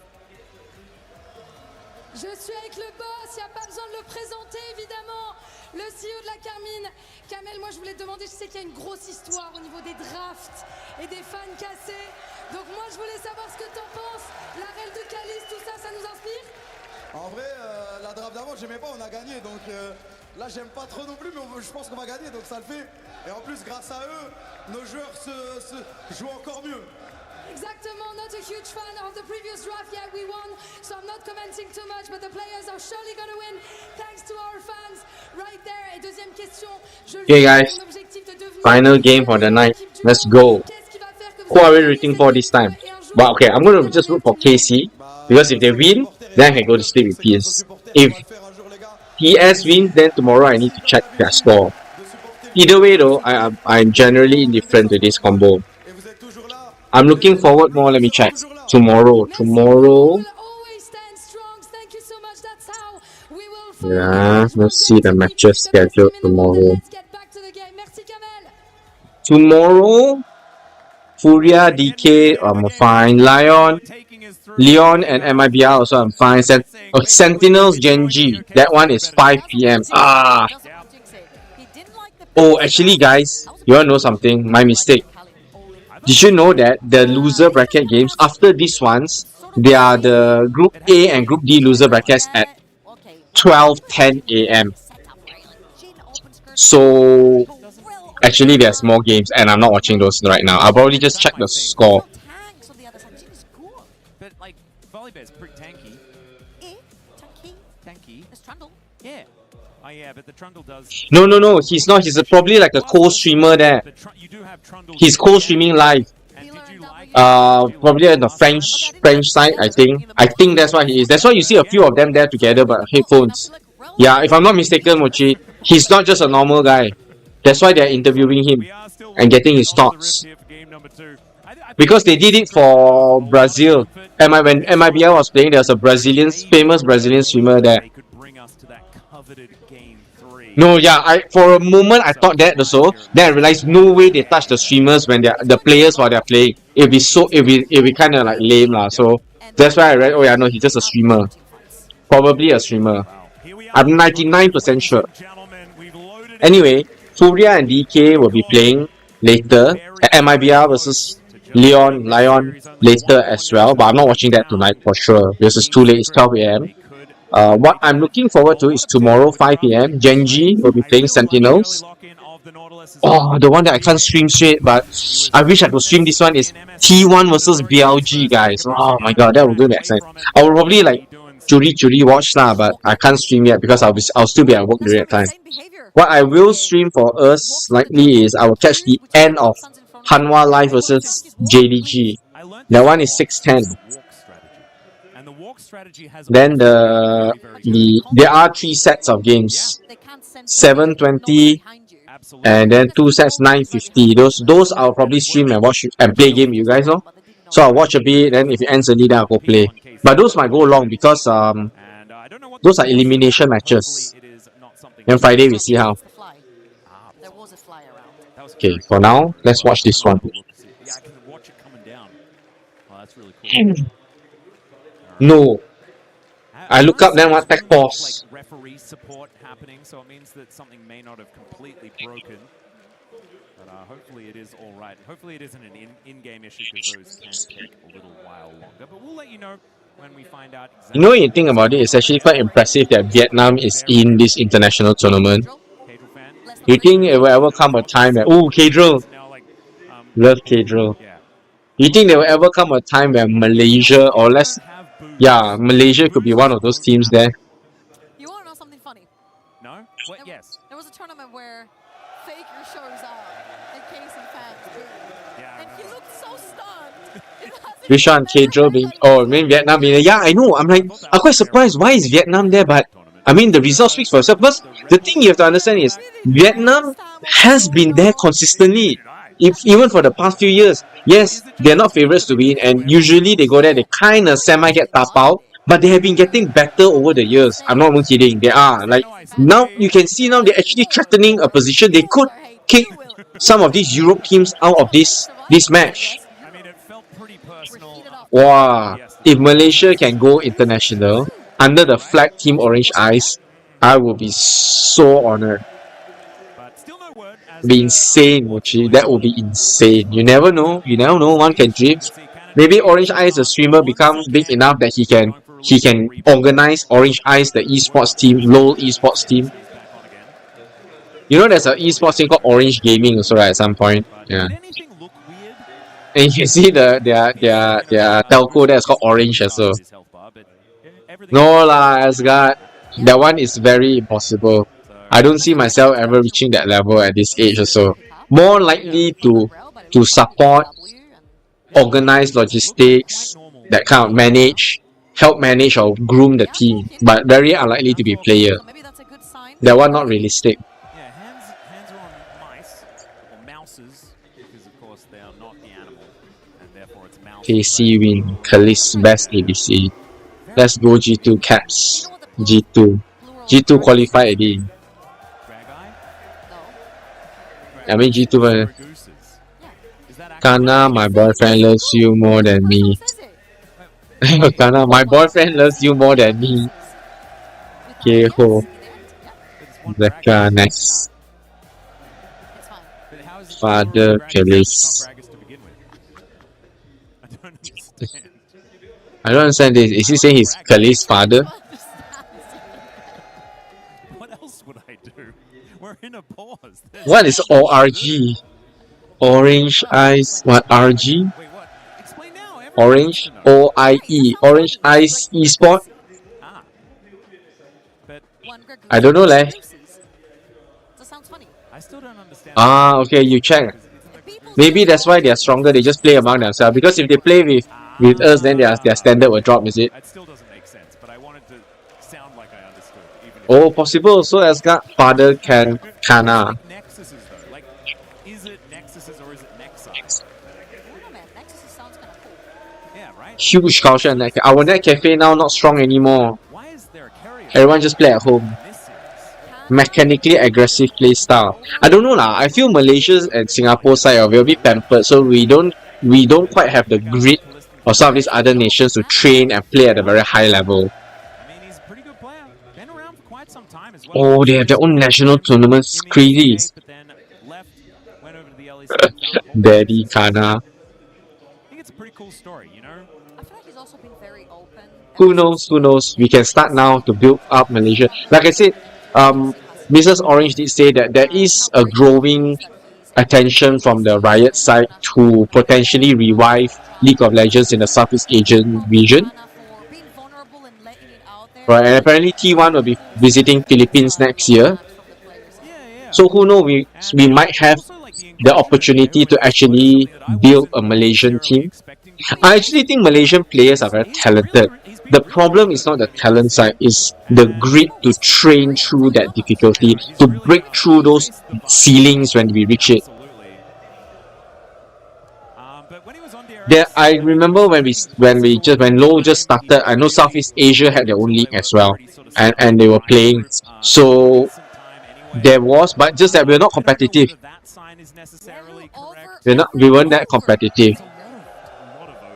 It's why personally I feel you see Malaysian talents internationally, like 1 or 2%, but you don't see Malaysia itself having that talent or that team. You get what I mean? Even when he came in to DRX, he was actually sort of We might, yeah, I don't know. I won't go into detail. I feel there are nuances, there's reasons why that I probably won't discuss on stream. But the crux of it is I definitely believe Malaysia has a lot of talent.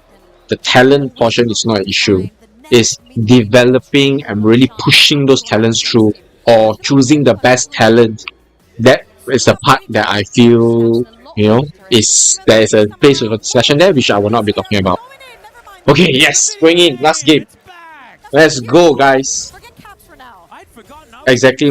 Yeah, there was some like a text pause or something. I don't know what's going on. Yeah. It's a combination, right, Mochi? It's not been fostered, and how do we foster it? Are we fostering the best talent? Are we making the players having to compete? So because we are staying competitive, or sometimes I feel what happens is we choose certain people for certain reasons. For me, if I wanted to build a competitive team, it's always a strict program plus whoever wants to win the most. I don't care who it is because I'm in it to win, and if I'm in to win, it has to be that kind of mindset, right?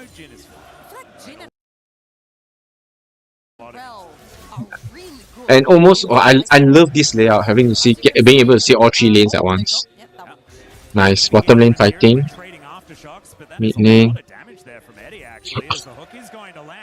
Nice. Are they gonna get? No, he has to flash. No, he won't. I don't think he needs to. He's quite far. Oh, nice one! Great job! First blood.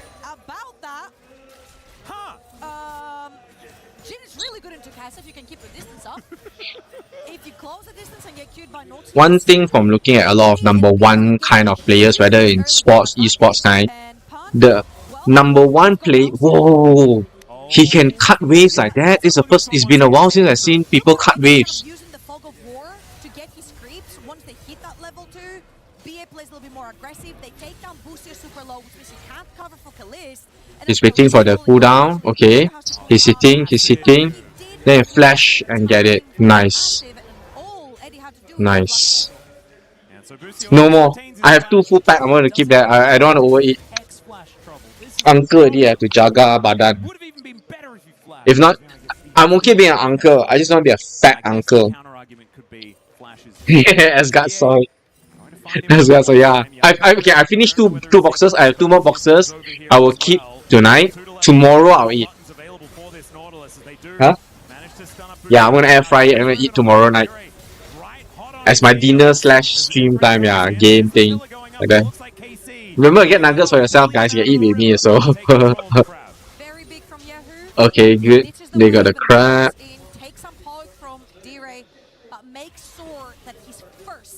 Okay, but like I was saying, to be number 1 at something requires an almost obsessive and fanatical mindset to chase that thing, where you are willing to sacrifice a bit more than a normal person.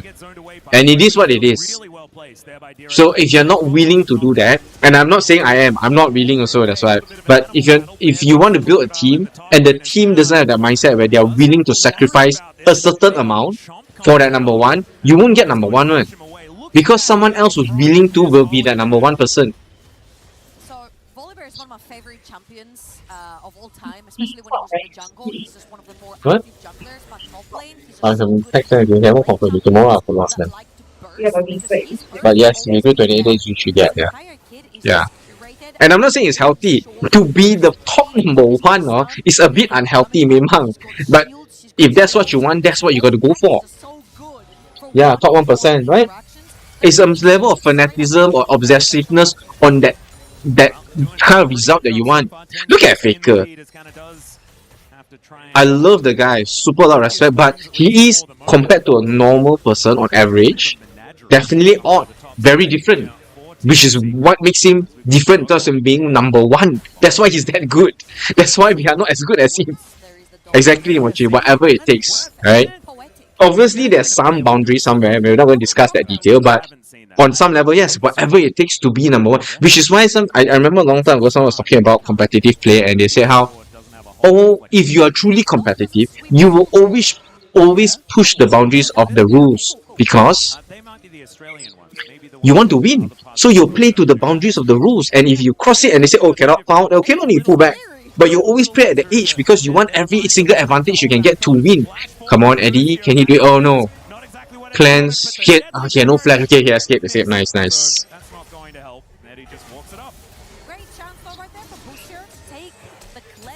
I'm assuming my stream sound isn't so loud that you guys can't hear me, right? I already reduced it, but just checking whether the balance is there. You should still be able to kind of hear them a bit in the background, but mostly it's just me. That Skull Crab will give level 6. It's one of the most important neutral objectives in the game for the time being. A lot of action, but no real kills yet. Objective-wise, also nothing major. Are they going to get? Is this a good fight? Keho is coming down. They don't have the numbers advantage though. Okay, but Victor is following. But if careful if they turn around and kill Dyer instead. Nope. Okay, everyone's backing off. Good job. No, are they going to get it? Okay, they got Busio. But BA is probably going to die. Are they going to get Keho? No. No, but one dead there. Oh my gosh, yikes. Almost killing everyone, but no, they don't have enough damage. Eddie's... No. Oh, nice flash. Oh, Keho, if that hit... No, not yet. 1 for 1. Yeah. Okay, thanks for confirming, Mochi. Still very, very close. Can't tell who will win yet. Based on previous games team fight, I think KC is up. But it depends whether TS can get sort of an advantage from all their team fighting and aggressiveness. Oh no, Pan gonna die. Will he die? No? Volibear, okay, but BA is there as well. Can he do it? No, they're gonna kill Busio again. No, they got Pan. No, BA is dead, right? Has to be. No, can he kill Kana? Oh, nice. Oh my god! Double kill! Resets. but a full Fury Q. Absolutely. Yeah, nice kill on the volley bear, but then they countered double kill. Let's watch this one more time. Both supports over on the top side. But one thing you'll notice, despite 4 being 2 kills up, right, their goal lead isn't very huge. So the thing about, I think, less experienced team you can see is that they don't convert. Am I doing talking too loud? Okay, right, just clear but not too loud. Okay. Anyway, you see that the less experienced team, they don't convert their kills into macro advantages as much. So when they're 2 kills up, they're only 600 goals ahead because they're not necessarily getting the minions or the towers or denying stuff like that. Team Secret are going to be able to push them away because Histo is terrifying. With the 3 kills. One thing you notice with T1 is if they get the kill on you, their macro lead will go balloon quite quickly because they will, for example, they will dedicate 3% of the top lane to kill, but someone at the bottom lane will be farming the wave and tower plates at the same time. So these two happens at the same time. Yeah. Yeah, so you see, even though the kills a bit more, but the lead is not quite there, they're still very equal actually. Because they're not maximizing their impact actually. They're focusing on the kills only. So again, same thing I know today, but they got the kill 2 on top, but bottom lane Kana got a whole bunch of base and plates. So you see the goal lead is almost 0 again. The lightning claws going to come on out from the volley bear, and he just wanders away. I feel like Busu is lucky he didn't have his ult available. Yeah. I think Pun would have taken his chances there. And he will have it up and available very, very soon. In fact, 8 seconds time, and the volley bear will be pretty dangerous. Still, they're going to get a push in. Crystalline Overgrowth going to be taken as there is the plate for KC. Volley bear's build is 2, whatever those 2 balls are. Increase HP and ability haste, and a tier. They don't necessarily know the whereabouts of Yike as they're gonna spot him right now on that wall in this bush. Yike's gonna try to wrap around inside Hitster's jungle, and they are looking for that top lane gang. Yeah. There is TP mid lane to try and back him up, but he's just moving forward. He's just running at Kalist. Okay. And there's the What is Busio doing? That's crazy, that move. Kalist finds the angle and the pillars perfectly placed. Oh, nicely done. He probably should have just turned around the moment he saw Busio and killed him instead. Goal was equal already. As he sees the reset coming through, gets a little bit time for invade a level 8 Nafiri versus level 7 on Yike. Of course, Yike has been ganking a lot, so all of that time has been given over to Nafiri to farm up. Yeah, also has that first item completed, so definitely not wanting to tangle with this doggo. DA just going to be procking that one, giving some money over to Dire as he passes on through. But I think the benefactor of this one has been Eddie, who's just been pretty comfortable towards that bottom side on this Kai'Sa. Not often do you get kind of a free lane on this champion. Especially when you lose your flash. Yeah, Kai'Sa's pain with the... Now only 50 stacks left on that cull for that extra cash in, and he will be feeling very happy. Already has more gold than anyone else on KC. So that is only going to get worse as this continues and as that item does proc. So Pun, a bit aggressive here towards his top side, grabbing that shield. He's otherwise just going to be fighting back and forth with the Crocodile. Executioners has come through already, of course, from Kana. There's a lot of healing. Oh, it's a big one. Hit of Volibear, so a great early pickup, especially for the skirmishes and the 1v1 back and forths. And as we see on the screen, another big spike right here. The Trinity Force for Trundle makes him almost invincible in those early levels. It makes him super tanky, plus the extra defensive that he gets to drain through from his ult. Anna with the dominance actually towards his top side. His Pun doesn't Volley bear. Executioners doing a fair bit of work. Can he kill Volley bear? I can't remember what Volley bear skills are. They've changed since the time I played. And 2 versus 1. I don't know whether that's going to be the angle as the flash shattering strike does come in. And there is Kana locking down another one. This Volley bear not working for him, dude.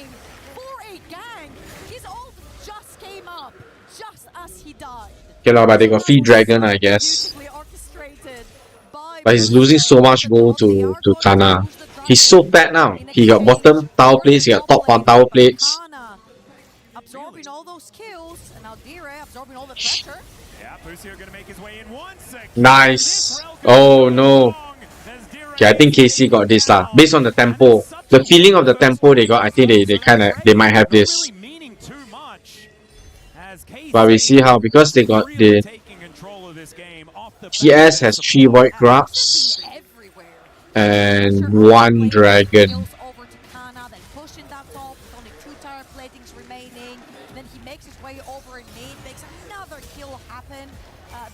Recall denied. No big deal. And the gold lead is not really much to speak of, right? 400 gold is not going to be too much of a problem. Still, I think that KC going to be happy taking this game later on, especially with that Orianna that will be scaling up. You can see exactly what they want to do with their team fight, right? It is going to be working as this game goes on, but I am a little worried about nice Eddie. snipe. And as he gets more and more items, will this Kai'Sa be more valuable than the Jhin? Is that just my bias? I'm not entirely sure. But I do know that Kai'Sa can certainly get work done later on in the game. I feel like Kai'Sa is one of the better champions that when teams dive forward into you, you dive backwards into their backline. She used to be the #1 quote-unquote ADC counter to things like Olaf, for example, because she runs forward, you just ult all the way back to the the leapfrog backline. strategy. Yeah, exactly. So I feel like if they can manage to get some sort of CC onto the Jhin and get the Kai'Sa over in the backline, that means you free the Kai'Sa from the pressure. Ooh, no way. It's gonna. Oh yeah, they're just trading ultimates. Zero just going to make sure that it's out there to dissuade Yahoo from doing anything more. Busio just clearing out vision where he can find it. Control ward, I believe, only just went up, so BA a little bit upset about that vision being removed, but will be able to throw another ward over. And Yahoo isn't half health. Yeah, looking for a potential angle, does have that depth charge in. Hey, the one he put there at the Riot Games, or like very cheating like that, I cannot see. A lot of work done earlier on in the game, but since then hasn't quite found as many inroads. It's been more about Busio. He's quietly done his job though. Every single time Yag wanted to contest anything in the river, Yahoo would walk first, he would sacrifice minions, he'd take aggressive trades onto D-Ray, so all in all, I feel like he's just scaling to the second item plus. He's Orianna, he's always scaling into the game anyway. He doesn't die to an early Nafiri who's 3-0 will take Cycle Sword super early into the game. And he's always facilitated for his jungler. Talking about it, he's now helping him as well with that Rift Herald, as Team Secret might want to take a sniff in this river. Yeah, feeling a little bit behind the play though. Team Secret, as Histo does flip his way into the pit. There's another Magnet Storm, picks up 2 of them. The depth No. trying to play defensively as BA will be. Oh no, BA is dead. Hun is not doing anything. Yeah, Herald there. They probably won't kill Pan. Oh, maybe they probably won't kill Pan. Okay. Oh my god, he's so tanky though. He lasted so long. But BA is dead. Dead.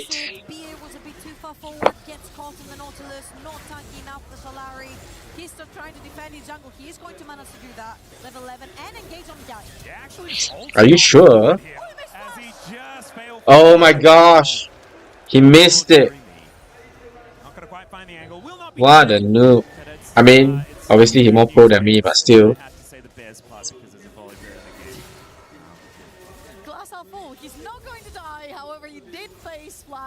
You see, you all notice, right? For example, the volley bear, he doesn't hit every CS under tower. If you see Deus play, right, every single CS they will take. That's why, macro-wise, right, they never lose these little things. It's the little things that matter, I feel. 2, 3, 4, almost. Yeah, this is the thing. Like when you're feeling. I'm not kidding. No matter what the game state is or what stage of game is, if there's a big wave at the under tower and everything, they will CS they will make sure they get every CS possible.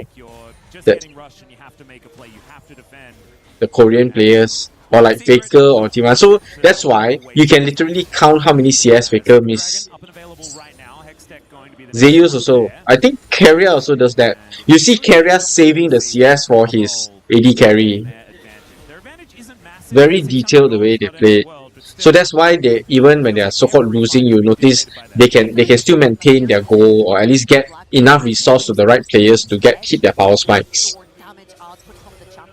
It's all about them finding their foot and getting into this river. You see how the Victor's trying to push that wave down bot lane to give them another avenue to enter the river, but KCR closed no doors. Yeah, you're right. Having to catch a wave here is Histo. No. Get caught out. They don't have a whole lot of Yeah, I'm surprised they don't follow up to kill him. Just the teleport they're worried about. Crocodile is not following, does have the teleport, but Busio is going to get caught out of position. It should mean double. They just sacrificed Busio. And it's now KC's turn to be behind the play. But I think that's Kana might get top tower. Push that wave to get some priority to his team, and then he's forced to flash defensively. But he already got top tower. But a really nice TP from Pan. He will be sacrificing that top lane tower. Yeah, see? They sacrificed top lane tower. Okay, but they got bottom back to equalize. Dragon from Team Secret, and this suddenly starts becoming the win condition. They can get their Kai'Sa to the third item. If they can get that Nafiri to third item, he really opens the door for that soul point. Yeah, and it's an Infernal Soul as well, which could be very dangerous, right? I feel like a Fed Nafiri going to be incredibly excited about that one, not to mention the Victor will be doing so much work with that buff if it does come in. So Team Secret, still some work to do. Need to grab another couple of dragons, but this is a soul that could do a lot of damage. What's Busio doing? Does come on forward, activates the aftershock, and he'll be all right. Yeah, they're gonna get middle tower for sure, I think. A charge on this mid lane outer turret. Still Oh no, not enough. Super aggro movement right here from TS. The second they saw the referral spawning, they just walk forward. Kana is looking for Pan.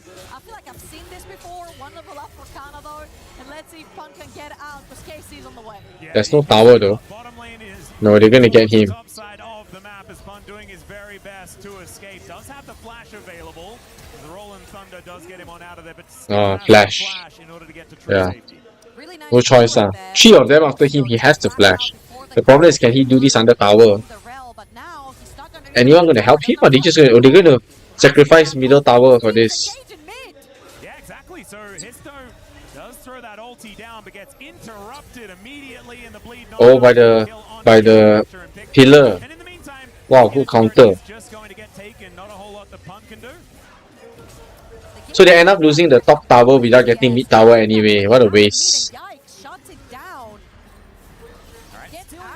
There you go, red buff for inner tower. Glass half full if you're a TS fan. Or just a bad trade. It was a pretty bad trade right here. Bad trade. Of course, Hitler has done a fantastic job. But when things go bad, he realizes when he should be invading to try and get more fed himself, try and get more money in his pocket since he can't get it through getting those kills. The Trundle getting out, he's still not getting the kill with the interrupt on the ult, so he managed to grab 2 camps off of Yike, which is very important. Again, a 3-item Nafiri is a huge threat to the backline because Kai'Sa will be joining that threat. Still haven't really seen Eddie do too much this game. Maybe this is going to be his opportunity as KC are pressuring forward. 2.5 minutes on the next Drake, though. Not a whole lot to fight for at this point in time as the Baron just spawned about 50 seconds prior to this. Kana taking some poke damage here from Dire.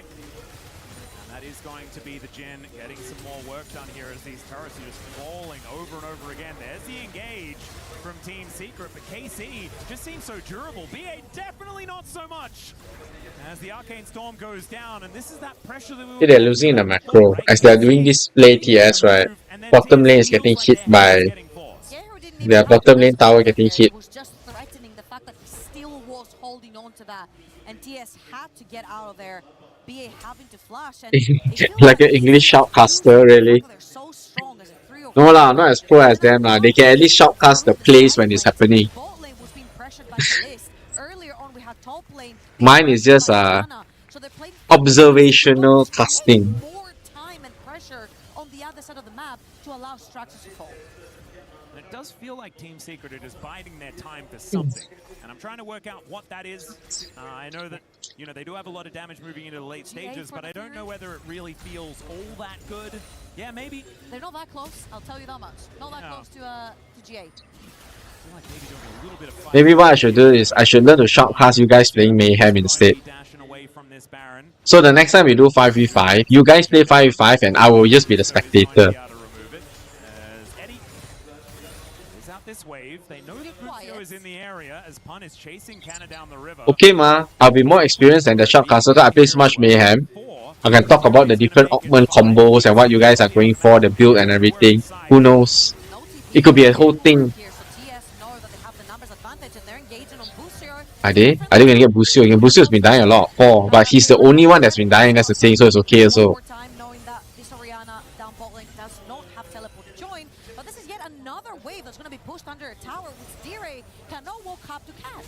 Yeah.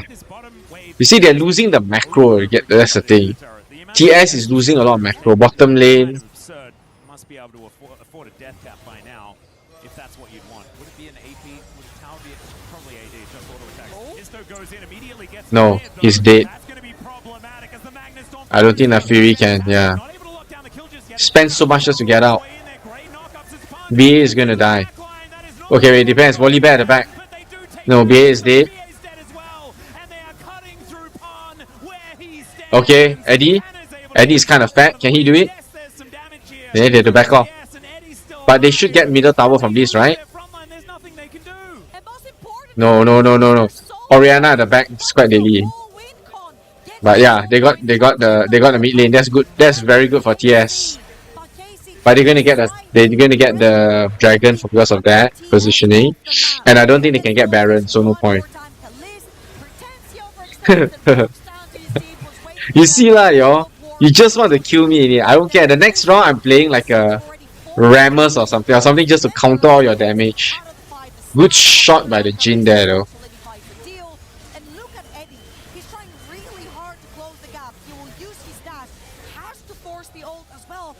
Yeah. Eddie couldn't finish off fast enough. If he could, right, he could probably kill a few more on the team. Busio only, no point. I disagree with Nafiri going in there like that. I don't think it makes sense. It's so obvious the way you're going in. So the other team can react to it so clearly. You got to at least like surprise attack or something. Here at EWC. As at least getting Pun towards his top side, trying to get him towards another item or two might work out for them. Eddie as well does have the Rage Blade. 3 items are completed for the Kai'Sa. Casey, they're looking to push this inner turret now in this mid lane. Yak takes a chomp out of it. It's just so difficult to wave clear for TS. Your Victor is not there because I feel like it's majority of your wave clear, if not all of it. Kai'Sa has to get super close to the wave to even press Q, and she could be susceptible to potentially an EQ in the face from Orianna, which is going to hurt a lot. So far, Eddie has been playing pretty reserved in this game. Again, we haven't seen him much, but I feel like the distance that KC are holding in those team fights make it really hard for Kai'Sa to find a foot and actually use those 3 very... No comms, you see. They both throw control one at the center, wasted resource. Little things like this does add up. It just shows your overall teamwork and macro planning. Could be just a small mistake for that round, but to me it shows their comms may not be strong. Like they're not working on the level where they sort of can think of. They're like in sync. Every time we kill Orange Eyes, it's worth 5 kills. What? Do you all? What?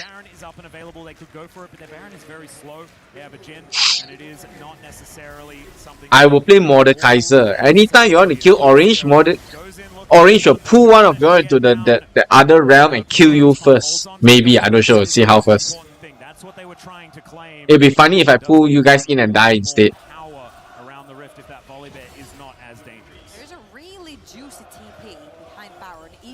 Nah, the Volibear not working for them.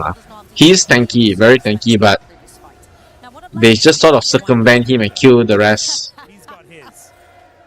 As far as I can see.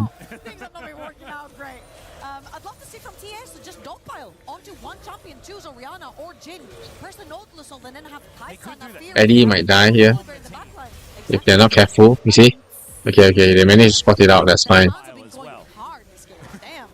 I mean, he is in the game as Histo does stand underneath the pillar for a few moments. Looked like he was hiding. It was pretty adorable. But they're trying to clear out vision where they can. He's traps are just lying all over the rift.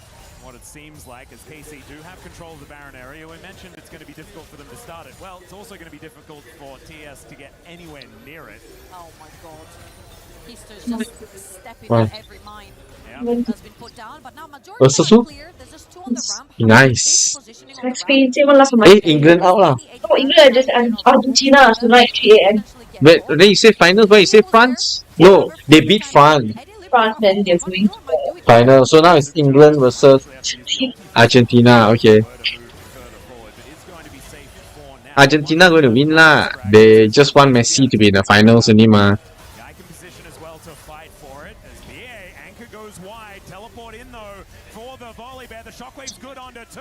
And it's Yike that locks down the crab. Here's the teleport in. As the Void Seeker will be Did they get it? Why they vote at Eddie View? Oh, he got the first kill. That's good.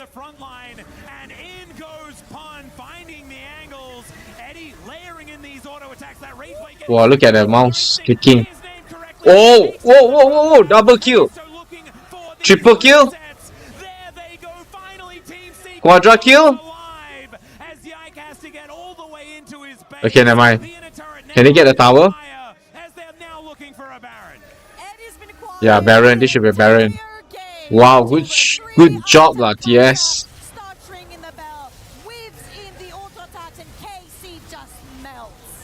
Yeah, man. Kaisa getting fat. It's clear that. Yeah. Kaisa can do a lot of damage, so no problem. Good job. But will they lose? They're going to lose Dragon for this again. BA is speed running that Dragon, but he's all alone for the time being. Let's watch one more time. Q misses from Nautilus. However, Yike is too far forward, and when the Nautilus shows up, Renekton's all the way up top lane and lands on that TP. Boostio too far forward. What's Boostio trying to do here though? What is the play? Nice dive, nice exhaust, but still they managed to get Kana because of that.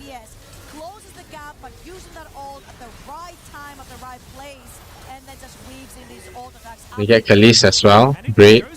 This is what KC have been avoiding all game long, because as soon as something goes wrong, Histo starts to get the resets. You've got the Kaisa there to really do that consistent DPS throughout the rest of the fight. And hats off to KC, we haven't seen Team Secret be able to do this because they've had so much control. But as soon as you let it slip, just a little, Go finally swing back in Team Secret side. Curtain call, sure, great. Tower top down. Top tower down. But Eddie has to be careful. So every time I notice, right, psychologically, right, when something like this happens, then the team is now very careful of Eddie. So he has to be very careful. He can't just go in like he did just now, because they will make sure to keep some form of CC just for him. Usually, that's how it goes. But they're gonna get a lot of towers here, so a lot of gold swinging in their favor. Should be great. Oh no? No. What a waste. He's gonna die. Victor's gonna die. But they shouldn't simply die like this when they're ahead. It slows down their tempo. Out of the enemy jungle, I believe, and that is going to be a bit of a dent taken out of the Baron power play here. Still up at about 2,000, which has given them a bit of an advantage, but not going to be taking more turrets. The initial goal. No, it's 800. Okay, 50% of that. Yeah. So it's still good. I mean, we've seen so many Barons absolutely terrible. Gam lost that one. MCoy won that last one, but I haven't seen what's going on now. We can chat after this game. This game should end, I think, in the next 10 minutes, maybe max. Maybe even less. Depends whether what they choose to fight. Because in about 3 minutes, both objectives are going to spawn. But they got no dragons, so they could get dragons. So actually, wait, let's see how. I feel like often we see Kaisers be a little bit more hybrid and want to keep themselves alive. Eddie's like, no, I will just kill everyone all the time forever. That's right. All right, no more poking with W.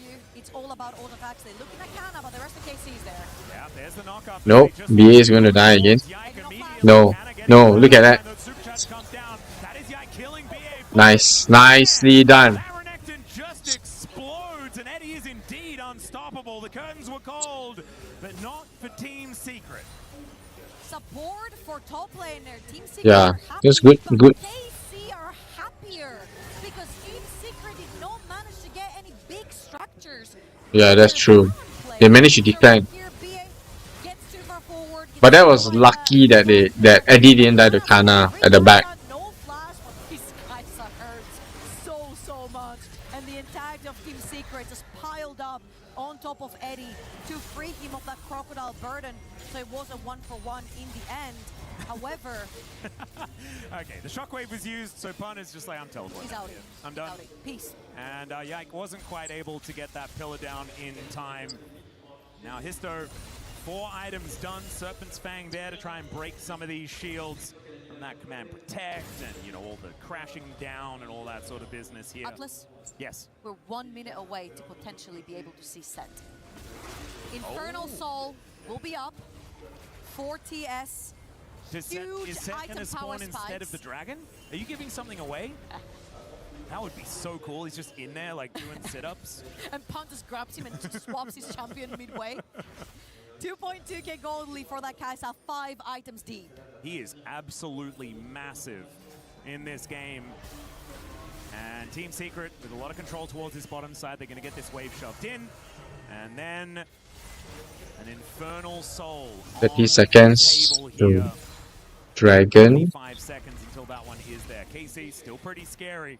I feel like the sheer DPS from Team Secret really does. KC can't burst down the Baron, so they don't have that kind of sustained DPS. Kana again. Dire. He stole. No, Eddie, mistake. Eddie's mistake. I saw that. He shouldn't have went in. That is something that I would do in Aram. They don't have sustained damage, they're gonna die. No, Team Secret is so dead now. They don't have the sustained damage. Look at Khalees. One more. Can he? No.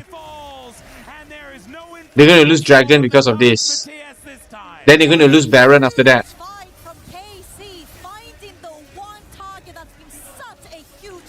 Yeah. He went in himself with his ultimate, so he had no escape. He didn't have his let's check.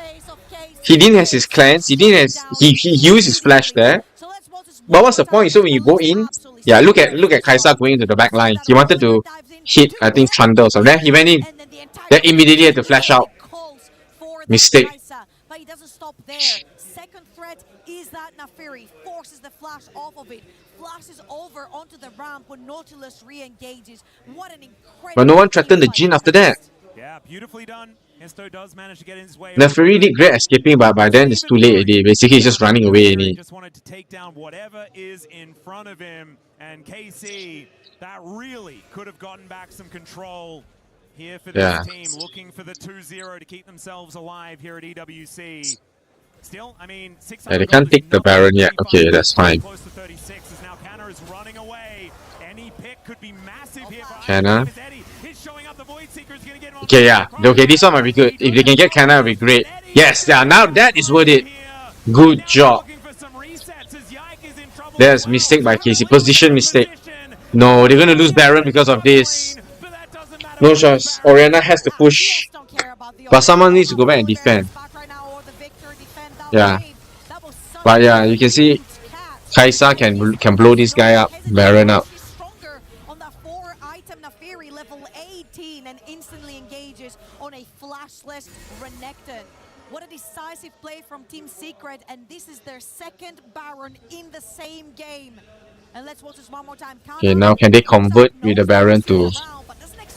Oh, yeah, Kana went up to front. Without vision, it was so deadly. Oh no. No, why are they walking up front like that? I mean... Yeah.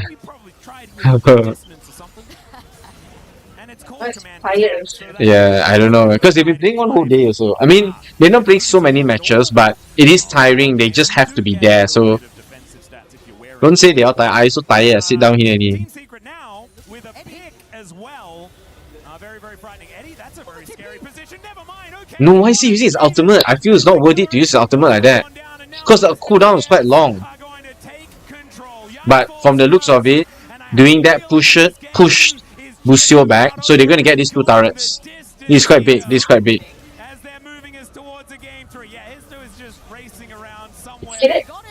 The end of the game from the university different. No, they're going to get it, guys. It's going to be 1-1.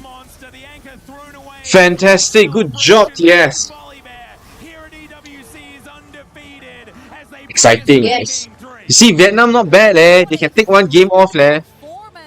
Let me see.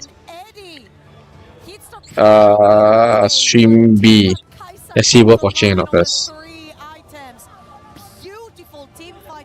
Letting it load. See, she's so sad.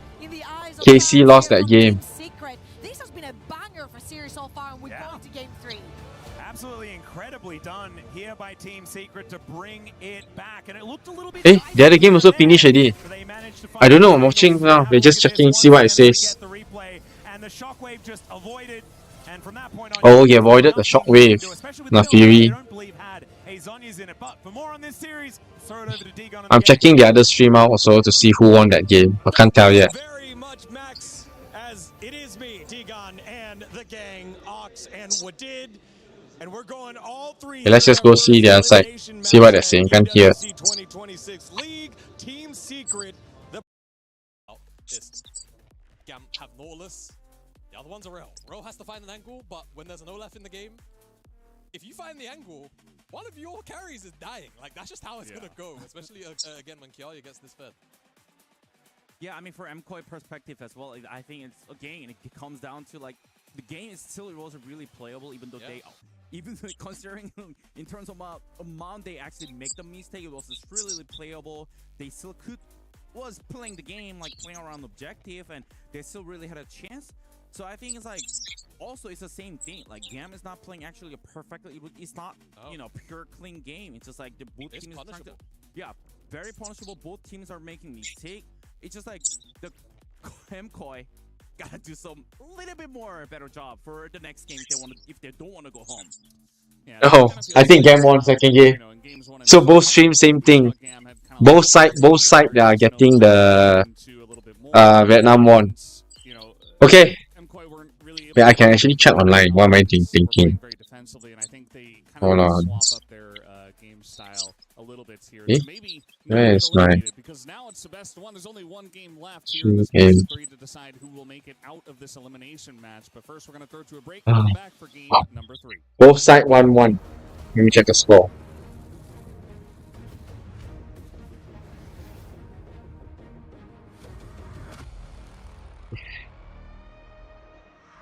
Not updated yet on the website, but I think both side 1-1 as you can see. That's why they're still continuing.